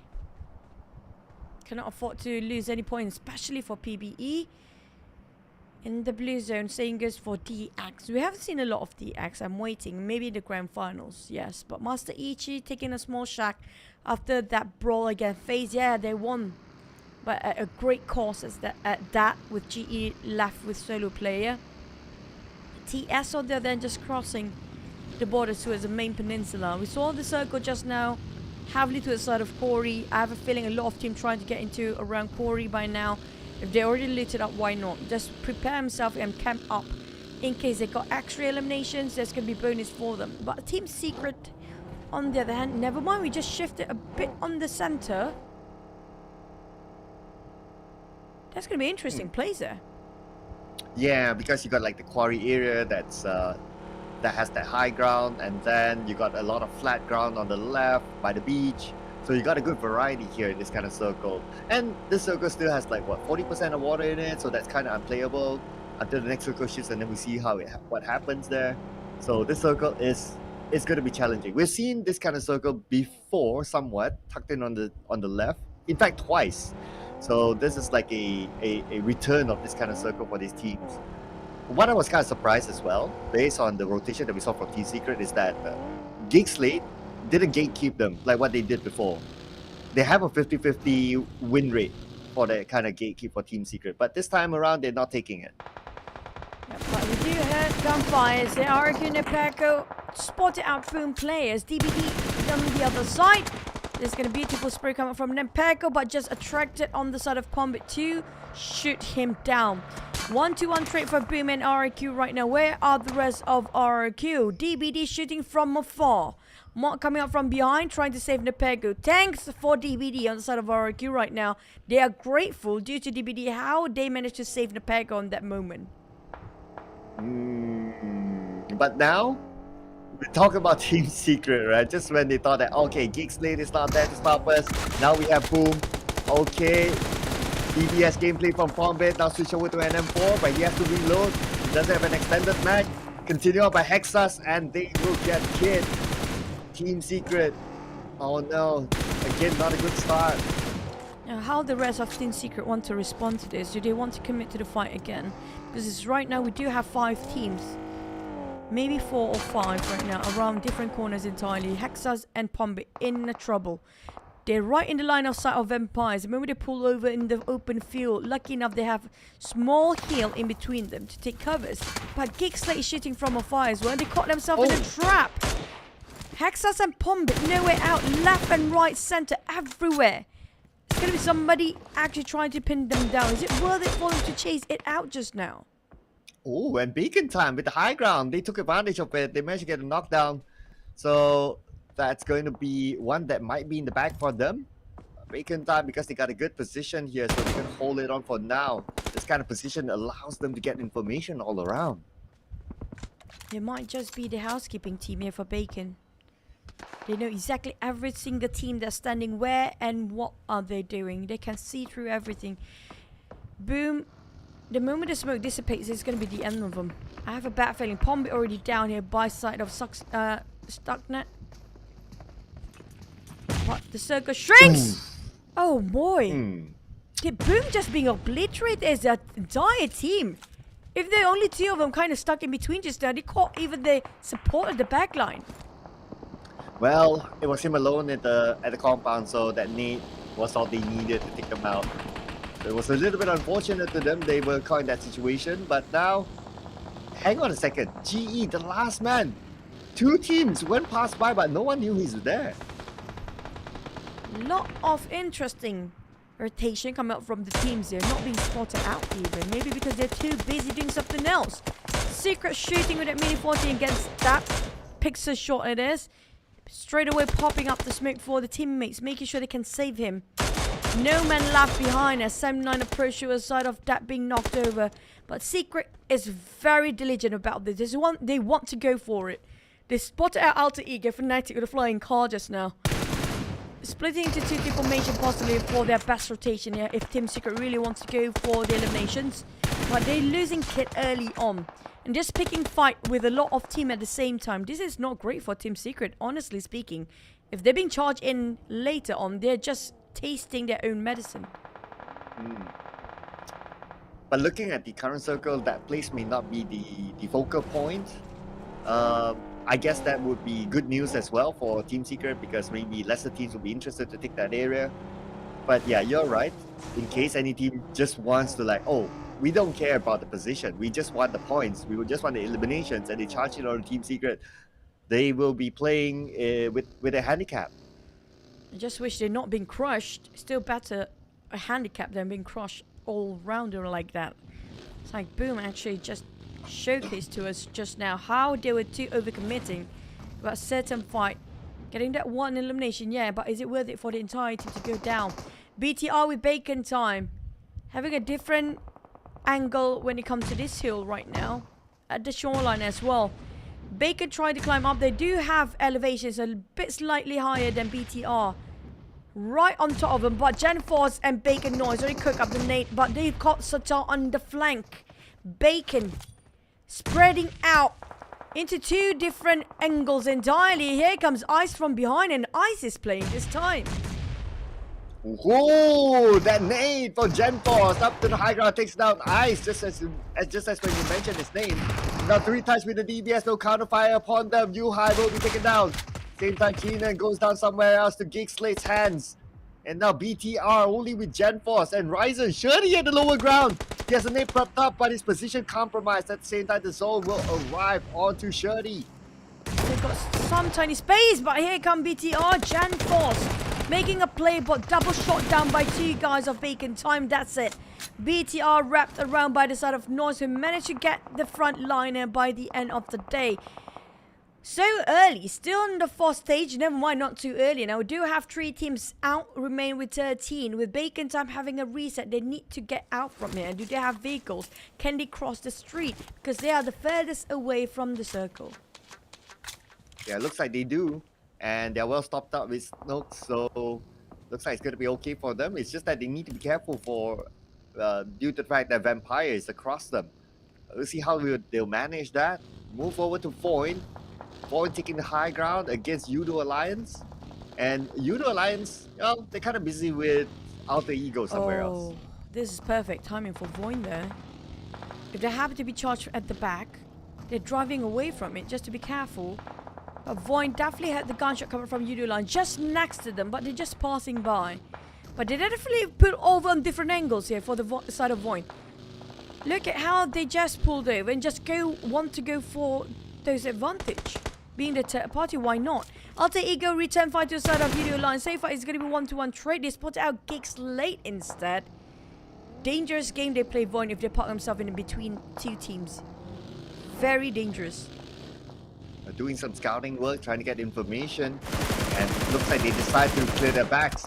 But Shirley from afar onto Alpha, that will kind of stop him as he tries to get a nuke out, but Shirley will be forced to move anyway. Shirley tries to secure the knockdown, but not able to do so. Alpha still active, counterfire upon Shirley. Shirley is the one that needs to get to safety, but looks like one player from Void is going in for him. 9 Noise and Shirley getting together, but Void has their eyes set onto Bacon time. Voin giving commitment here. A standardist fight. Taking against Bacon with Gigsley on the other end. Now, if they happen to push forward for the side of Gigsley, this is going to be a 3-way war. With an open street in between, it's not so great. Voin decided, you know what, we're just going to take a bit of a rotation, going for a longer one, going around these guys. But the moment they leave, it's going to be Gigsley who's trying to shoot them down. And the other end is going to be UD Alliance too. Now, where to run for side of Void? Where to get themselves a better position?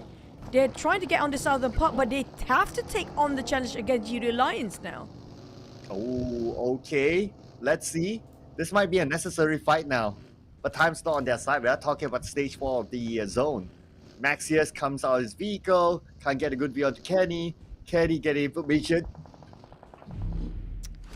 Now, in the blue zone. Is it worth it for these guys? Taking a bit longer time to get into the circle. Now, definitely they know how incredibly important for them to actually get into it. But Bacon should Gig Slate from behind. Void just passing by.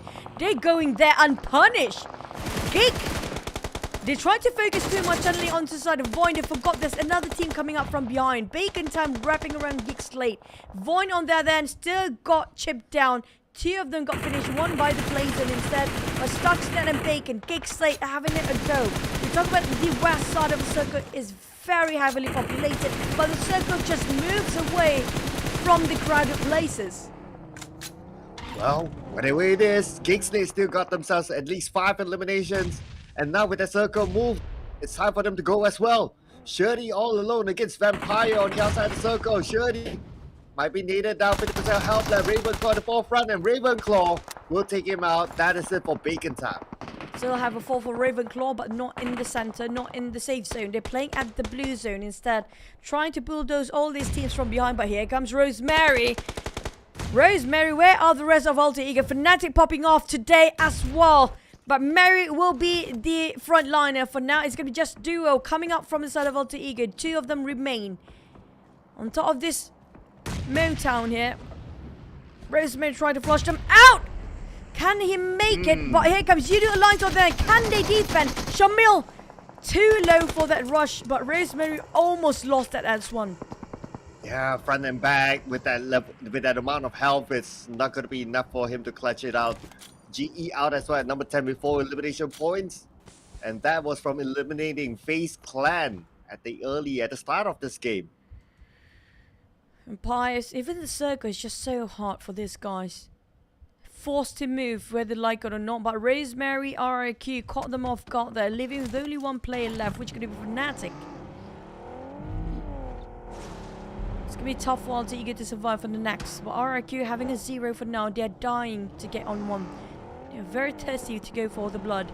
Vampires on the other hand, scouting coming up from backline just to mark their perimeters, making sure nobody can appreciate in. Rosemary bleeding down, nowhere to save with the Blues and closing in. Now they are rushing for those circles. But the moment they're trying to rush in the center, there'll be so many teams already. RIQ shot down, Rosemary finish off. But look at the circle here, Cloud. We do have one team taking the center. Yeah, and that is Sam9. They've been there for the longest time. Sam9, Team Secret on the other side. Now Team Secret needs to manage the road where Gig Slate is at. Fnatic being circled around by Asa. He shoots onto Asa. Asa, gun down. But the rest of RRQ will come in. Fnatic is low now. Last player of Alter Ego.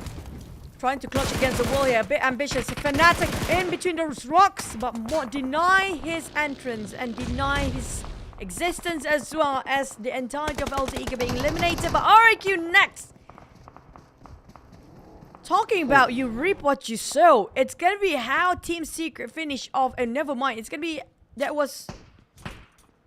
UD Alliance, was it? Or Gig Slate? Finished them off at the back line. Yeah, it was Gig Slate. Yeah, so looks like the top 5. Slight change there as we can see from the overall. RRQ going up on top of Boom. And that's about it. But UD Alliance and above will not change for now. And now Gig Slate, they're on the other side of the road, playing with 3 players. They will want to stop Team Secret from coming across. Circle shrinks again. Feels like just a second the circle just shrink. How fast time have been fleeting the past few weeks here. Team Secret, eyes in, have to get a reset. Down to 7 teams only with Vampire across them. Either they happen to be crossing their path due to the blue zone kicking in, happen to be clashed due to the same direction, but DX, they are stuck down there. We talk about DX pinned down by 2 teams, Sam9 and Vampire. The one from the inner circle and the outer circle. But here comes the rush. Vampires want to wrap around it so they can get a move on. I think they start to open fires, they exchange nades for now, but SEM9, they got center, they got everything. Oh, and they stole away the elimination point from PBE. That was supposed to be Mon Boys. But now Stuxnet gunned down as well. Again, another long range from Dep. And Gig Slate, he got eliminated mostly through long range shots. With the 9 eliminations, I think they should be happy by now. There's going to be a lot of numbers going up there. Tony K taking on Jumper next. TS. Talking about crumbling down, there's going to be one by one picked off by the other teams. They happen to be in the center. Tony K getting on another to the side of Lamborghini with those explosions. Tony K doesn't stop. He keeps on shooting. If you're moving, he's still going to shoot. If you're a box, maybe he stop. But Vampires, Ravenclaw next. By the side of Aisha, it's going to be a three-way war between these three teams.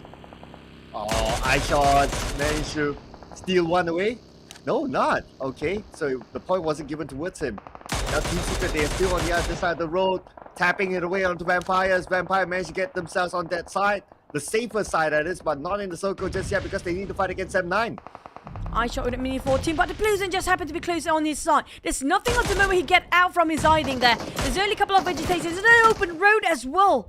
Music can spot him from afar, but lucky enough there's a bit of a hill in between them. Giving barrier, slightly tiny barrier that will not be permanent. It's going to be temporary for iron shots. Jumper down, that's it. Team Secret again. But with 0 elimination, at least they got themselves those ranking points. Couple of points is more than... They should be more than happy. They ended up with a 0 again. Oh, well, Vampire won't be happy with this as the Xavier is coming in with the nades raining down onto them. Frankie at the forefront with an M4, together with his teammate Chua, and the nade being prepped up as well. Tony K will need to move. They're trying to find an exit behind. Chua gaining those elevations. The axe running wild. DBD coming out as a 4 from behind. They will keep that one as well. Vampire spot out SEM9. A bit of exchange fire is happening, but nothing to be. Never mind. Vampire's going out again this early. Week 2, Vampire's just back in the cave for now. On the other side, we do have 4 teams with full squad. It's going to be equal field here for each of the teams. And guess what? DVD is still in this with a full squad as well.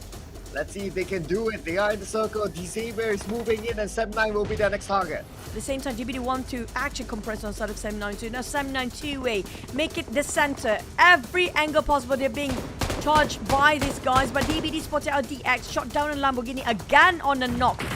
I'm not sure if they're going to revive him again, maybe for the 4th time by now, if we are counting. Side of SEM9, split it into 2-2 formation. DBD, they're staying as a 3-1 for now. But for the side of PBE, we don't have that much on view for PBE. They're the furthest away. Ooh, yeah, PBE is on the other side. They'll be overlooking at the team. And they're within the circle, so they'll be happy with that. But SEM9's not happy as one of them got shot down. Chua tries to get forward. Tries to explode that vehicle, but then again that vehicle will just turn into a bunker for SEM9. Now SEM9 counterfire upon, and that's it. SEM9 secures that knockdown to Frankie. They need to deal with more from Xavier now. That's going to be Lamborghini. I know there's a bit of anticlimactic and a spoiler, but I feel like PBE will actually win this because of how tall of a team mistake coming up from DXM9. They're just losing so much man here. I'm waiting for DBD start to move against the side of SEM9 as well. And one more team out. One left for the side of SEM9. In between of all this kerfuffle, that one player happened to be stuck in between. That slither of hell, make it 5 HP. Jimmy OP charge in. DX wants to get it as well, but DBD Jimmy OP secures that last play of SEM9, but straight line of sight. Bonus, 2 in 1. 2 but with 1 stone, why not? Okay, and if DVD can do a cleanup here, they will be in the same 50-50 odds against PBE later on. But now Yen tries to get the rest of Xavier. Xavier at the lower ground. Yen gets one for himself. It's going to be rapidly taken out. But Blues will close on their side first. They need to make a move. The blue is moving. Well, we do have PB in the center. DX try to be shushed away by the side of DBD. They are zoning out their vehicles. They're playing a vehicle as though it's sort of a bunker for them to push everybody out back in the blue zone. But PBE realize there's nobody coming up from their side. They want to go in for the push because there's only 3 of them. 3 teams remain. They heard the gunfire. They want to be a bit of it as well. They want to get those eliminations in the last minute. Here comes PBE butting into the business. Oh yeah, PBE can come in anytime soon. And they're going to start it right now by Ranky taking out Yen. And we have D Xavier. They're holding their ground. They know they're not being spotted by PBE just yet. Ziggs with an hit of his own. They toss out to the outside. Raimon tries to get Chua. Chua almost been gunned down. Now PBE putting focus back onto DBD. Yan will be revived here. And sort of DBD is down to 3. Same goes for DX. PBE got 4. They split into 2 different formations. They hold their angles. It's going to be a big chicken dinner for them with maybe 6 elimination. Make it 7 as DBD managed to get a reset on the 4. Frankie trying to make sure he can actually have a pick on top, but Monboy reading behind his back. The moment they try to stand up for DX, they're being shot down any angle that is. And we're talking about they are in the center, being compressed by both teams here. And the blue zone is not being nice to the teams up there. They're favoring PBE. They got everything needed for PBE. All they need to do is just the timing. Oh yeah, they're better control of the circle right now. And plus they have the numbers too. So right now, Monboy opening up the flanks. There's one player behind.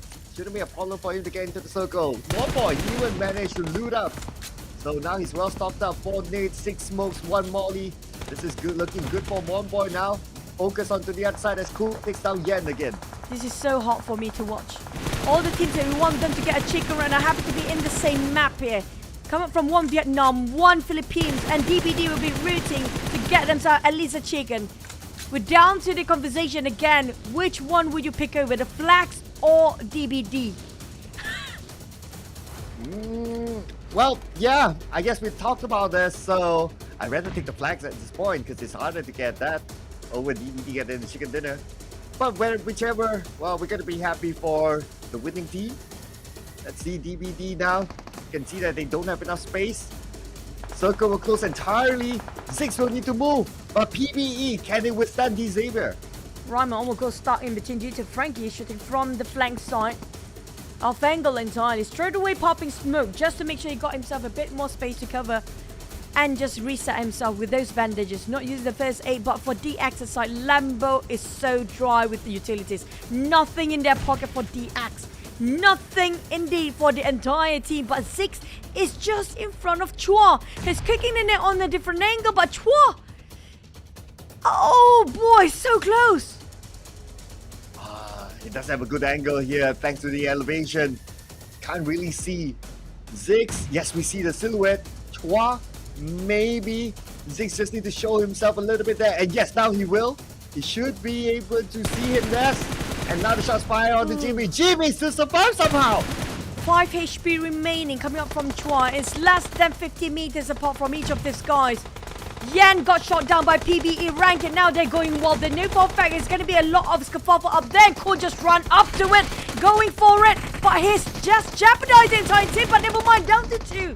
DBD and PBE. Will the first team to get their first ever chicken winner wins, or finally get a Manila or Philippine flags flying on the lineup? Oh, the big nade! Monboy and Raimon. Holy smoke! Oh, that almost took out Jimmy. Jimmy, really have enough time. Oh my God, Jimmy! Now they're moving. They know they're going to go for the splat. That is going to be Playboy Esports taking the chicken dinner, and we have 2 more flags to go.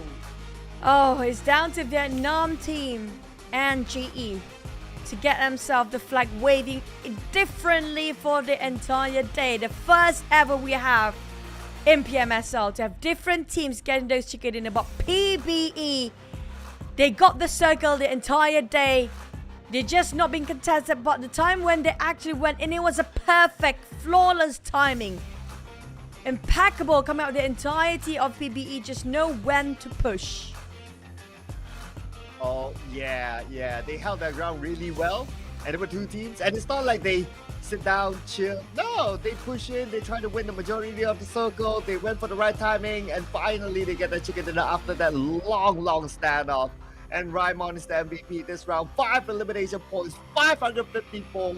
If only he made it 5-5-5, that would be beautiful. But anyway, wow. It's chicken dinner number 2 for the Philippines. I think this is one of the most throwables being used so far in PMSL, arguably one of the highest, maybe not, but definitely on the high tier up there with 42 smoke, 29 grenades and 3 mollies. Now that tally up to 70-ish in total of throwables being used in a single map.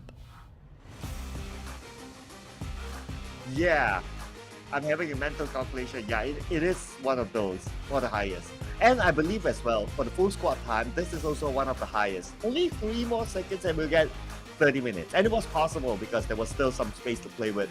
But anyway, PvE, 2 chicken dinners, representing the wild card, just say. And let's not forget, they are desperate for points as well because the last we saw them, they were in the bottom 4. Yeah, they have to make sure they got themselves by the end of the day around 12 and above. That's the minimum requirement coming up from the side of PBE if they want to make it to the playoff, and have to be consistently well on week number 3 in the middle pack too. If that happens, then they are safe. But back to it's what really happened in the game. I mean, like, it was a bit of unusual circle way on the left side since the start. I mean, quarry area, yeah, but it's not even on top of quarry. It ended up where there's the town there's no name at. That's just how weird the circle these days. But so many third-party war, and surprisingly, Cloud, and this is one of the most squads alive till the end of it. We have so many force by the end. Yeah, I don't think we have seen such a perfect number before towards the end. So that was great. I mean, it's great in the sense that when everything explodes, it just goes wow. So that was entertaining to watch, nevertheless. PvE, look at this. For the longest time, their position was unchallenged because everyone else was playing on the left. Yep, it's just too crowded on the west side. It's just impossible to actually find a place that's actually vacant or nobody else inside of it. It must be somebody taking over certain compound here. Well, Raimon, he made the call shot here twice in a row. He took a vehicle and pushed forward. He cannot afford to wait anymore. And that just shows a portray it was well worth the risk with a big reward with that chicken dinner, 17 points for PBE. Yeah, 17 points, 7 eliminations. Still the most points gathered in this round. I'm looking on the other side. Void, 0 points for them. Team Secret, 2 points. U2 Alliance, only 1 point this time. FaZe Clan, 3 points. And that was taken off GE. But GE had the better laugh because they got 4 points instead. Yep, the extra 1 point due to how they managed to decimate the entirety of FaZe Clan early on with those shotgun fights early. But BTR ended up with a 0 again. Now, I really worry for, especially here, it's going to be Boom. Maybe Boom, one of the teams. But overall ranking, they are pretty great, so I don't worry as much. But the one that we cannot unsee it's DBD and Team Secret. That's it. Sorry to break it, but DBD and Secret just really down there. But at least DBD breaking the 80s. But TS is just half from 18th place. And it's going to be 200 almost a difference by the end of the day with the first place. Yeah, I'm also counting the points for FaZe Clan. So 35 points needed in 2 rounds for them to catch up to Hale. 35 points, 2 rounds, still doable, I'd say. For U2 Alliance to catch Pasija EVOS 2 rounds, that's going to be 45. Also kind of doable. It's tough, but it's kind of doable. So we'll see what happens in the next round then. For Team Secret, despite the 2 points, but just look at that gap with Void, it's quite significant. It's like 26 points, 2 rounds doable, but because Team Secret's current performance is as such, so it's hard for them. No matter how much they push, the only one that they can actually get is just extra 1 more point in the overall bonus ranking. So I don't think that makes such a difference, Cloud, at this point of view right now. But back to our analysis and database coming up from match number 4 of last wrangle. Raimon, Stuxnet, Lung, and Jimmy. Raimon really played so well just now. I think he's the one following his hunch. I feel like he just followed his hunch because the rest of the team will pull back. But he just took a vehicle and just pushed it in. That makes so much space for the entry on the side of PvE. I also like how Raimon and Jimmy OP has the same pose. But here we go. Diversity at its best so far. So we got only Vietnam and Myanmar. GE left. Yeah. So yeah, 2 more to go.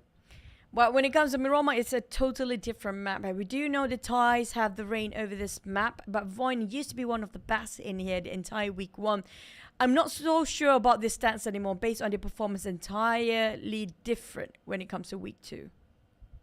Yeah, I mean, that's PUBG Mobile, right? So you got 16 teams, you got the circle variances, you got the weapon variances, you got the vehicle variances. So that's why a lot of things can really happen in the round. But anyway, if we just look at the data-wise, right, FaZe Clan is better than Hale, and with them still mathematically possible to catch up to Hale, this stat would favor FaZe to catch up. But yeah, would favor FaZe to catch up to Hale. After the break just now, I noticed how FaZe kind of lose their momentum entirely and just splat down early against GE just now. I'm not sure. We're witnessing FaZe cooling down session. The entire week 2 is like going up, and halfway through, starting in the middle of the week, when they are not playing and they start to play, it's just going down. So I don't know how about their last push here, unless somebody slapped them and saying that, you know, I need to wake up now. Maybe they can make it a go. But so far with that chicken dinner just now, we have to resort to this. Yes. Just when I was ready to think of okay, what is going to be my actual prediction? Okay, so DVD. Well, without them getting the chicken dinner, that means we're going in for this. But since we have the 2 more rounds, we're still on track for the variety of teams or variety of flags inside of that graphic. So might as well just complete it, right? I don't know. I mean, I'm still wanting DVD to get this chicken, but at the same time, yeah, we're almost complete with the flags. But speaking of GE, this is the map they can actually do get themselves the chicken, because it's going to be long fights between them. It's a huge map. They love long fights. Why not? This might be it. Vietnam team so close of getting that just now. So DX, can they close the game after this? Because they got themselves in the top 3, top 2. So close, yet not within reach. Same goes for DVD. I hate that game just now. I have to break it. Because all the teams I want to win pretty much playing up there in the top 3. And there's only one of them can actually win. Yeah, well, I guess that's I know, right? I guess that's the drama for the end of week 2. Last week's drama was, whether Vampire Esports can catch up to Void. And today's drama is whether we can get a variety of flags. Every week we got something different to talk about that. And whether DVD can get the chicken dinner. I'm surprised that we didn't talk so much about whether FaZe Clan can get it or not, because it's starting to slow down a little bit. But mathematically, they can still do it. But I would give them this one more round. If this one round they go out early, that's it. It's not possible anymore. You did mention that earlier on before we start our Rango map. If they didn't make it the last round just now, it quite an impossible task for them, because it's like what again, sort of almost 60, right? So they have to at least get 50-ish, and it's gonna be 20 something for each of the map. I mean, that's a tall order coming up from these guys. Ambitious, doable maybe, but come on, FaZe, prove me wrong. Show the monster UI. I want to see if that's happening or not. Yeah, I did the math earlier on. I think it was like 30. 35 or something like that. I just forgot it. But it's doable for 2 rounds mathematically. It's just a worry of the fact that FaZe Clan, they are not performing as we thought or they would perform, or as they performed in the past few days. Today is very different for FaZe Clan. Just when you have that motivation and that goal of okay, doing that storyline of hey, you think Vampire can do it? We can do it too. But round after round, they seem to be letting it slip by. Well, at least they're consistent. They're last week number 3. Maybe they want to finish off at 3. 3 is a good number, a lucky number they call it. Maybe that's the reason. I don't know. I just hope it's not the same case when it comes to the grand finals. You don't want to be in the number 3, the second best, or maybe the third best along the line of South Asia. Nobody see the second or third anymore. Everybody just focus on the champions. So that's not the case for FaZe. But the axe so close. Right now they have a bit of a discussion with Chua. Really staring into the phone to see what really... I think they want to revise, right, about what happened in the game just now. Everybody just looking over what really happened to see if they can fix the mistake on the fly. Because they don't have that much time for 2 more games, 2 more rounds. And that's it. We're wrapping week 2, Cloud. For all you know, they're just checking out skins. Like, oh, this skin looks nice. That is Oh, you. that skin looks nice. That would be you. Yeah, I would be like, hey, which M4 that you have upgraded it to the max? Oh, you got that. Oh, how much did that cost you? You know, Silver because I'm Guru, Chinese, I mean? so I The ask Silver about money. Guru You know? set? The Silver Guru set, yep. And even that M4 has to be upgraded to the max to get the best out of it, right? But wait, Cloud. I think it was last year as well. We're waiting for Dragon Ball. It's still not out yet. We're down to April now. It's got to be there somewhere. But this is what we mentioned about. I assume they're going to have Boom as well for the swap because of different map, right? And speaking of Dragon Ball, we need that. Oh, yes, we need it. We're already in April, ladies and gentlemen. I hope it's not an April Fool's joke the entire year. I can't wait to see what will happen there. But yeah, I think you're right. Because we're going to Miramar, Boom, we expect them to do a swap. I have a feeling our cameraman is standing by. And then we'll see the graphics soon. Boo boo hoo in. For BTR, at least they're having fun. We can see that they really love the game. They're just having fun, do their best. It works. Well, yeah, here you go. Key mine out, raise it, boo boo hoo. Yeah, the usual. Yep, there you go. See, it's so predictable by now. It's like, oh, okay, you guys are the Miramar people. You're sandy people. Wow, sandy people. I want to use the other term, but I think it's not broadcast friendly. Okay, so but yeah, sandy people who uses sandals. Yeah. Wow. Oh. Uh, That's why it's called sandy and sandals. Who wears shoes in a desert, right? The sand get into your shoes. Is that right? Is that actually correct? Possibly. I mean, Wow. it makes sense, right? I'm mind blown now. Wow. That's why you call sandals, because it's sandy and you don't want to wear shoes there. Yeah. Wow. We're genius. We're geniuses, man. Wow. Oh my God. Choo choo. Yes. Wow. What did you have for dinner? I did have a great meal. Chicken. That's what we call it, a chicken dinner. But bacon time, Amstar is not in. Oh You yeah. played the entire day, right? Not at all. If not, we would have noticed his hair. very stylish hair. Yeah. Let's see if Geek puts in Zilin. It's been a while since we last saw Zilin play though. Yeah, and also from Bacon is the comeback of Ice that he'd been quiet for the first few days of the entire week. But I don't know, what are they trying to prove there? Taunting the camera instead. Tony K always pumped up. He's always like, game, yeah, let's go. You see his facial expression. Yeah. And Nuzi's like the total opposite. It's like, game? Oh yeah, okay. I'll wait. Yeah. It just shows his black eyeliner trying to threaten whoever tries to see him from afar. Super Captain Jack focus. Nuzi. Oh, PBE? I like that though. Captain Jack Nuzi. Captain Jack Newsy. Yeah, we missed that. It's been a while we saw Newsy as MVP, right? Yeah. I think this PMSL, not at all. Hmm. But that's also because he changed roles.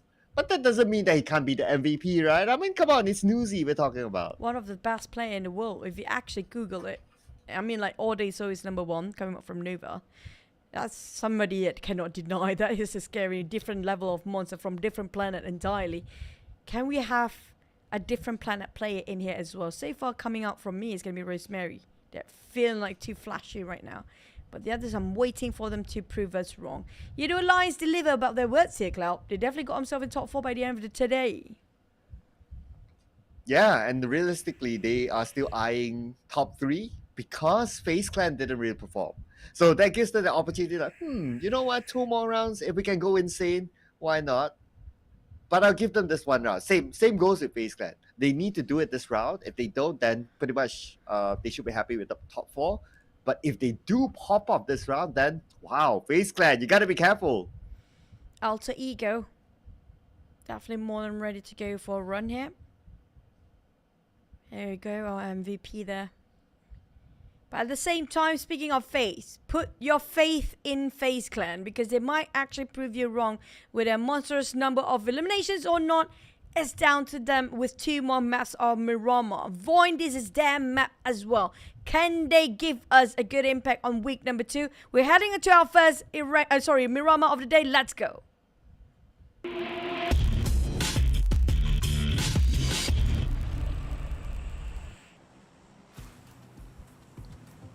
Welcome to the sandy map of Miramar. We hope that you have your sandals with you. And we have been getting a lot of kind circles in Miramar. Now I wish we get a lot of seagulls. Oh, might be. I'm loving this flight path. Almost very horizontal. But speaking of sandals, right? If you tell that to moms that watching PUBG Mobile, their children will be scared. You know how your mom whack you with those sandals when you're small? Asians. Oh. Asian stuff. You know, just Asian stuff. Yeah, I know, right? Considering that a lot of our audience are probably from Asia, then I'm sure everyone can relate to that. They'll be like, then maybe you can hear stories of like, okay, I got the sandal, or I got the belt instead, or I got the, I don't know, feather duster or whatever. I got all of the above. I got all of the above. above. Yeah, all of the above. Why not? But hey, parents love you more than anything else in the world, and that shape you into a better human being. You have to agree to that. Speaking of shaping up to the entire league, right? So far, we're down to one more week, Cloud. And so far, how do you think of the form of each of the team by far? Wow. There's a chance. But I'm not happy with Void's form.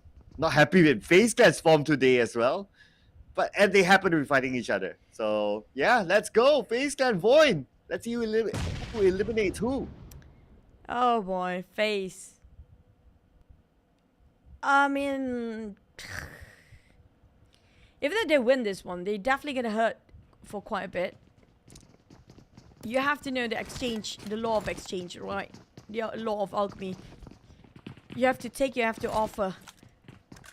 There's definitely not gonna be a full team unless if they can pull that off. It's great. It means like the teamwork is also one of the best out there. If they can pull off 4 men alive to the end of it, it's gonna be a big win. But if not, it's so hard for them to actually try to get those double digit all day here with 2 maps remaining. Okay, that got me thinking for a while. Like, okay, law of alchemy equals law of exchange. Okay, we're having a lot of big brain moments now ever since the sandal thing. But since we have Xavier and Bacon Time, might as well, right? Last 2 Miramars of the day, put them in the same place again, just to see who's boss. And let's see who lets go of this area maybe next week. I don't know. That happened the first week in Pachinki. You have to wait for another week and then another, but now not so much for Venturis. Cannot even wait for a moment because he's been closed in. Finish off the UMP, but Lapard taking on Venturis straight away. Dude. Max, I think that's your friend. I have a lot of questions there. How diligent he was spraying over the same people and same team. But Void might actually wrap things around. Maxes at exchange for FaZe as well. Both team losing men here, 1-1. Ooh, okay, 1-1 by the edge of the circle. Interesting. So let's see what will happen here. Looks like we're gonna have a stalemate. But MR5, not the most meta of weapons now. Micro Uzi in hand, and he doesn't have any healing items. Void looks like no nades. If they do, they might toss it onto the next floor, but because they don't, so now FaZe has this advantage a little bit on the high ground side for them. It's all about the stairs here, Cloud. When you know there's going to be a multi-level of building, it's always down the stairs. It's about the stairs, the story of the stairs, and the windows. Now, MR5, do they jump down or do they fight? Void slowly pushing up from ground floor till the first. FaZe taking on third floor and the fourth. Mela waiting around the stairs as always with a micro Uzi. No hand grenade, no molly to buy time. Yeah. Well, they have a smoke though, but that's going to buy even more time, which they don't need now. Look at Mela. He only has 24 bullets in the micro Uzi, nothing else. And we know how fast the firing rate of micro Uzi is. One spray and that's it. And then he's going to go for the punch. Now, I do want to know, can you toss your micro Uzi to your opponents and knock them down? No. We've seen that with Pans before. Yeah, we have. That was the legendary... chicken. Let's see. Oh, that was my dad. Yeah. It was a chicken as well. Yes, it was. I mean, I shot. He couldn't sleep for a week after that. Nightmares of a pan. Imagine if he had to cook scared of the pan in his own kitchen. But back to the side of Void, a bit of a statement with FaZe right now. Pop the smoke. I don't think they have that too much. But FaZe, they're running dry. Nothing else on the side of Lopa except for the first 8. It cannot even try to flush them out. This is going nowhere. Yeah, this will take a while. Lapa goes up to the rooftop, so he will get on the other side. Okay, he will infiltrate from there. Yes, he can still go down, and he'll be in front of Mormon. Then it will be a 50-50 fight. Vector versus Scar L. Honestly, if you ask me, it's down to the pilot. It's always about the pilot. Can they pull off the recoil without missing any bullets, which almost ran out for each of the team? We're talking about only 1 magazine left. The last stack of ammunition, that's all they have to work with. Not that got me thinking for a second, like, what do you mean by pilot? Oh, pilot mean the person who controls it, right? Got it. Oh my god, are you okay? Yeah, I know, it's post iftar thingy. Iftar is breaking fast, guys, in case you don't know. Okay. I think this is the time where we can start to, like, you know, if anyone's doing something else, you know, go ahead. We can look over them. Oh, look at that. Ooh. But RQ is here. RQ is fully equipped. They're stacked with their weapons. I know for a fact they got their M416. It just shows they got everything else. The Peko can easily just be the housekeeping team here by himself. You know what? At this time, both teams will be like, oh no, another team's coming. Oh no, but hey, where's the Peko? He left? No, he's still around. He's going around it. He left. Is he leaving? Look at the minimap. He's leaving. Yeah, he left. But the rest of RRQ is here. Now, they have no clue there'll be somebody here. If they happen to be past the same rotation as Hound and Peko, and they happen to open fire at the same time, they're definitely going to pull over the entire squad. That's the most interesting stalemate ever. But looking at Vampire, 1 down. So you know what's more interesting? FaZe Clan lost 1 player. Same goes for Vampires, eh? Got ambushed by Yudu Alliance. Yeah, FaZe and both also the side of Void, who fought against each other early on. They were trading 1-1. Like we mentioned, the Law of Alchemy. It actually did happen. And it's going to be a bit of stag game here. They're worried to get out. They want to go to the next building. But it's so difficult to leave where they're at because they have no clue which angles and corners this guy's actually hugging for each of the team. Yeah, you know the song Wake Me Up When September Ends? It's Wake Me Up When This Fight Is Over, you know? But at least Lapa trying to do something. Yep. Thanks for the progress. Oh. Okay, now Moment knows he's there, but, you know. Okay, now they have to move. Thank you, guys. Okay, Lapa give away his position. Going on the next building. A bit of a neighbor problem now. He got away. Lapa part away. Living King and Elva. Just 1 floor beneath. Back to the stag game. Here we go. Yep. And we're back where we started. So, well, just a reminder for these 2 teams, guys. You guys got 30 seconds. Just saying. Just putting it out there. Time is not their friend right now for the teams actually fighting. FaZe and Void both not willing to lose, but they have to wrap things around. Here comes Void, make a knock, and it's going to be a trade for each of them. Both teams got knocked and heavy casualty. Oh, a lot of excitement there by Void. Now that they won this fight, that means FaZe Clan, they cannot chase up to the #1 spot anymore. It's just too big of a gap. But Yudu Alliance can chase FaZe Clan instead. A chair come out from Void to win that skirmish just now, but they still have a lot of mysteries to solve to get into the center. They're way far. Now Yudu Alliance got caught. The moment you turn your back on Rosemary, he's gonna shoot you. Oh, just like what happened to Ade Luke, he's down. Oh no, could this be the downfall of Yudu Alliance as well? They already know that FaZe Clan got eliminated, and if they don't take advantage of it and they get eliminated at this stage, it's hard. It's heartbreaking when they had the opportunity to go up. keeping the pressure up. It's going to be Alter Ego taking those elevation at the advantage. Going in for the rush. Straight away for Fnatic, go into the buggy, but UD Lions being finished off anyway with Potato last nade dropping right on top of the players. It's going to be them eliminating and dominating with 5. Getting the most of all the teams out there were still at 0. They got a 5 already this early for Alter Ego. Oh well. So now we'll be looking at RRQ if they can pull off something insane. RRQ and Boom to pull off something insane to chase FaZe Clan and Udo Alliance. So that can still happen though. The battle of third place. Nowhere near second and first. Yeah. Very But anticlimactic. with that, you know. The suspense Yeah, is gone. I know, right? I hate this. Yeah, we want to leave it to the final round. Like Void, can you like leave it to the final round? Can we restart and redo that again? You know, that's not supposed to be the script, you know. If only this is only a scrim. We can remake that. Yeah, but no. Sadly, it is a official tournament for the Pro League. And TS having a 4. Napako split it with the rest of the teams here into 2-2 right now. Ooh. That double tap coming up from him straight into a headshot as well. Yeah, nicely controlled. I mean, a Mini 14, practically speaking, if you tap like twice, it's okay, but you tap like the third time, it just goes all the way.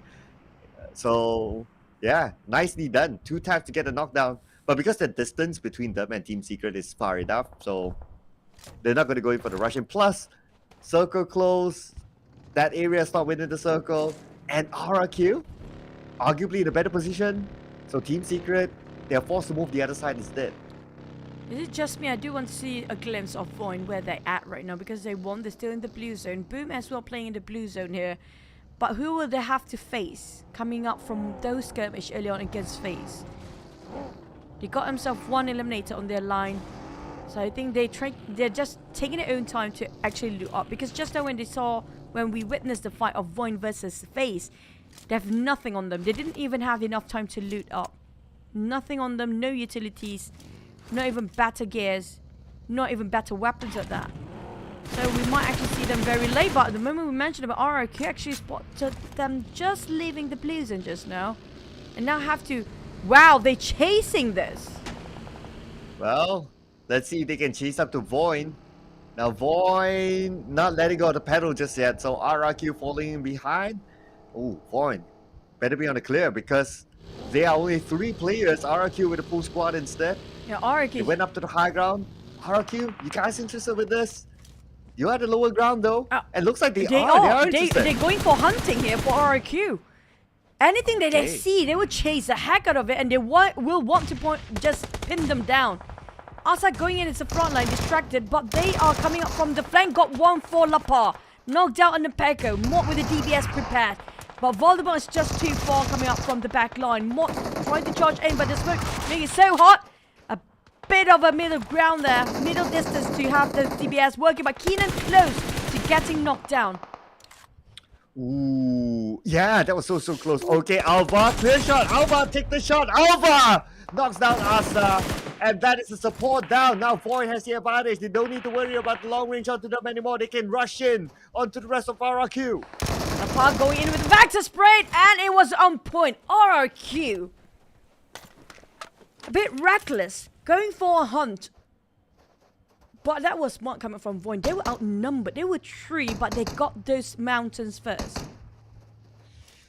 Well, I guess I could understand why RQ did that because they want to catch up with the Udo Alliance, but you know, there was a downfall for them for that. Now, I'm looking at Boom. If Boom can overtake Udo Alliance, they only need 8 points to be on par with Udo Alliance. It won't surprise me by the end of the day. Nothing changed in the top 8 there. Because everybody being eliminated for those actually standing on top.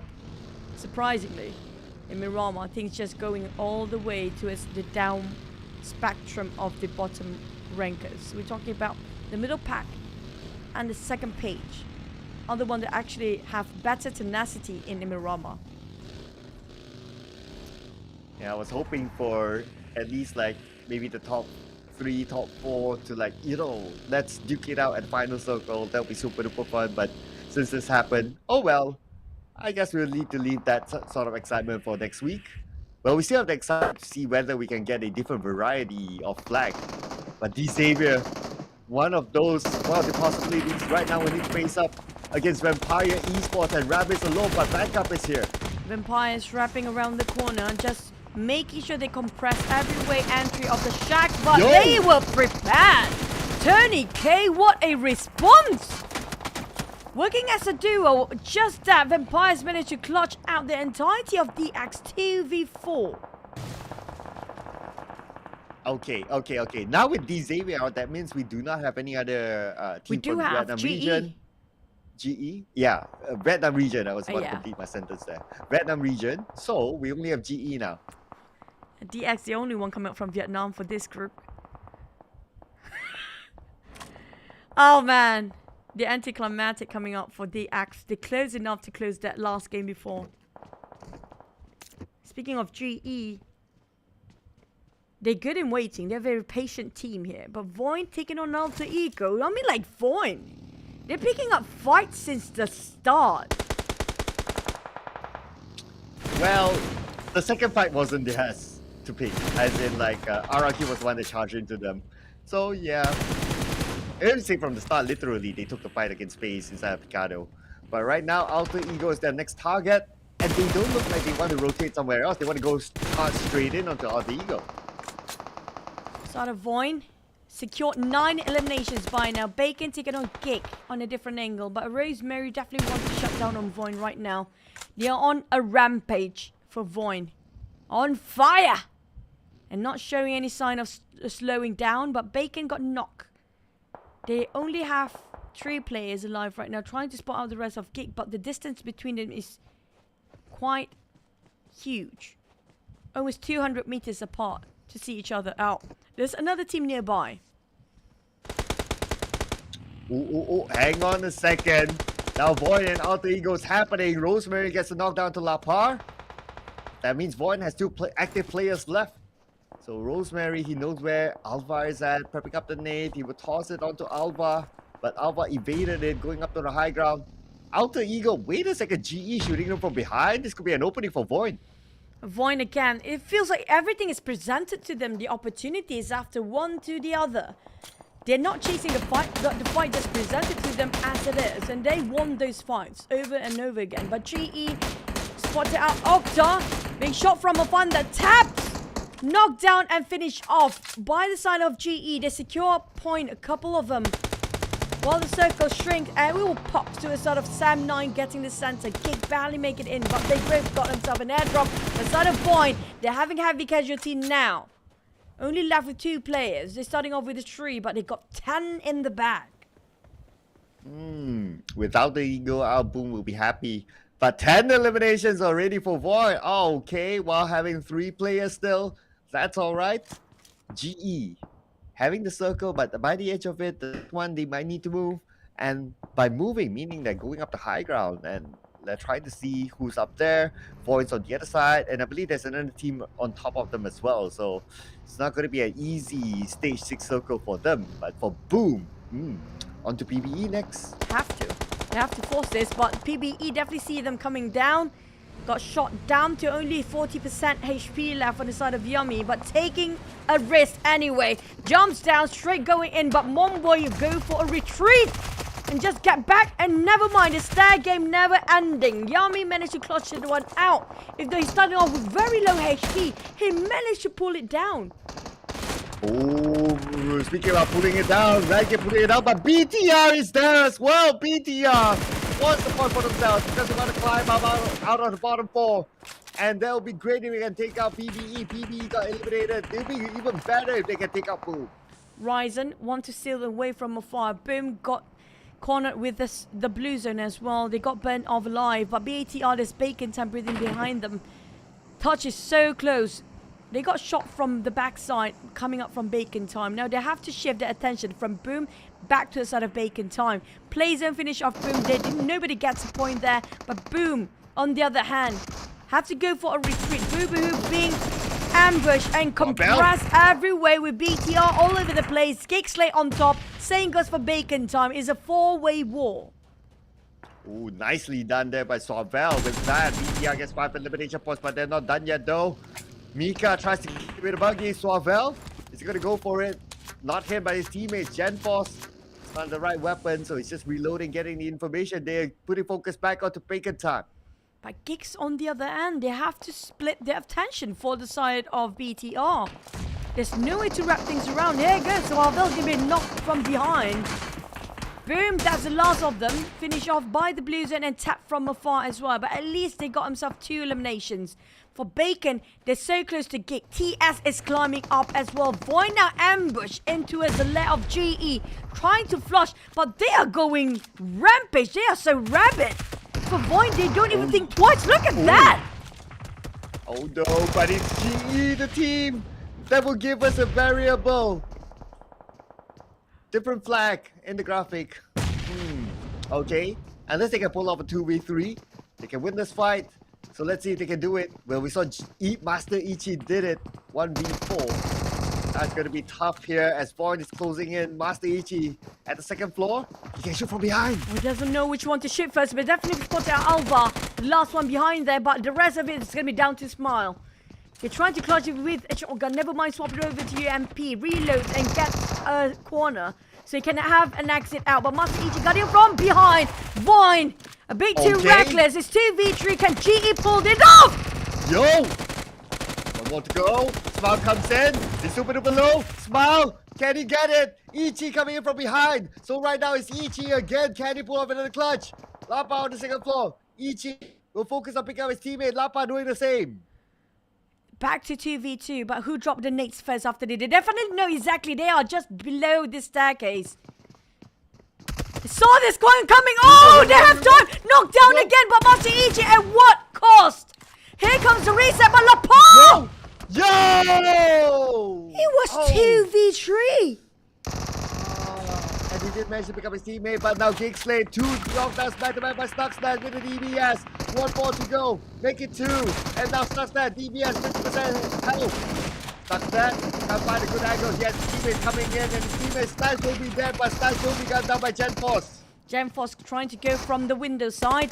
Trying to find for U-High first, but Mika making it stop. Not able to do so. BTR obliterated in the hands of Gig. They won that fight. With only 1 player being finished off, well worth it. Secures a 4. But look at the numbers for Void, 12. More than a chicken. Just as when Gig wanted to celebrate, Bacon time had to show up. And that is it for Gig. Look at this. We're just stage 6, but we have 6 teams left. This round is going insane. You know, it starts to anticlimactic when it comes to the ending of it. Depends on the terrain. It depends on the terrain, really. If ended up with everybody just holding the angles, it start to go crazy, like how Void played. Void didn't even think. They just go. They just do. It's just scary. In the last minute as well. And by that, they got 12 eliminations. Can you believe it? Incredible. That's an incredible move by Void. But now Smile holding it on. We are hoping that if Smile can get a chicken dinner, an insane, crazy chicken dinner, to at least add 1 more flag to our list. GE down to only 1 player here. No way to fall back. Nowhere to go. That's going to be it. Our last flag. I'm hoping a different flag flying today has ended. But down to DBD. Can they break their curse of no chicken so far? Yeah, so now since we don't have that objective anymore, we might as well root for DBD, right? So let's see what DBD can come out with. So far, they are unchallenged in the circle. They are on the north side, so they are in an okay position. It's as if like PB's position before, but can DBD take advantage of it? Echo pretty much thin with the Blues. They start to clip bit by bit, slowly moving in a crab walk. But Team Secret a bit too far for Jimmy OP for now, but I'm not sure if they have those scopes working. Yan giving away with those shots just now. Bacon has split it into 2-2. Touch and Noise holding their own respective angle, while Ice and Shirties just going against 79 entirely. Not really. They spotted out that one shack, low you. But where are the others? You want to see the others. Team Secret on the other end, coming up from the northern side. Sam9 stuck in the southern. They favored by the circle. 2 teams inside, including DBD. Ooh, okay, let's see if DBD can pull it off. Sam9, 2 players in this ditch, but their opponents don't know they're there. They have the circle though. Bacon Time starts to move. Shots fired by Ice onto Schweppes. Both of these teams outside the circle, but even worse for Bacon Time. The entire squad's still there, and they're moving towards Vampire Esports. Bacon closing the distance here, but Schweppes managed to get out in time. But Tony K stuck in the corner there. Only him to clutch the entirety of Bacon Time. I don't know if he can pull it off, but Vampire, they still have another player. They got himself 5 eliminations just by this duo working out so far. Noise got shush away with those nades, clip him down to 40 HP percent left. Secret on the other hand, 1-2-1 trade with DBD. Oh yeah, Jimmy OP goes down. And Izane as well, Team Secret. They still have Jumper though. Let's see what he can pull off against DBD. Jimmy OP can still be saved by his teammates, but they need to take out Jumper. Okay, 6 is going in for it. 3-touch knocked down by Tony K, taken out by him as well. I don't know if that... I saw just now Izane run over to sort of a Jumper running down towards Izane. He got bumped up and got shot down when he was flying in the air due to running down from Jumper, but something accidents happened. Yeah. Tony K got a reset at the backline, going back as a duo. Vampires going in. They don't have a candle wheel. Bacon Time trying to buy time and stall. While waiting for Ice being revived, they have to focus on multiple angles at a time, including DBD coming up from those elevations. They do have the high grounds. They do have the circle and Jumper taking on Noise. That's a hit shot there from Jumper onto 9 Noise.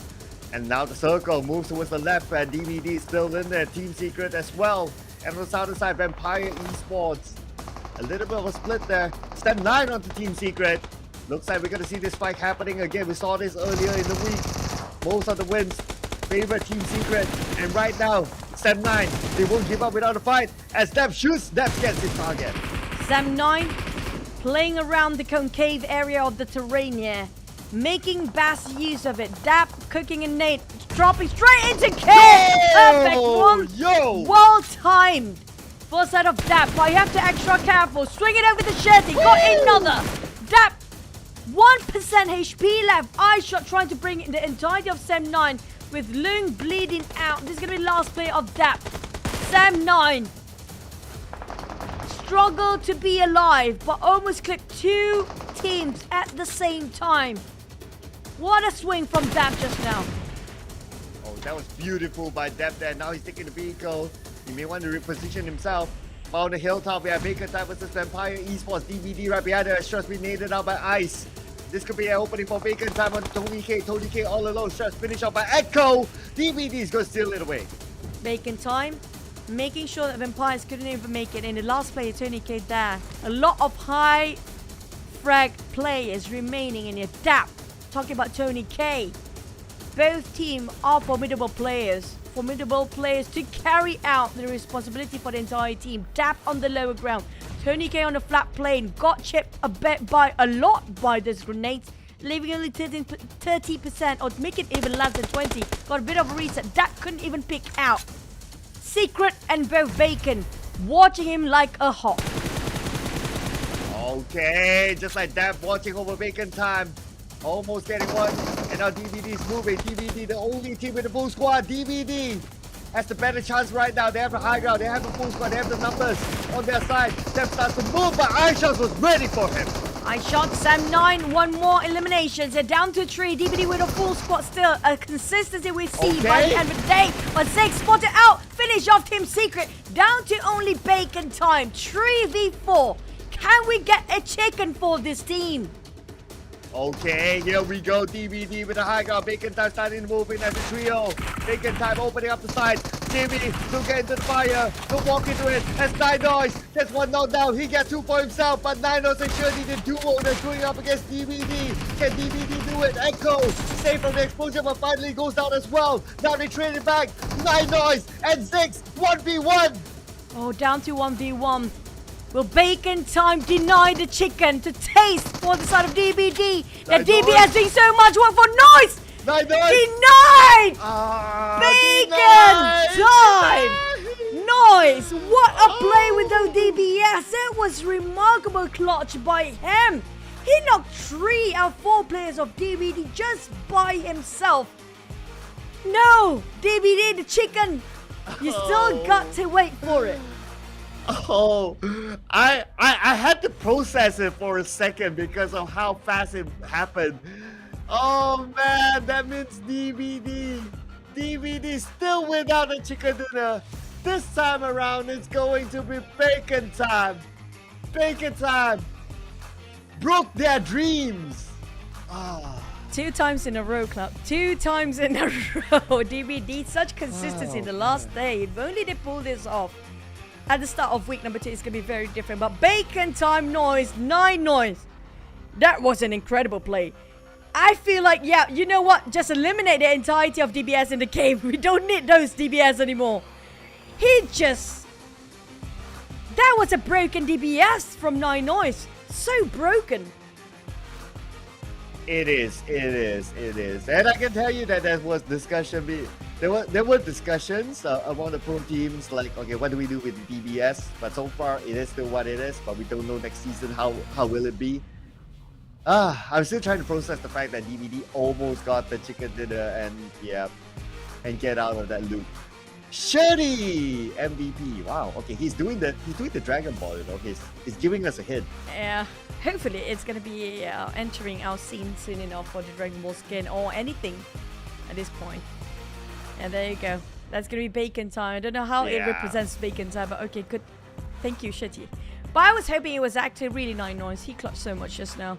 But at the same time, the elimination is more to the side of Shirty, as we're gonna have to wait and see for the database later on to see who got the most damage dished out in the last minute. Maybe we do see Shirty actually dish out quite a number of spray, but it's just a knockdown last minute by side of 9 noise. Maybe that's the case. But when it comes to almost the same, very same, like very close between the 2 players. Oh yeah, surely 9 noise. Okay. So it was really close. Like eliminations only 1 different. Damage dished out less than 100. So yeah, surely got an edge at the end of the day. But 9 noise got his MVP already, so gotta give it to someone else. And here are the stats from that round. Looking at it. Bacon time traveled the most, okay. And very little utilities overall. Yeah, but they just use it when it's needed. And for the side of DBD,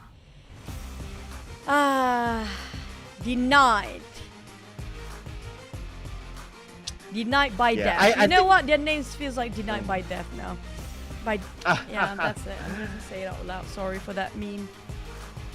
Too bad. If only it was like DBB, right? It's denied by bacon. Yeah.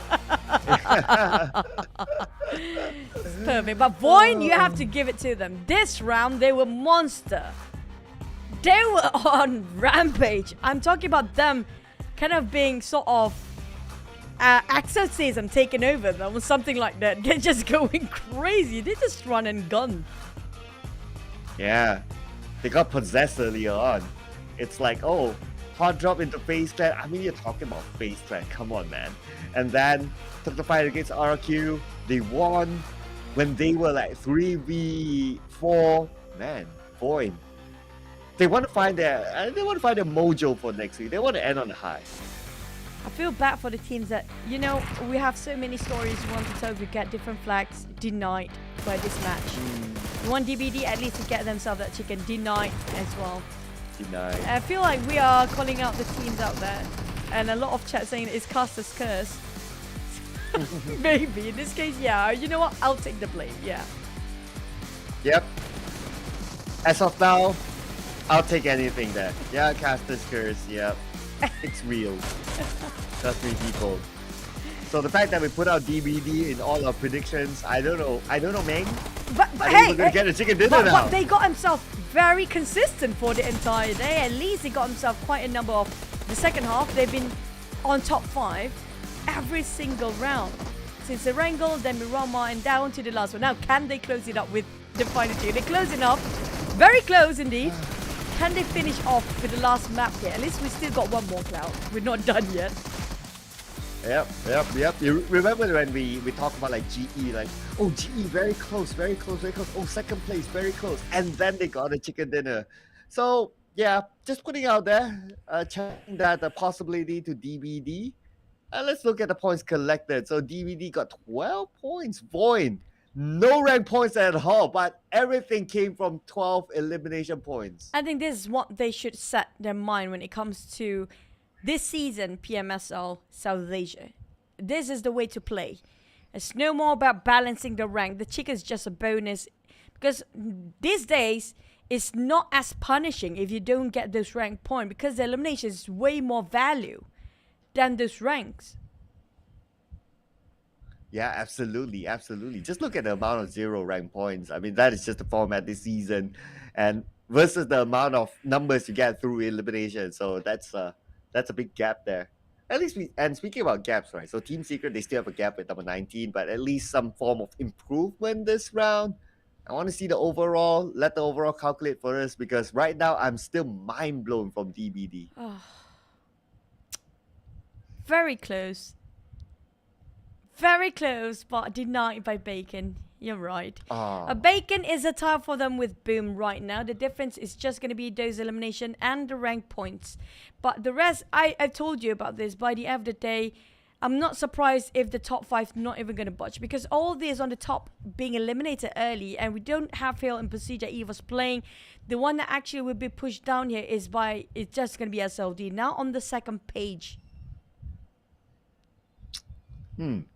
Okay, the next tier of excitement probably comes from Yudu Alliance and Boom and Bacon Time. It's still 7 DBD. points difference.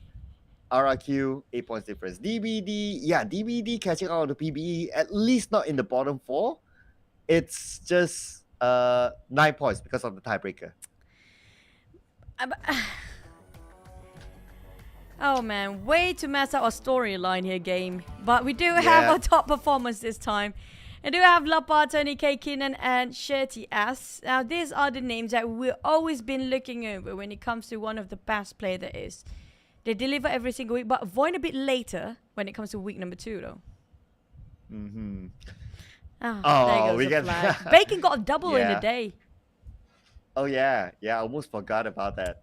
I was only thinking about like, okay, the flags. But hey, Bacon Time 2 today, again showing the Thai region as a supreme region. So, well, the last one, I guess our focus is going to be only on, can DBD get it? Ooh, that's our last storyline to play this week. The only one remaining for us, because we're just so close. Just 2 more maps with different flags. That'd be so great, the best ever in PMSL, but we couldn't get it. Now here it goes, we're gonna put it out again. Come on, DVD, one more. Give us that chicken.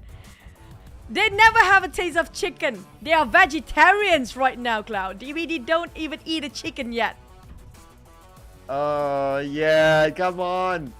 DVD. I don't know what else to say, right? If they don't get it today, we're probably remaining this week. Oh no, please no. Oh, now they are torturing us, right? Like, I want to get back to proper predictions, but DVD, come on, DVD. The only team with no chicken, really. And this is not the first time for them in the Pro League in South Asia, by the way. If it's their first time, you know what? Forgivable. We can overlook that, but not really. Well, no excuse by now, because GE first time. Oh yeah. Yet they can still get a chicken dinner. PBE first time for PBE as well. 2 chicken dinners already. So, what's your excuse, DBD? Come on, give it to us. I'm so like, oh please just give it to us. Yeah, this is devastating for us. Even though deep down inside we're like, yeah, we got drama going on, but but hey, you know what? Bacon Time just shows how much they're proud of a team. But speaking back about the overall rankings, I would probably sweating my seat if I'm to be Team Secret. Yeah, because they need like what, 30-ish points to go at least number 19. Even so, they must hope that who was it at number 19 again to not pick up points. So I think Team Secret, it's going to be a number 20 finish for them. Now, the thing is, Alter Ego definitely have way better performance than Team Secret because they were in the bottom. 16 and 17 overall was Team Secret Alter Ego, right? By the end of today, for our last map here, definitely will be overtaken by Alter Ego. They're going to go up, down there. So Team Secret, will they not be playing in the grand finals? There's a risk. There's a risk for Team Secret to be there. So next week they have to do superb. They have to really like number 1, top 5 or something like that for them to have a chance. They have to be number 1. Yeah, I mean, if you've been following like Team Secret as an organization news today in Malaysia, you will know that today is not their day at all in a lot of other areas. So with this being another news, I mean, Cloud, it just sums up the week for Team Secret. You know what? The same issue that you mentioned earlier on, right? This is not the day with the problems going on there, and right. So, can you tell us, all of us in the chat, where to find those sources? It's I'm trying to be broadcast friendly. Okay, it's. So if you know Team Secret is in another tournament in Malaysia. Yeah. Also. Yeah. So yeah, you guys just find it, okay? Yeah, that's all I can say. Make some effort to find it, okay? We cannot put everything on a silver platter for you guys. Do your work. I love to say that to other people too. But hey, Vampire's actually swapping out Newsy. I mean, like the entire day, Newsy, yesterday he didn't play as much, because they put in Flukef and also Ravenclaw, right? Today, Newsy played, and it feels like they need a bit of a fresh perspective with Stone coming in this time.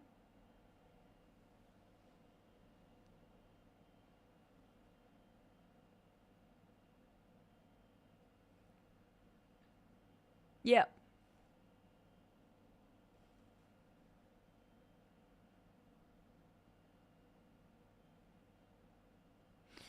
Or maybe just exhaustion kick in. Because it's been 2 weeks. I mean, Newsy barely got any rest if you compare with all the other players. And same goes for Tony K, actually. You barely see Tony K being swapped in and out as well. So the players have actually been playing back to back. And we're looking at first time ever. Baz G, second time I think. Baz G playing. Asar will not be there.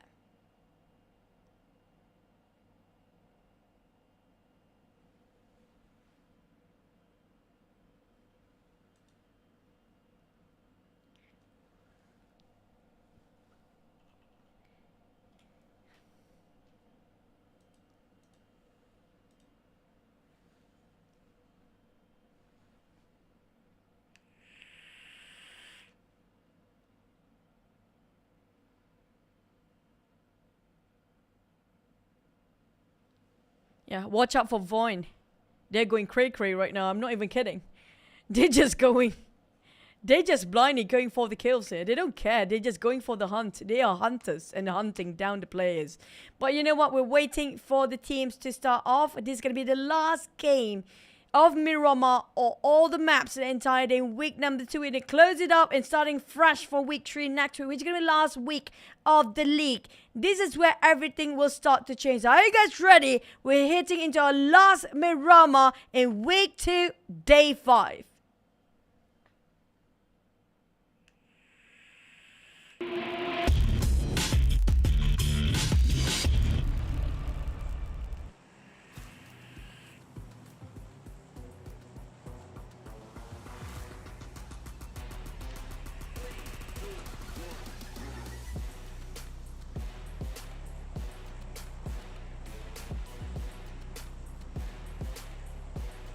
Yep, and I'm loving how GE portraying their skills when it comes to week number 2 here. Chef kiss, just so perfect. I love how they bump up their performance when it comes to week 1 to week 2. It's such a big growth. One of the most progressing team throughout the entire tournament, getting themselves a solid form right now, and no ceiling can hold their limit. It's going to be GE. I'm looking for their final week here, if they can actually push further.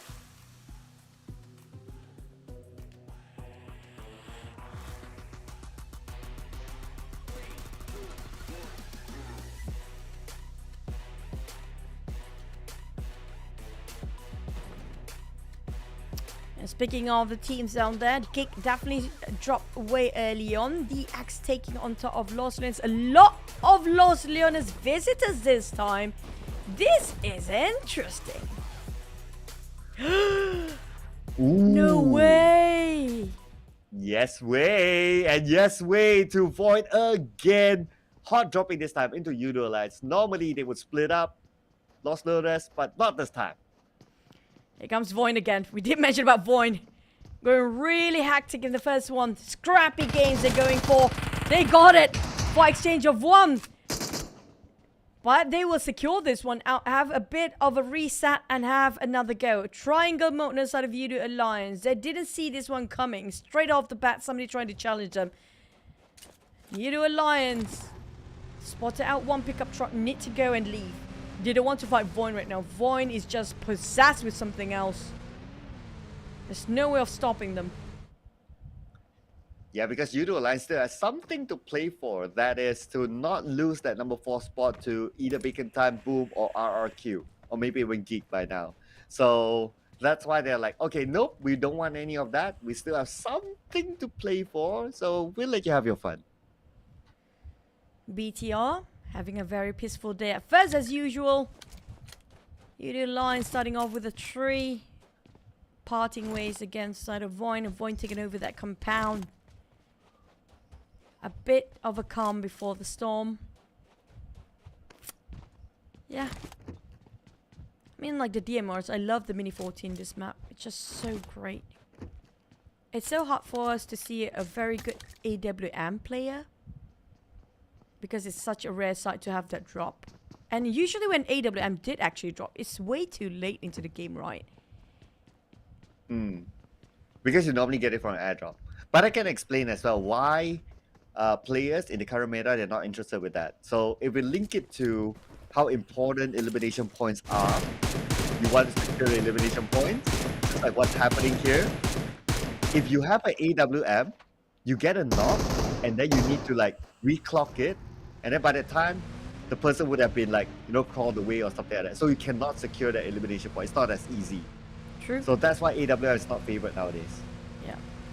Maybe put an AWM everywhere and let the DBS be an airdrop. How about that exchange? I would take that trade all day here because DBS just so broken these days. Yep, just like Rapids is broken right now. Going alone against Damn Good. But Mika, okay, he has to take out Mika first. He cannot just focus on the Damn Good just yet. Mika. Have to save Damn Good. That finished off by Rabies. DX. You know what? The thing about DX I noticed, right? Even they are single player, they can actually give you an impression there'll be sort of entire squad behind you with their utilities and their firepower. Just how great of DX when it comes to their firepower by a person, by a single individual to hold an angle. We saw it multiple times by Rabies, by Lamborghini, even by Chua, sometimes by Frankie. That happened.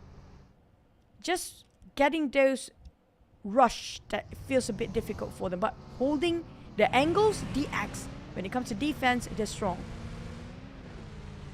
Yeah, they definitely have that reputation, right? Just because of how they perform in sea level before this. It's just like how the Infinity is. I missed them already. But it's just like how the Infinity is in the sense of like every single player feels like an entire squad. And yeah, I gotta agree that the Xavier, they do have that aura with them because of how they've done it before. So I guess what are we looking for Xavier is that in the grand finals, 3-day specialists, it could be theirs. Yeah, I mean, like, they are very good when it comes to sprinting those numbers. And they just, I feel like they're holding back for a bit when it comes to this league, you know? They just want to push it out when it comes to only 3 days of grand finals. They can do that anytime. As 50% discount or 50% off, cutting off these points coming out from the bonus rank. It's not even a gap to start with. Yeah, you might starting off with 30 the most. So far, nobody getting those 30 points as a start for the grand finals. Yeah. You cannot. Because Void. If it was Void number 1 this week, then yeah, we're still in the running for a perfect 30 point. But because we got it swapped, so definitely we won't see a perfect 30. We have seen that once. Yeah, we have seen that once before. Since the bonus format. I believe it was Geek. Yeah, it was Geek. That time they were known as Geek Fam. That was a perfect run for them. And then obviously they won the grand finals from there. And the rest was history. But this time around, it's going to be balanced out. So we're going to have different teams getting different points. And yeah, it's going to be a bit more balanced in the grand finals. Okay. Oh, man. Loyu. Are you okay, buddy? Yeah. Okay. Yeah, they're just going to leave it be for a bit for those vehicles. Trying to find extra. But DBD. Come on, DBD. Third time is the charm. Okay, but FaZe spotted out them first. Yen half HP down. I have a feeling FaZe want to go for the rush. Oof. Maybe not. Yep, maybe not. Still early. And plus they're at the lower ground, so it's a disadvantage for FaZe. They're just repositioning their vehicles not to be shot down by a DBD. So yeah, they're just going to hold on to this. But it's still stage 1 circle anyway, so don't need to be too hasty. Unless they really treat this like a final round. Oh, well, it is a final round, but you get what I mean, right? But I don't think FaZe Clan can catch anyone by now. They can really try hard, but yeah, I think they'll settle for number 3. To get 20-ish points. That would be great if we might finally get a record, a new record when it comes to last day here. 19 was the number, 10 by an individual. Can we break that to 20? We're not getting any 20s yet so far. Okay, I'm looking over back at the numbers though. So FaZe Clan can go number 2 if they can get at least 21 points. So technically they have something to play for. 15 points. So I make it 16 with those chicken. Maybe. Or maybe even less than that. But the circle shrinks again. It's covering part of Los Leones. Mostly the big town of it. LL. There'll be a lot of players passing through. But those getting the high grounds, they are the one guarding those coming into the Los Leones town right now. Very saturated. When it comes to the southern part of the circle, PB came in the latest. What we do have come out from north, I think that was Boom, Bacon and RQ coming in very late from the northern side. Yeah, since the circle pulled down, so it's going to be a slow move for them. I guess it's because they naturally drop further, so they don't want to go in too hastily. Because by now, if you look at, like, you have Lost Leones there and you have a couple of key areas, so naturally you have teams already parked themselves. So maybe that's why they're like, okay, taking this cool. And plus, yeah, they still have something to play for, so they don't need to move too hastily. So yeah, it's going to be a different strategy from Boom. They can catch up to Bacon time, possibly Udo Alliance as well. Yep. As long as they have enough utilities to heal up. If the Blues don't happen to be painful the next couple of seconds, the next couple of rounds. But Alter Ego Octa taking his warehouse by himself might be spotted out by DBD. Now DBD really wish they can get a chicken. The only team without any.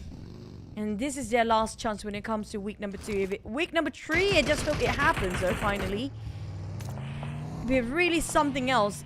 If you're the only team throughout the 3 weeks long of league not securing any chicken. But if you're up there with those eliminations, no one can deny that. But right now you're down there. Yeah, I mean, a lot of teams will be can't wait for this week to end for sure. The bottom 4 at least, or maybe the bottom 2, because Void to catch up to BTR, yeah, it's 22 points. No, 12 points left. Yeah, 12 points left at least. Doable though. Maybe that's why they're going all out aggressive, because they calculate it and they'll be like, oh yeah, if we get not 12, maybe 12, maybe 13 points just to ensure that there's no tiebreaker there, to at least gain the extra 1 bonus point. Yeah, I can see the motivation from Boy now. Yep, why not? They definitely are kind of already comfortable enough with their last week performance, but when it comes to the final week, they have to fight again. But Bacon time spotted out RQ and Peko from the back line. Bash G have to respond to this. Peko got finished off straight away. They're too spread apart for the side of RQ right now. Everybody just for themselves. GE tilt by Shetty as pop his smoke, but GE kind of crowded and corner side of Bacon time. If they walk in this trap, GE will take the fight. Oh, okay, Circle move towards Lost Learners. So maybe an urban warfare. We only have Void somewhat inside of Lost Learners. Not really in the center of it, but yeah, somewhat there. But looking at this kind of circle, we can expect a lot of teams will go in. Team Secret might be the next one. But before that, let's look at what's going to happen here between Sub9 and BTR. Only a warehouse in between. Putra taking out the flank side and the front line. Long on the other hand reposition himself, but Genforce trying to play the outer compound with them. But Amot going in straight into Team Secret. Slayer getting extra point. That's easy coming up from Team Secret. No chance of a fight shown by Mott at all. RRQ only got 2 men left. It's a matter of timing. Team Secret just happened to be there. But Sub9 not letting BTR go. And just when we thought they wanted to rotate away, they wanted to finish up this job. Now with the knockdown, they have this advantage. Putra are going to be in the forefront. Yuhai find time for his teammates to revive, to reset. But we have Molly's been tossed out. So right now, Yuhai, he can't push. Not like he wants to. He needs buy time. Now we can see that Genforce will be at the front. But Lung will go down. Same night down to only 2 players. That make it 3. Only Lung knocked down for now. But Prime Putra trying to play a ring around the Rosie to 20%. Make it 10% of health remaining here. Where Prime Putra managed to just reset himself. 3 down on the side of BTR. Ryzen, he needs to pull this clutch. Swavel being finished off by his own team to deny the points there. Okay. Loyu's coming. He has a nade in hand. M249 and M4 combo going to move in. Prime Putra gets shot down. Loyu, can you do it? Loyu switches weapon to a Mini 14 and Loyu, the hero for Sub9, will take out BTR. Close. But the denial of points come up from the side of BTR. They got 1 elimination point, not going empty-handed. It's going to be a 4 coming up from Sub9 and either ways. Team Secret split it into 2-2. RRQ taking this compound as well. They're sharing this territory with Team Secret. Even though they lost 1 man early on, Yidu Alliance right on top of those high mountains. Seeing through Team Secret and RRQ. But we do have, if I'm not mistaken, Boom on the other hand. Where Yidu Alliance definitely knows so much up here. Yeah, this is one of the key areas in this circle for now. Because they can oversee the rotation. Ichi will take it down, but Ice going to be Bacon time pocketing that point. But now they got to be worried because another team's coming by, and that's going to be Vampire Esports. Ravenclaw pop the smoke so he can actually buy himself more space to toss those net forward. Trying to make an entry to a side of Empires. This secures 1 elimination before. Bacon down to 3 players. Playing along the latches. Trying to confuse with those vehicles. Noise make the front line. I got clipped quite a bit from Ravenclaw's nades being tossed over and over again. Hammered by those nades. Ravenclaw still in the smoke. They couldn't spot him just yet. Couldn't even see his silhouette. And the circle happened to be shifting at the same time. Oh, look at this. 3 touch. Putting pressure from the side. Opening up the flanks. But they're on the outside of the circle now. You need to take down Vampire Esports. This fight is inevitable. Night Noise shoots. Night Noise connects. But Night Noise does not get a knock. Empires down to 2 players. GE, no, eliminated as well. Down to DBD. Can they close the game here? Third time's the charm. Again, touch. Bacon Time dominating with 5 across the portfolio closely behind. It's going to be the 4 from 7-9. Those numbers of kills. Touch. Keep pressuring to the side of Tony K Vampires. They want to flush them out. But you, the Alliance, might want to be part of this as well. You, the Alliance, can definitely see from that prime position. They can take advantage of shooting down anyone in the open area. But 3 touch needed down. Whoa, nice one from Tony K, leaving 9 Noise alone. So 9 Noise, 1v2. Vampire Esports. The only problem with Vampire Esports right now is because they have Euro Alliance overlooking them. So to come out, it's not going to be as easy as that. But they're going to create that smoke bridge. They want to get across. Shreps taking this compound, hopping off to one the other. Now to 9 Noise again from Bacon Time. The last person to clutch this out for Bacon, who just won themselves a chicken in the previous map. Got themselves 5 eliminations by now. Waiting for Vampire to push in first. But I'm not sure if Vampires do have any utilities to be tossed around. None. On Shreps, nothing. Tony K, I'm not sure. Nothing as well. They couldn't possibly flush out Bacon Time here. But for Kick, on the other hand, picking a long fight against the side of PBE. Cool is in front, but the back line being crushed by Mika of Kick Slate. Ooh, okay. 3 nades in his hand. Cool tries to get away. Mika getting ready. Mika sprays. Does he really hit on the Cool? No, not just yet. And Mika, he's alone. You gotta be careful. At the same time, he's being pressured by the blue. Mika doesn't have enough space. His only hope is to secure these elimination points out of PvE. But now 9 Noise 1v2. It's gonna be Tony K and Vampires winning that over. Got himself an upgrade of Flute, but Mika, the Blues are just burning him off alive. He keep on spraying inside of PBE, hoping he can secure the entirety of PBE in his hands. But the one that's shooting them is going to be Vampires. Ooh, that was from afar. Now FaZe Clan. Okay, they're moving in. So FaZe Clan out the 7-9, lone all alone. He has a teammate together with him. But okay, that was short-lived as FaZe Clan will get those points. It's going to be 2 points in this round. The Circle moved down south. Euro Alliance still in a good position. FaZe Clan as well in a decent position.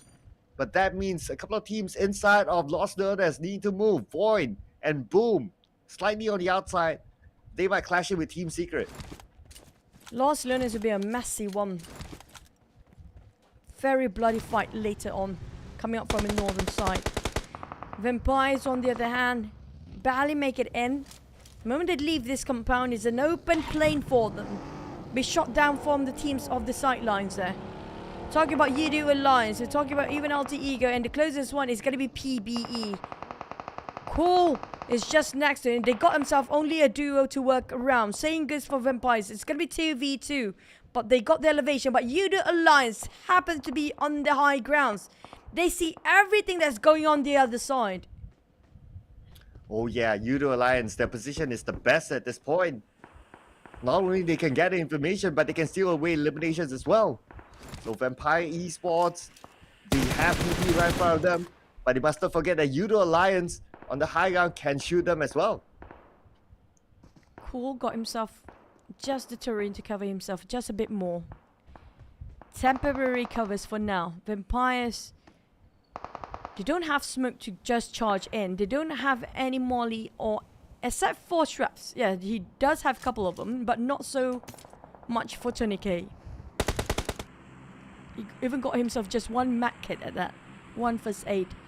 On the side of Void, they're a bit tame than the last one, but not so much. They're going well in front of DBD. And DBD being charged in by the side of Void. Feels like a deja vu for Void here. Taking a multi-level building again to force the fight and flush things out from another team. It was FaZe before, this time it's DBD. Yeah, and this is going to be our storyline here. Can DBD win the fight against Void? Void still a full squad going up floor by floor. But this time at least they're a little bit more well equipped. But we can see that Lapa, he doesn't have any nades on him. And he only has 1 first aid. And now Ziggs will shoot. Ziggs will not connect. But Ziggs moved down to the ground floor. Looks like they're out of the building. Right now, Void is trapped inside of it. Void, do they go down? Do they leave as DBD start to part ways? But the moment they get out from here, it's going to be Boom on the other end. So like it or not, for the side of DBD, they have to pick the fight here.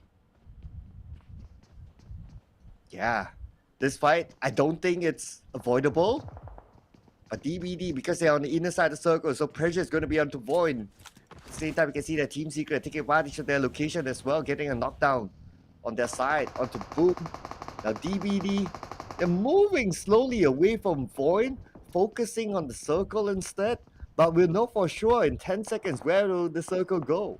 Why are you running? Let's go with DBD tagline for now.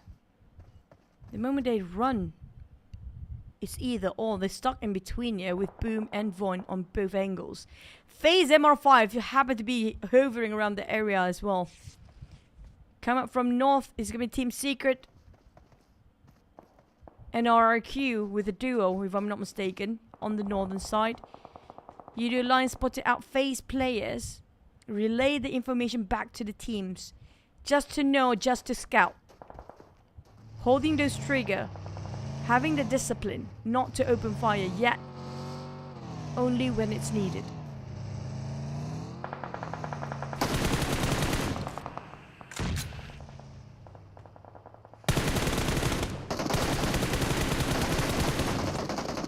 Back to a side of Empires, PBE.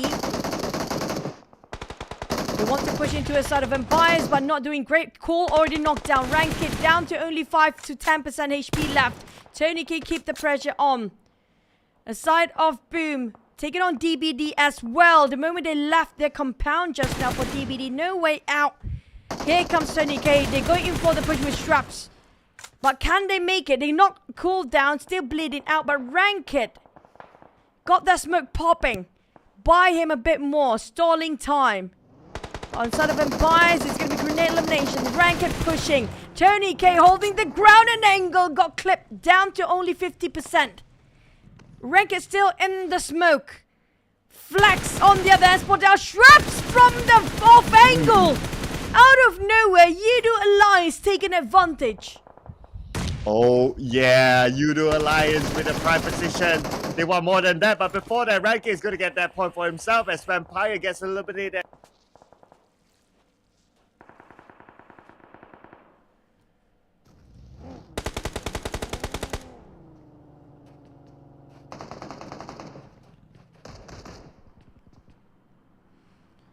Eye shot coming out from Team Secret, down to only 3 players. Boom in between, Void on across them, and it's going to U2 Alliance. Kenny, no bullet for those AKM anymore.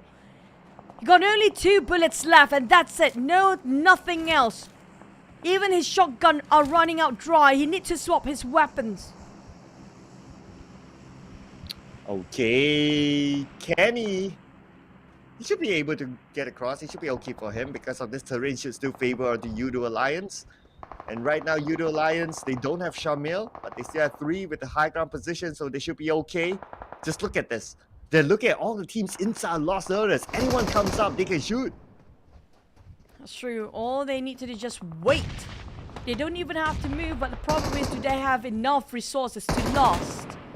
We saw so many other players come out from U2 Alliance are running low when it comes to ammunition. But back to the side of La Paz, spraying on the side of Boo Boo, who he saw that window just now, but Boo Boo who straight away going for proning. Realizing so many eyes looking through those windows, but La Paz just gave away his position as well. DBD still running in the corner, trying to avoid any necessary fight just to get those chicken going. Ooh, okay. So right now the challenge for DBD is to cross the road. But at least they're clear from other teams. Most of the other teams inside Lost Earth is clumped up in the northern side and they don't have the circle. So this is the moment for U2 Alliance to steal it away. Point. Rush in to getting on Boom. They don't care. They don't think. They just go. And they just do. Eyes in on grenade elimination. Alva down on the ground. 2 down on Void. Going for the rush. They got caught in between. Maxius have to use the last first aid. They can be used, but not even enough time as Boom rushing into it to finish off the job. Spraying randomly coming out from Boo Boo Hoo. But here comes FaZe. Then DBD and the Axe taking on FaZe, stopping their transition. Okay, so D-Xavier sort of helped DBD indirectly. And now D-Xavier will get 3 elimination points in total. But now D-Xavier, they gotta be careful because another team's approaching them from behind. Team Secret might lose Kid. Yummy naded himself. What? Yummy? That's rare. Overcooked Nate just now. Just to find the angles and overthink himself. But Yudu Lions taking on DBD. DBD, I think they're down to only 2 men left. For Voin, on the other hand, they got himself a reset, but the Blues are just closing in and burning them. It's the 7th stage. It's not even a joke right now. It's not even funny. It's painful. Now, Boo Boo Hoo have to play the corner, but both teams are losing in this one. But Voin managed to secure in the last minute. But the one shooting from behind is going to be DBD. All right, DBD, 2 elimination points. But the bad news for DBD is that they only have 2 players left. And let's see what's going to happen. We still have a full squad for Alter Ego and D-Xavier. Now Flax wants to pull the trigger, but because of the cover fire coming from Echo, he couldn't. Oh, they need to leave now. Time is not on their side. Yudu Lions, they got everything they needed. A clear side on Echo as well. 1 knock, and this is it. DBD. Low chance of getting that chicken to finish off week number 2. 2 weeks in a row without any chicken for now. Still gonna stay vegetarian till the end of week 2. It's a tough one for DBD. But it's gonna be a good one for D-Xavier. Full squad in the middle of the circle with a compound. Looking good for them for now, but not looking good for PBE. Number 7, 3 elimination points. On the outside of the circle, we still have Alter Ego. And Alter Ego, if they want to get in, they need to fight against D-Xavier. Octa pretty low right now, but I think he got himself some first aid to work around. But here comes Alter Ego. They form sort of a strategy to wrap around DX, coming in with a monster truck, going for the flank side, while TS, if they don't leave later, they're going to have a bit of a problem to get out from those corners, because there's going to be only a corner to guard them, and there's an open street right across. Alter Ego, their plan has failed as DX caught them off guard. Frankie got it off angle, straight shooting line of sight, get a tree maybe from the side of Frankie. Flex has nowhere to go. He's pressured by the blue. The only way is down, and he'll definitely be knocked down if he does that. Team Secret might lose eye shots, and it's going to be from Flex. And right now, Flex will deny himself to the zone. There's nothing much that Flex can do at this point. But no, Lamborghini stole it away. He still got it on the Flex. Speaking of third party, this is where things are going really hectic, but DBD got himself back into duo, but FaZe trying to stop that one out, got another one, Yudu and Lions, and FaZe just crushed their dream of a chicken for DBD. Oh man, it's Kenny's fault right now, and we'll have to wait next week to see when the DBD can get a chicken dinner. But before that, we gotta end this round, and looking at it, D-Xavier in the best condition possible to get this chicken dinner, this final chicken dinner today. Rosemary is the last player of Alter Ego. DX got a full squad. We almost got the entire line we want to. Vietnam can actually still squeeze in for the variety of flags waving for today's chicken. Except for Ty's taking a 2. It's going to be bacon time for that. But Yudu Alliance, they got the high ground but not the circle. There's going to last stage as well. The blue will close in from Yudu Alliance's side first. They need to leave, they need to jump down. Kenny decided, you know what, it's a bit too late now. And look, how can he jump down from there? That was his only option, to be frank. Now FaZe Clan has Moment still active, but Moment gonna focus on picking up Mela while D-Xavier is busy on the other side. That's Luke! Beautiful knockdown by Luke. He'll finish off his opponent. That's it for Rabes. Could Luke be the bane for them? Alright. But D-Xavier, they managed to reset at this point. Moment is moving in while Mela heals up himself. D-Xavier picking up his teammate while Chua will stand guard. Chua trying to just stall while these two guys from FaZe, which are going to be Mela and Moment, trying to push as much, but Yudu Alliance might be spotted out by Mela at the same time, which will be their target first, because Mela is thinking about tossing it on the flank, on his left side. But Frankie and the rest of the SE got a reset, but the blue zone is just not helping as well. But Mela, here comes the nade! Knockdown on Chua. Yudu Alliance, look, might actually clutch this for a chicken by the end of the day. Because 2 of these teams are just too occupied fighting each other. You're right, and it is Luke that we're talking about. main fragger for Udo Alliance. Let's see if we can pull it off as Mela finishes off Chua. And now Mela keeping eyes on to Ade Luke. Mela doesn't have Momo and it's going to be a 1v1 for this final chicken dinner. Oh boy, another clutch Yo, it. he did it! He did it! What? He did it! Ade Luke! 2 chickens for Udo Alliance today! He was soloing the entire top 5 round. With DX as a full squad at first, knocked down by FaZe as a duo, and down to 2 players. They were too busy against each other, and Udo Alliance, even though being spotted out by Mela at the back line, still managed to clutch. Remember how DX jumped straight into Adik Luke before? He clutched that, and now even clutched a chicken. That was huge, massive play by this one formidable Adik Luke. Man, and he took the Mela, the top eliminator so far in the PMSL. My, oh my, Ade Luke is back in the fray. Oh, goodness. He took the interview earlier today, and now they kind of blessed him for this final chicken dinner and the MVP as well. 5 eliminations, 985 damage. Ade Luke not slowing down his career. Even though they didn't deliver the 52 points that they talk about for the second half, but they still deliver with their performance. We have to give that for Udo Alliance. This is a showstopper we had. Coming up one person against the entire squad out there in the very last minute. Man, but for DBD, I mean, I get it. They are fasting. They may be on diet, but nobody wants to go on a chicken diet right now. But for what I did look, he definitely dished out the most damage. Same goes for Flex. These 2 guys, I mean, these 2 heavy fraggers. Definitely such a big pillar for the team. Well, no excuse, right? Because Udo Alliance, obviously, all of them are fasting, so they still can produce 2 chicken dinners today. Great job, Udo Alliance. And look at the full squad time, 1 minute 47 seconds, and still able to get the chicken dinner. Playing as a trio. Yep, no excuse. Udo Alliance did it, and they joined together. Okay, if we don't get a multiple flag in that graphic, the overall graphic, at least we got it here. No, because DVD's there. Okay, fine. I take that back. Speaking of trying to find the end of the light in the Yeah. tunnel right now, huh?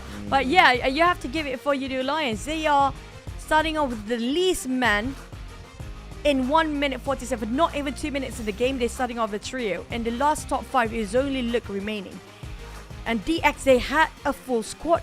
DX had a full squad. Yeah, DX had a full squad. But yeah, I wonder if they get.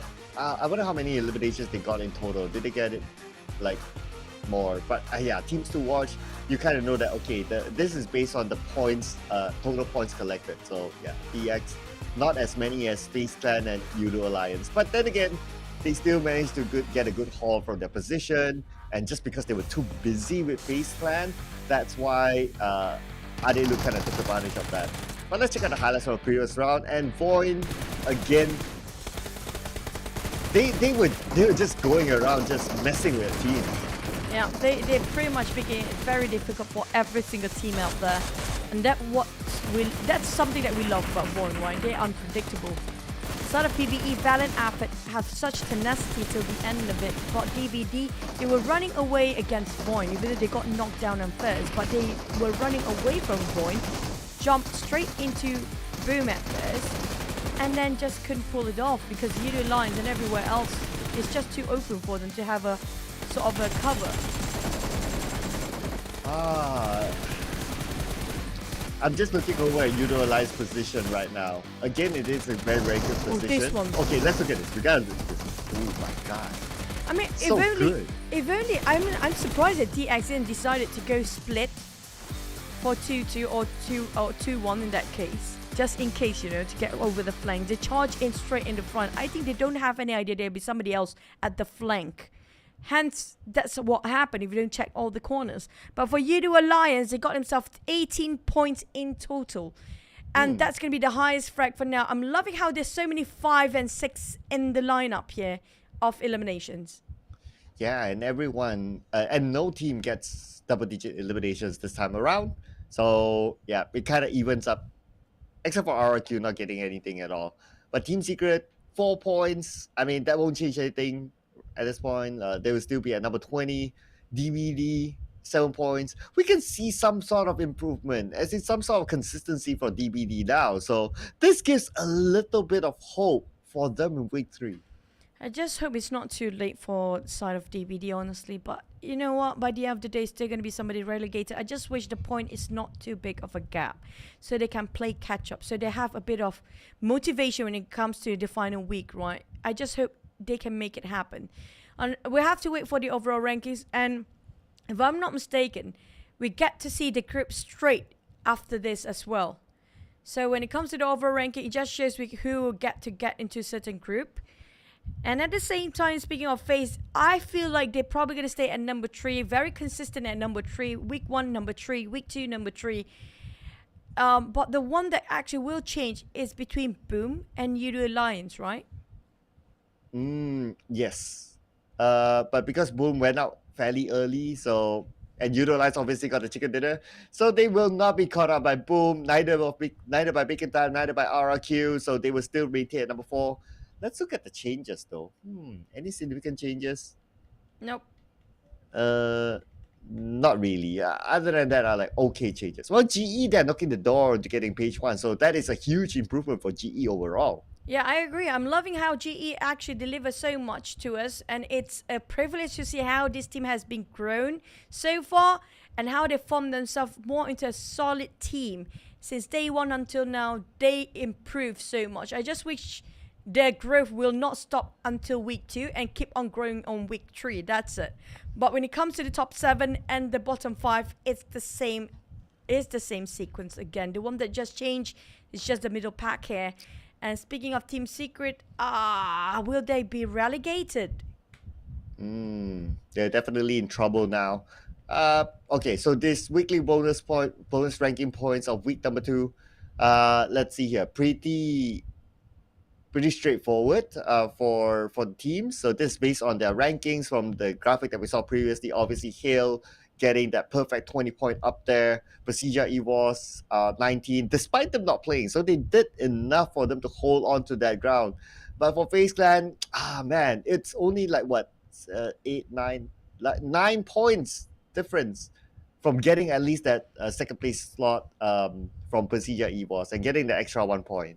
And they just want to stay at number 3, I guess. I mean, like this, my theory proof the fact they love number 3 so much. They just want number 3. They are very grateful for that, I guess. Not gonna budge from that number 3 spot week 1, week 2, maybe even week 3. Who knows? But here comes our grouping. I told you about Group C. It's so good to have this group because you get to rest in between, right? So it's gonna be FaZe again, always in Group C, and Alter Ego, as well as SLD and BTR. But the one in Group A, though, it's a scary one. Group A. Oh, yeah. So we got Hale and Vampire. So the number 1 of week 1 and number 1 of week 2 in the same group. Okay, that's interesting. But I think Group B is scary. Procedure EVOS, Gigslade, Xavier Void. When it comes to firepower, yep. Due to Yeah. Procedure EVOS and Void, I agree. They're crazy for those kills, and for DX as well. If they happen to be, you know what, we feel like we're going to do really all out today. That might be it for them. But coming up from the groups as well, we're looking at this will depending on when they get to play. So far, here comes a pointer. That's why we said we should worry about Team Secret, because they are the last place. Yes, so thank you for this graphic. This is easier for us to calculate. So Team Secret, PB, DBD, Box Gaming, they are in the bottom 4. Look at GE's comeback. Like 1 point and then 10 points, and then now they're at least top 16. BTR not safe as well. And then you have a little bit of a gap at Xavier and Gig and so on and so forth. So right now, BTR, GE included, I would say. But you know what? I cannot see other things than DBD with a 0 chicken there. Nothing else that I see across the board. I'm sorry, but that's the only thing I saw just now. But FaZe Mela, again, taking the number 1 spot. He's not shook at all at number 1. Nobody can take him down. So far, 2 weeks in a row, it's going to be Mela. Yeah, and just when I put out the fact the stats that Yummy is close, but today Yummy didn't really perform. He didn't really pop off. So yeah, Mela will be happy to continue to take that number 1 spot in terms of top eliminations. By next week, he should be able to break that 100 mark. Tony K still there, despite Vampire's performance is Woohoo! not really up there. Hey, this is interesting.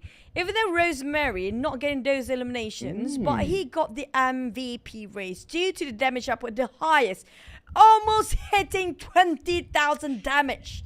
This guy is not a human. He's a rose, or he's a beast. Beast Mary, he it is. He's a Bloody Mary.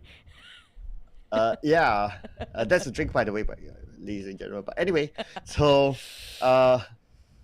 I'm kind of surprised as well that Mela isn't really up there because of the number of eliminations. But look at the amount of damage, the difference between him and Rosemary. That means, in theory, is that Mela is good at stealing eliminations instead. Yeah, that's pretty smart. If you give to Mela, he played smart, not playing with only just, bronze. Instead of Straps, he's squeezing in the last minute, even though we don't see him as much. We do see more when it comes to his firepower back in Southeast Asia Esports Championship.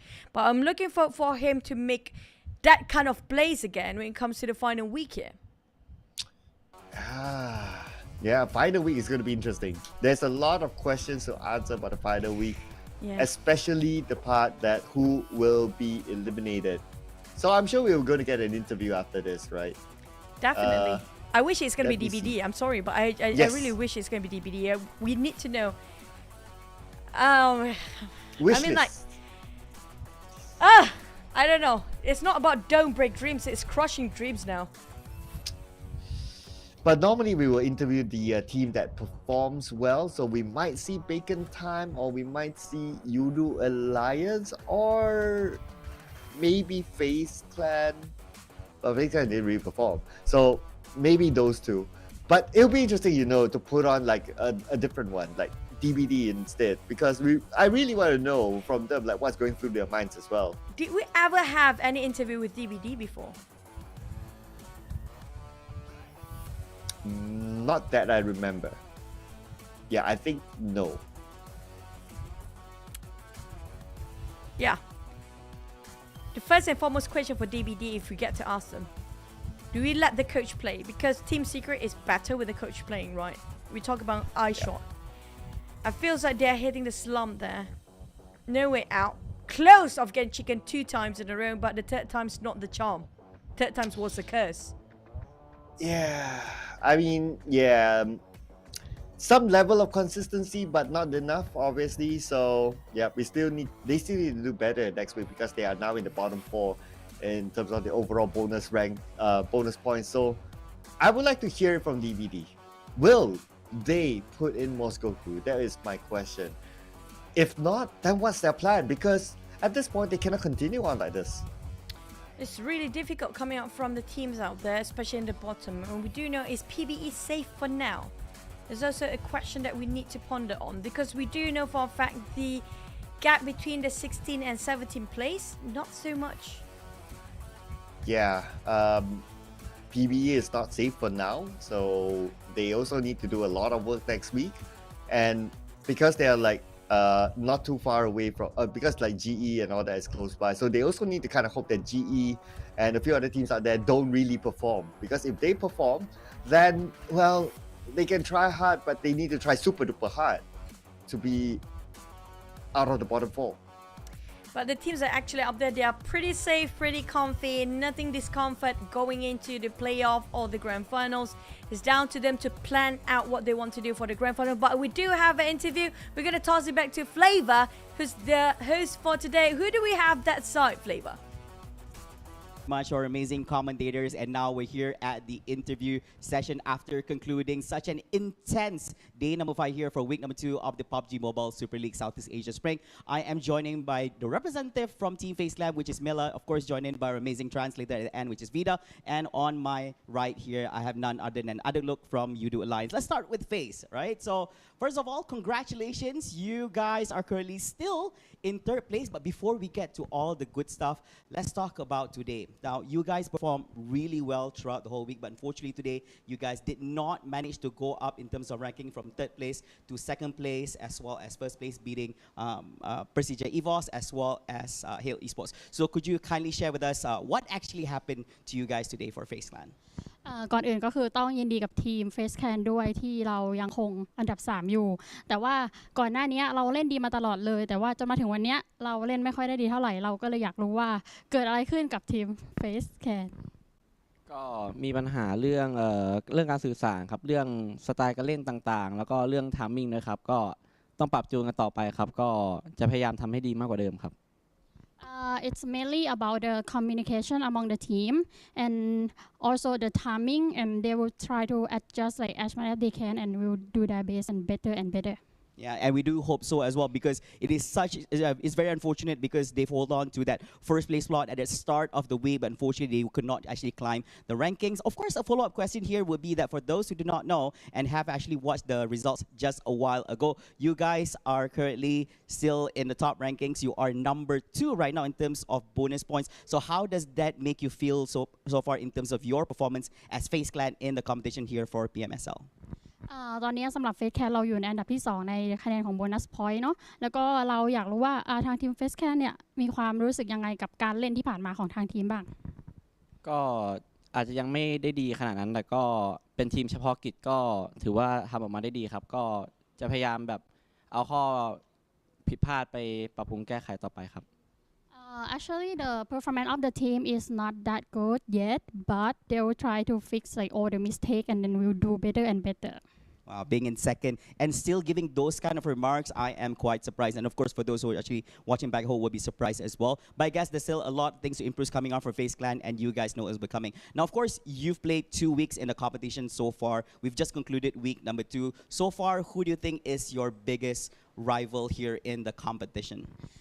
ตอนนี้ก็คือเกือบจะมาถึงอาทิตย์สุดท้ายแล้วเนาะทีมไหนที่เราคิดว่าเป็นทีมที่เป็นคู่แข่งแล้วก็แบบแข่งแกร่งที่สุดเลยก็คงเป็นทีมไทยที่ของพวกเรานี่แหละครับก็อาจจะเป็นทีม BP ครับเพราะว่านูซี่มีหนวด Okay, so it's going to be like our Thai team, like the Thai team ourselves, and especially Vampire because the Nosy have beer. That's it, the beer. So, is this insecurity that I'm feeling? What? Because you don't have a beard, or is it a mustache? Kind of intimidating, I think. So, Nozi, very intimidating beard going on there. Of course. Now, last question I have for you, that since you guys have the privilege of actually playing exceptionally well, getting 3rd place here in the rankings, so anything you want to shout out to all your fans out there who've been supporting your team throughout your journey here at PMSL? มีอะไรจะฝากถึงแฟนคลับข้างนอกบ้างจากที่ไทยเพื่อนๆหรือใครก็ได้ที่แบบเชียร์แล้วก็ซัพพอร์ตเรามาตลอดก็ฝากติดตามเชียร์ Face Can ด้วยนะครับก็จะพยายามทำให้เต็มที่ที่สุดครับ Okay, so please always support our team. So we will do our best like every game, and then yeah, we will always be the best. All right, there you have it. Thank you so much for the amazing interview. And of course, coming up next, we're not done yet. We still have Adik Look here from You Do Alliance. Okay, if you don't mind, we want to get the microphone here. Now, Adik Look, congratulations. Let's start with congratulations. You guys managed to get 2 winner chicken dinners today, 1 on match 3 and 1 on match 6. And also, just to note for you guys out there, out of all the 20 teams participating here, You Do Alliance so happens to be the only Malaysian team that's currently in the top 5 when it comes to bonus rankings. And the rest in the top 4 are actually teams from Thailand. So, Adik Look, how does that make you feel in terms of knowing that you're in the top 5 right now in terms of bonus ranking? So, apakah perasaan Adik Look disebabkan You Do Alliance kali ini adalah satu-satunya pasukan Malaysia dalam top 5, dan selain daripada itu 4 pasukan di atas adalah pasukan daripada Thailand. So, apakah perasaan Adik Look? Perasaan kita orang rasa bangga lah sebab dapat top 5 kan, daripada top 4 tu semua tim Thailand dapat wakilkan tim Malaysia untuk top 5. Rezeki kita orang lah.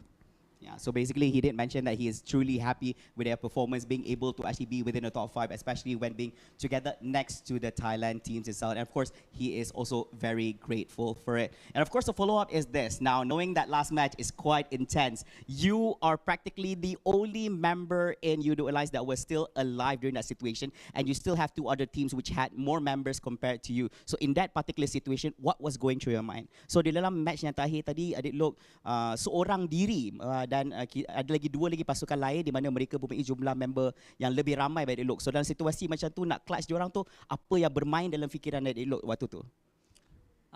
Saya main santai je. Lepas tu tim pun semua pun santai, tak ada pressure. Diorang just bagi semangat untuk dapatkan chicken dinner lah. Lepas tu zone pun dengan saya jauh, dengan enemy tu pun dah dekat. So saya just tahan, enemy tu tunggu enemy tu keluar dan tembak, dapat chicken. Okay. All right. So basically, in that particular situation, Adik Lok shared that his teammates cheered him on and gave him courage for him to actually make it a win for himself. Now he was very lucky that the circle was actually in his favor, so he waited out until the enemies actually made a move, and then basically the way he mentioned it was just he shoot and then they die and then he win. Yeah. So that was the whole situation that's actually happening. And of course now, coming into the whole competition, right? Your so far in terms of performance, so far today, I know that you targeted to become top 4, and you did. Just now we actually had an interview together with Flax, and he mentioned that probably you guys can actually get at third place. So are you happy with your performance for today? Adakah Adik Lok happy dengan performance UDO Alliance pada hari ini sebagai satu pasukan? Sebagai satu pasukan, kita orang happy je tapi tak cukup memuaskan sikit lah. Walaupun dapat 2 chicken dinner sebab poin semalam lagi banyak daripada hari ni. And kita orang akan buat yang terbaik lah untuk next week. Alright, so basically Adik Lok shared that he was a little bit unhappy with their performance for today. They did manage to actually get more points yesterday compared to what they did today, but they will continue on to actually do well for their team as a team itself.